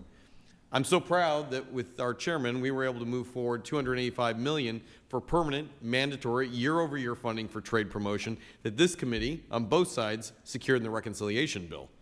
Now, funding is critical, but so is follow-through. You heard from farmers at our roundtable that they don't want a handout. They want to be able to sell their product. And I want to say thank you so much for the trade work that you've already taken, because when you left Iowa, you took the leadership role to go see the world. And we've heard about trips to Europe, trips to Southeast Asia. You'll be working with India and Brazil. These are all great and important opportunities for America to not only help feed and fuel the world, but to make sure we're strong right here at home. Yeah. So a salute to Thank you, you. Secretary Rollins. Thank you. I do want to raise a concern that we've experienced in Iowa. We've seen Chinese theft of intellectual property. Literally, Chinese nationals coming into Iowa and taking corn seed out of the ground to take back to China. Now, the FBI caught them, but that was in 2011. Just this week, we have seen 3 different scenarios of Chinese nationals who have pledged loyalty to the Chinese government bringing pathogens into the United States, including fungus that could decimate our crops. Had these biological actions been taken, it would have devastated not only our ability to grow, but potentially loss of life here in the U.S. That's why I'm proud to be working with Mr. Riley here from New York on a bipartisan bill. It's called the PLAN Act, Prevent Lethal Agriculture and National Threats Act. The reality here is that we have a very high standard, and I'm asking for USDA's help in this, in making sure that our federal agents close these dangerous loopholes that allow things like this to enter our country. As it stands now, federal prosecutors must prove an intent to commit terrorism to bring charges, And the reality is these guys are a clear threat today. Madam Secretary, would you agree that we need to strengthen our legal tools to hold these individuals accountable for the threats they're bringing into the United States? Absolutely, yes. And as we look to release, build, implement, execute a national security plan in the agriculture world, this is going to be a very important part of that. One of the things that we'd like to do is also encourage you not only to identify the threat that's coming in, but what they potentially could do here. We have a real scenario in which the bioterrorism and the agroterrorism that's coming in here will have impact far greater. So I appreciate not only your support in that, but your leadership. Yeah, thank you. Secretary, we just want to also say thank you so much for taking time in Iowa. I'm going to be showing cattle this year at the Iowa Charity I think we're going to be competitors, steers. aren't we? I think you're going to be competitors with me. I encourage you. You can take on my daughters. They're showing sheep, and the youngest one is showing a Persian cat. So if you want to bring it to the field, of course, you're, the Persian cat. You're welcome. You're welcome to the Iowa State Fair amazing. anytime. My steer showers have now left, but yeah, they're all Hereford cattle showers too. Well, we are very grateful for the work that you've done on both sides of the aisle here. This you. is a bright future for Iowa's farm families, Yeah. and they have you to really thank for opening up those new markets. Thank you very much, Mr. Chair. I yield my time back. Thank you. Gentleman yields back. Now recognize the gentleman from California, Mr. Carvajal, for 5 minutes. Thank you, Mr. Chair. Welcome, Secretary Rollins. Thank you. First of all, let me just say thank you for seeing the light and reopening the 8 out of the 9 USDA offices in California that you closed, and then realized it was creating a lot of chaos for many of our farmers and would have a really negative impact. You've reopened those, and I want to thank you for that. I represent the Central Coast of California, where agriculture is the #1 industry, and a wide range of specialty crops are grown. When I meet with growers back in my district, one of the major issues they mention is the labor shortage. I'm sure you're aware the administration has intensified its deportation efforts, which have created significant fear and uncertainty within California's agriculture labor force. In fact, yesterday, a farm bureau in my district publicly voiced concerns over the impact of these enforcement actions. And Mr. Chairman, I'd like to ask for unanimous consent to submit for the record the Ventura County Farm Bureau statement, if I may do so. Without objection. I'm going to give you that. Secretary, given the uncertainty of this immigration climate as it relates to agriculture labor, what specific steps is the Department of Agriculture taking to support both farmers and their workforce? Well, thank you. And let me be clear. I think it was a lease confusion with GSA. I don't think it was a USDA question, but neither here nor there. I'm glad those offices are open for our farmers again. The labor question is a significant one. It is one that is perhaps maybe not the very top of the list, but for some they would say the very top of the list. We feel it. I mentioned earlier that in Texas, the citrus producers on the Texas side of the border on average pay labor $23 if they can even get the labor. On the other side, at the Mexican border, it's $2 an hour. This is unsustainable, and our ag community cannot continue to do what they need to do under the current effort. Clearly, the president has a vision that I support of ensuring that we've got legal immigrants in this country. But he also recognizes, I spoke with him this morning and yesterday, the shortages in the labor market, especially in the agriculture community. On April the 10th, at our second or third cabinet meeting, he spoke in front of the cameras on this and said to Lori Chavez-Duremer, also herself from a farming background from Oregon, but also California farming roots, our labor secretary, in concert and partnership with this committee and Congress, we have to fix the H-2A program and ensure that we can make certain that these producers have the labor that they need to feed not only America but the world. Thank you. Well, they're creating a lot of fear and uncertainty, and a lot of this limited workforce is quite frankly not showing up to harvest our farms. Just yesterday, we had some immigration raids on some of the farms that are within my district, thus the statement that I just submitted. Secretary, I know some of my colleagues here today have brought up the issue with H-2A, and during your testimony before the House Agriculture Appropriations Subcommittee last month, you mentioned that you were working with the Department of Labor and the White House to reform the H-2A program. Can you provide an update on the progress of those efforts and with the administration's support, the bipartisan legislation such as the Farm Workforce Modernization Act, which is one bipartisan. Secretary DeReamer was one of the co-authors of that. And I want to just draw that to your attention. One, would you support that?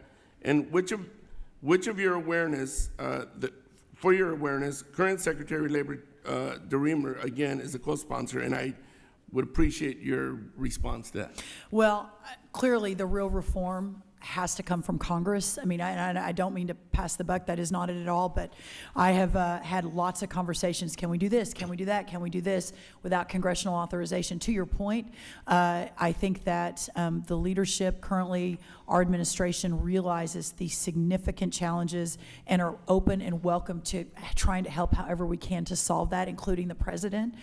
So I will continue that effort. Now, within the Labor Department with Lori Chavez-DeRemer, she is very focused on this issue. We have met about it multiples of times. I think you'll be hearing more about that very, very soon. But you have our commitment. We're doing everything we can to work to solve for that as much as we can. Thank you. Can you explain how proposed cuts to nutrition programs like TFAP and SNAP benefit growers, especially when it's farmers who produce the fruits and vegetables for these programs? Well, so on the one hand, you're talking about the food bank programs. On the other, you're talking about SNAP. So I will talk about SNAP first. We spend at just USDA across 16 nutrition programs about $400 million a day on those nutrition programs. That's just alone. By any given number, up to 30% of that is fraud, waste, and abuse. At this time of unemployment, we were at 17 million, we're now at 42 million people on the SNAP program. So there is a lot of room to do better. And I'm out of time, but let me just say, fraud is 1% or less. That is absolutely case. false. So I just want you to know. Gentlemen's we can't even get the data. Falsifying information. That is what, please send what you have and then let me compare it to what we have, because well, you could send me what you have and we'll both compare what we have. Okay. I'll be happy to do that. Gentlemen's time has expired. Now But recognize 1% is, yeah, okay, we'll do that. We'll keep the conversation going. Recognize the gentleman from Wisconsin, Mr. Weed, for 5 minutes. Well, Madam Secretary, thank you so much for your willingness to be here today and answer questions about the ongoings of the USDA. And, well, happy National Dairy Month as well. That's right. As you most certainly know, as America's dairy land, it cannot be overstated how important agriculture in the entire dairy industry is to my constituents, which is Wisconsin's 8th Congressional District. We rank 4th in the country in dairy production, and the entirety of the industry, from milk to our world-famous cheeses, provides a $14 billion economic impact. It's a priority of me to support this strong tradition that we have in Wisconsin. So despite strong growing demand from international consumers, certain trading partners refuse to allow our products to compete in their markets by erecting unfounded barriers to trade. One of the worst offenders is our neighbor to the north. Canada has continued to ignore its obligations under the U.S.-Mexico-Canada Agreement to provide the dairy market access that they had agreed to in 2020. Since then, the Canadian government has administered their dairy import quotas in a manner that intentionally limits our ability to reach Canadian consumers, leaving many of the quotas largely unfilled at the end of the year. So Wisconsin dairy exporters have an easier time exporting to countries on the other side of the world than to our next-door neighbor. To add insult to injury, Canada continues to offload its non-fat milk solids at artificially low prices on the global market, undercutting our producers and circumventing its USMCA commitments on dairy protein exports, of course, in the process. So, Secretary Rollins, with the USMCA review coming up next year, will you commit to working with your interagency partners to ensure that Wisconsin dairy farmers receive the full benefits of the trade deal as the negotiators intended? Yeah, I really look forward to that. I think, it's such a, the dynamic is so different in the best way this time with this administration. Not that we weren't getting a lot of good things done in the first Trump administration, but this cabinet is so aligned and so hand in glove together that my partners, Lutnick, Bessent, Greer, all of the above, the president as the negotiator in chief, I think that we're going to see some really big wins. And yes, so putting cheese and our dairy farmers at the top of the list is great. Well, that's refreshing. Thank you. So in Wisconsin, many multi-generational farms are at a crossroads. Aging farmers are ready to retire, but younger family members are beginning farmers often face steep barriers, as we know. Limited access to capital, limited land availability, and economic uncertainty. Without meaningful support, farmland risks being lost to non-agriculture uses. What is USDA doing to support successful farm transitions, particularly in dairy, which is a big part of our district, where high capital costs, narrow margins, and labor challenges make it difficult for the next generation to take over? This is, and I mentioned this earlier, so forgive me for those who are having to hear it again, but in the 17 states that I visited so far, more states coming, Wisconsin being right there, the best part, but also the most challenging part, has been meeting with the farmers and sitting in a barn or a warehouse at a round table with 20 or 30, hearing from them their biggest challenges and what we can do to help that. And almost every one of them is a second or third or fourth or fifth generation. Some new farmers too, and that's a different discussion.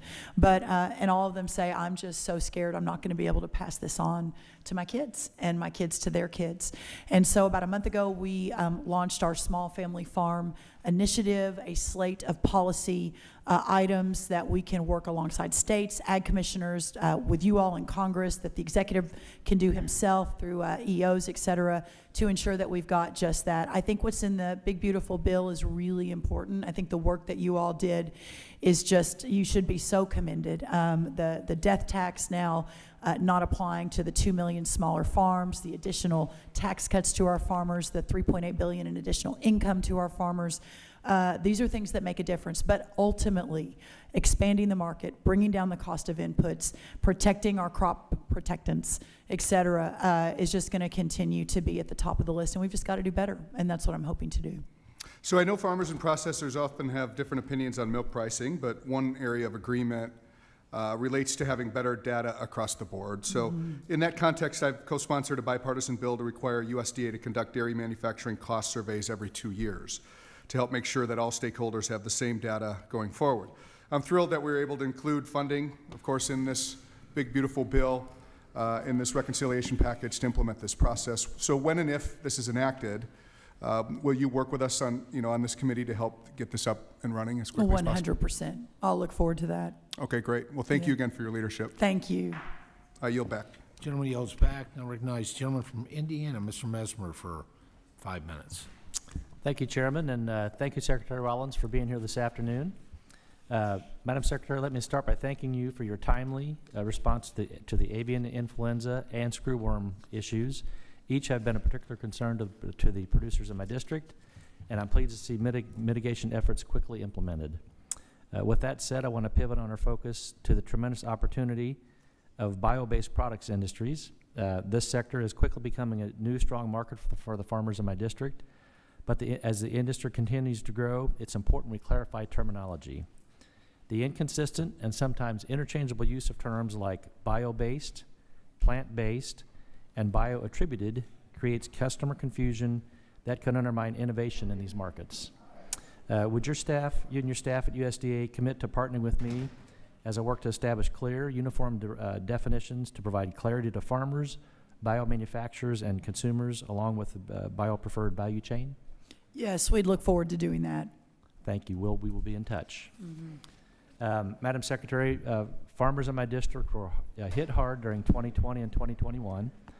When the USDA provided emergency relief assistance, they applied and were accepted, but due to incredible delays and programmatic errors, the agency failed to hold up its end of the deal, leaving farmers that were reliant on this lifeline high and dry without the aid they were rightfully due. I've spoken to your team, and if there's a solution for this if there's a solution to that problem, but unfortunately, those funds have been completely depleted. Now, that was a previous administration, and I'm very pleased with the efforts you've put forth to ensure aid is going to our farmers, real farmers, in a timely manner and efficient manner. I know you've shared success stories today, but can you specifically explain how you're working to ensure that relief distributed under your leadership is free of the flaws that plagued the last administration, and that the USDA holds true to the promises it makes to our farmers? I appreciate that, and while we're not going to be perfect, I do believe, based on what I've seen, not just from the past administration, but previous ones as well, that we moved more quickly and with great intentionality. Part of that was it was important to me to bring back some of the team from the first Trump administration who had lived this before under Secretary Perdue and knew what they were doing. And so as they built the ECAP program out and moving that money, again, within 3 days, within just a couple months of the appropriation from you all, I think was record speed.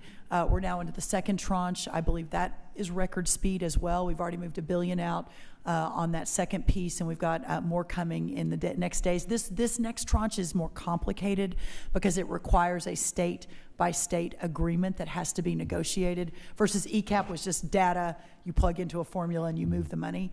But I'm really proud of the team. If you hear differently, please let us know. But we've got the smartest people working on, again, both politicals and careers. I don't want to, take all the credit. Our team sitting here is incredible, but we've got some amazing careers back at USDA too that are working 7 days a week to move that out. I mentioned we had a 6 a.m. conference call this morning. I was on the phone at 10 o'clock last night on these issues just to ensure that we're moving as quickly as we can for these farmers. Thank you. The farmers in my district will appreciate that. Thank you.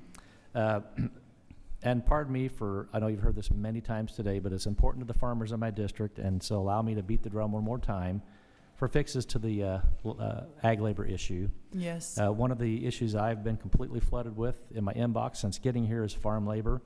Right now, Hoosiers pay just under $20 an hour for H-2A labor, and that's off the top of, on top of that is housing and transportation. Yeah. But the wage isn't just unworkable, it's unequitable. Mm-hmm. The only thing separating farmers in Mount Vernon, Indiana, from farmers in Uniontown, Kentucky, is a river that's less than a mile wide apart. And our Kentuckian neighbors pay $3 an hour less in farm labor than those in Indiana. With farm input costs skyrocketing, margins aren't nearly wide enough to allow for this flawed wage calculation system. Secretary, can we look at the USDA as a partner with myself and the colleagues in Congress to seek a wage freeze in that ag labor rate and enact an expansive functional improvements to the H-2A program? I would really welcome that partnership and look forward to hopefully solving this for our ag community. Well, love to be. It's a beast. Love to be part of those discussions if possible. Yeah. Well, thank you, Madam Secretary. Indiana, got to get our Indiana plugs in here. Indiana ranks #1 in the nation in commercial duck production, #2 in tomato and pumpkin production, #3 in egg production and spearmint production, #4 in soybean and turkey production, and probably the bulk of that turkey production happens in my county. #5 in corn production, and #6 in watermelon production. Each of those activities combined contribute $35 billion to the economy of Indiana. But to remain an incubator for ag innovations, these industries need reliable and affordable access to labor. And thank you, Chairman. I yield back my time. Thank you. Thank you so much. Gentleman's time has expired. Now recognize the gentleman from Wisconsin, Mr. Van Orden, for 5 minutes. Thank you, Mr. Chairman. Madam Secretary, thank you for being here. Thank you. I mean, you are truly a breath of fresh air. Thank you. It's just, your optimism is, it's electric. Oh, thank you. I want to take a second before I get into this to apologize for one of my colleagues who's sitting here berating you. So I'm just going to ask you a few questions in the vein that took place here. Are rocks heavy? Mm-hmm. Are trees made of wood? Is gravity real? Yeah? Okay. Yes, Did the thank you, radical yes. out-of-control government spending by Joe Biden, who increased the massive amount of liquidity to a market with scarcity, cause inflation to spike and input costs to spike? Yes. Those are all true statements. Mm-hmm. Okay, thanks. Hey, I want to thank you. I'm done with that. That's just silly. Badger you like that in front of your kids? Yes. Kids need to know you're a baller. Tell them to watch this. A baller is a word that old people use, and it means awesome. I will. Thank you for getting the Dairy Business Initiative back online. Yeah. Incredibly important. I know that when we've got this stuff going on, and there's like, big hand, little map taking place, and we're gonna skip a couple beats. I got that, but I think I sent you a note, and you got that turned back on like 94 hours later. Yeah, And it thank was you. Right into my farmers. They're so excited about it. Thank you. You're welcome, ma'am. So I do want to talk to you about agriculture labor because I think we have an 80% solution. My office has been working on this really since we started our agriculture labor working group. And what we're going to do is just acknowledge reality. the fact that the agriculture industry, the construction industry, and hospitality industry are really being floated by a lot of people here that are here unlawfully. And we're going to just say it out loud, and we're going to address it in the most meaningful way. It is not a pathway to citizenship. These people are going to have to pay a fine. They're going to have to leave the United States of America to return, to send a message across the world. If you're going to get a job here in the United States, you're going to enter this country legally. The employer's going to have to pay a fine, and they're going to be able to come back here. And when they enter the United States again, that's their born-again date. They're not skipping anybody. Doesn't matter if they're here for 50 years. And we want to make sure that our farmers have a continuous flow for agriculture labor. More to follow on that. I'm not even looking at H-2A because it's a broken, horrible program. Yeah. So we're going to put that over here, and if I can work with you on that, sounds I would great. love that. The last thing that I want to talk to you about really is milk labeling. Like, what is milk, right? And this is going to have a profound effect on my dairy farmers. Here is what milk is, according to you, ma'am. Milk is, on my phone, and I'm over 50. Okay, there you go. Milk is the lacteal secretion, particularly free, or practically free from colostrum, obtained by the complete milking of one or more healthy cows. Milk that is in its final package form for beverage use shall have been pasteurized or ultra-pasteurized and shall contain not less than 8.25% milk solid, not fat, and not less than 3.25% milk fat. None of that comes from an almond or an oat. So Fair. Yeah, go ahead. Hey, Mesmer, I'll give you $1 if you can milk an oat, right? So all I'm asking is that the USDA follow their own definition. And I spoke to Secretary Kennedy about this, and he's all on board. Yeah. Whole milk is one of the most nutritious things that our young people and aging people, such as myself, could consume. But if you go to the store and you buy almond milk, it ain't milk. Bunch of sugars and stuff in there and oats. So I really would like to talk to you about this to get this done. We introduced a bill in last Congress. It didn't get through the Senate.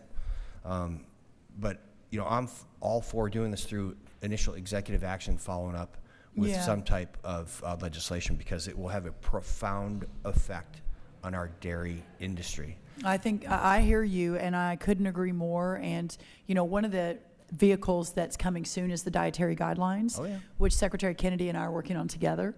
And that's not due until October, but you'll see that way before October. And hopefully we can continue the momentum toward the vision that you have that I agree with. Yes, ma'am. And so we can label milk skim milk, 1% milk, 2% milk, and then we call it whole milk. The whole milk, the fat content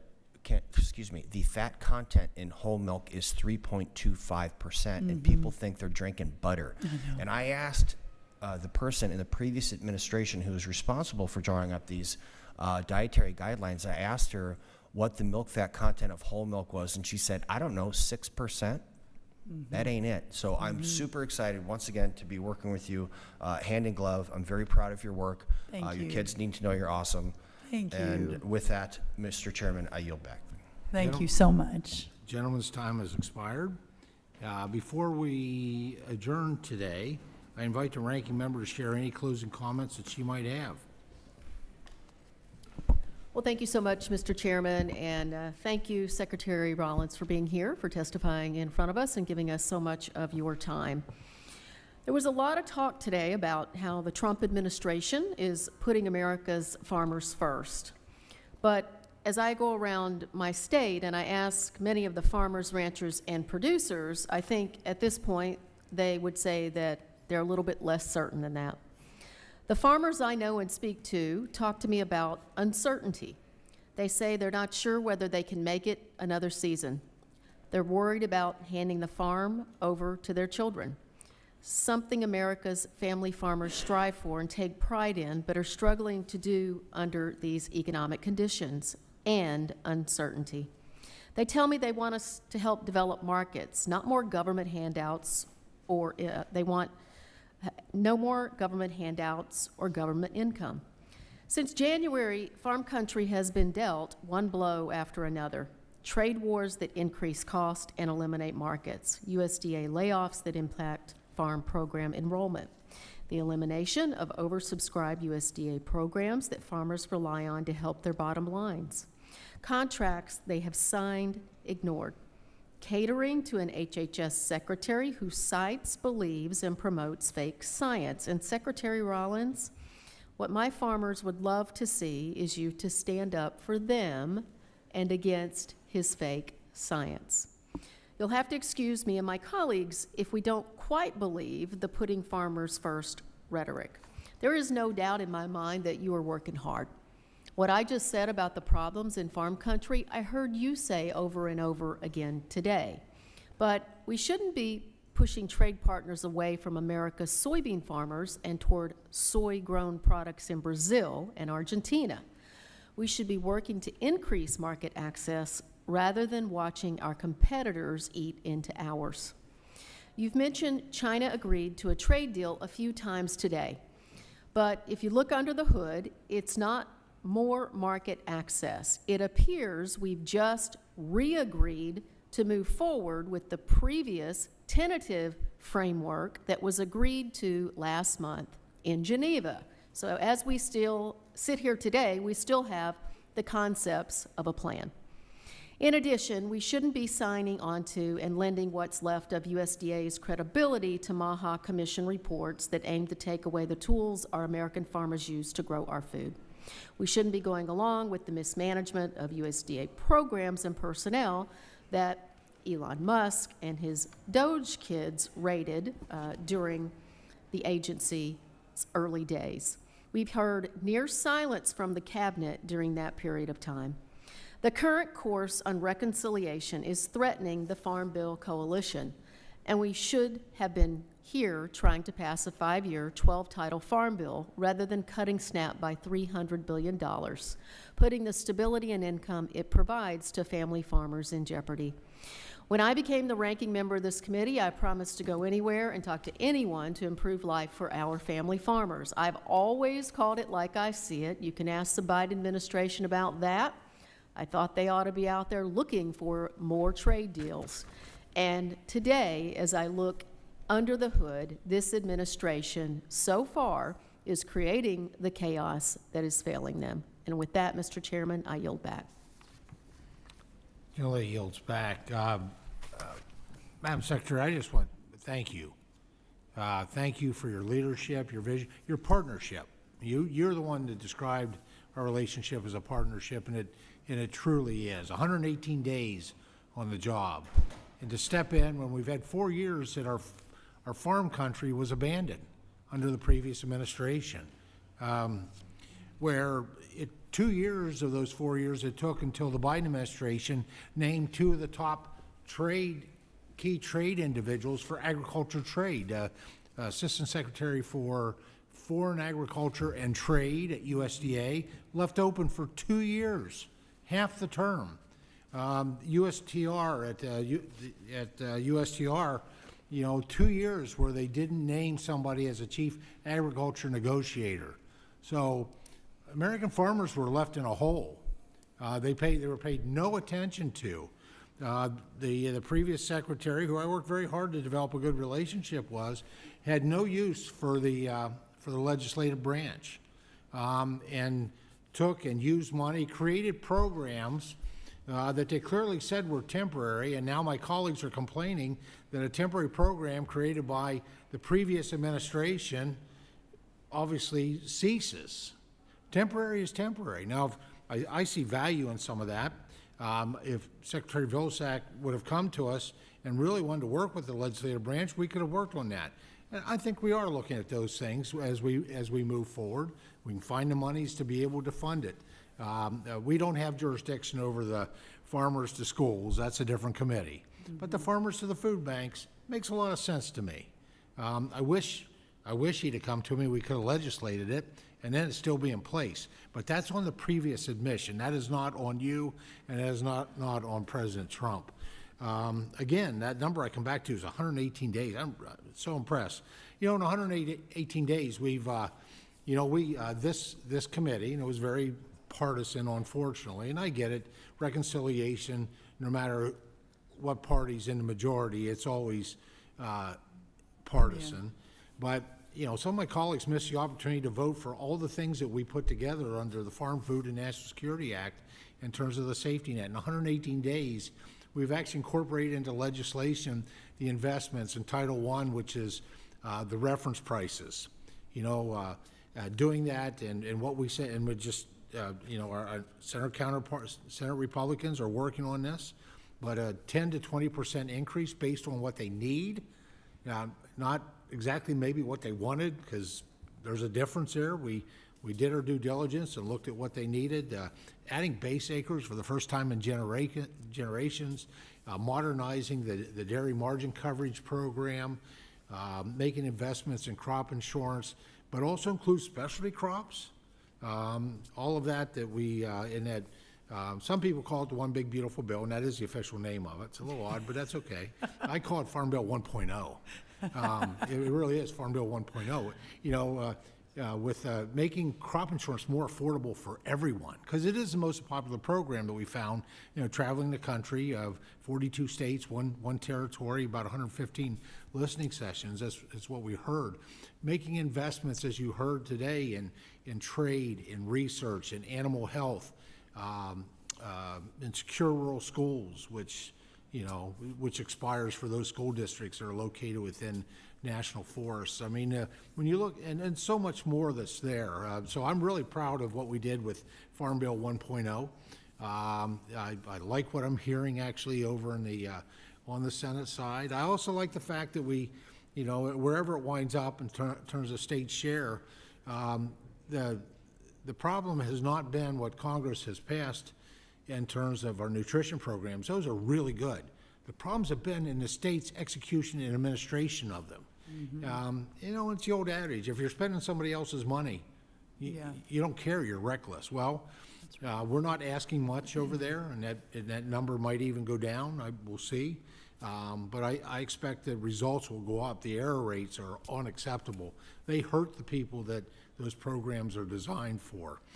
So there's so much more I can't, that I'm really excited about where we're at in 118 days. We've done that part with the Agriculture Committee. We've got a Farm Bill 2.0 we need to finish up. We know that price tag will be much less, but they're important, and the pieces of legislation that are pending that didn't fit in reconciliation, most of those fit in the category of, I mean, I think that the Farm Food and National Security Act overall had 40 measures that were just introduced by a Democrat, 140 measures that were introduced by a Republican and a Democrat, and then a fair amount that were introduced by just a Republican. So it's the basis for a great bipartisan, very affordable Farm Bill 2.0. And then I'm just so impressed with your written testimony. You know, the support for American poultry and egg producers, addressing the avian flu, bold action to respond to foreign disease outbreaks like the New World Screwworm, launching that new web portal for potential victims of ongoing lawfare, fighting for fair trade for our farmers and ranchers, unleashing American dominance. We know that, which includes biofuels, which is so important as a market, but even more than that, because farming's energy intensive. You know, the cost of that diesel fuel, the cost of that propane, unleashing, streamlining unnecessary regulations, cutting. You used to have red tape. I like to. We're cutting red and green tape actually. So, working with Secretary Burgum on wildfire preparedness, deploying resources for wildfire responses. You know, just a long list of the outcomes in just 118 days. So looking forward to continuing that partnership. Quite frankly, I think we are well on our way to making agriculture great again in this country. So thank you so much. Before, I already did that part. Here we go. Under the rules of the committee, the record of today's hearing will remain open for 10 calendar days to receive additional material and supplementary written responses from the witnesses to any questions posed by a member. This hearing of the Committee on Agriculture is adjourned. Thank you very much. Thank you also.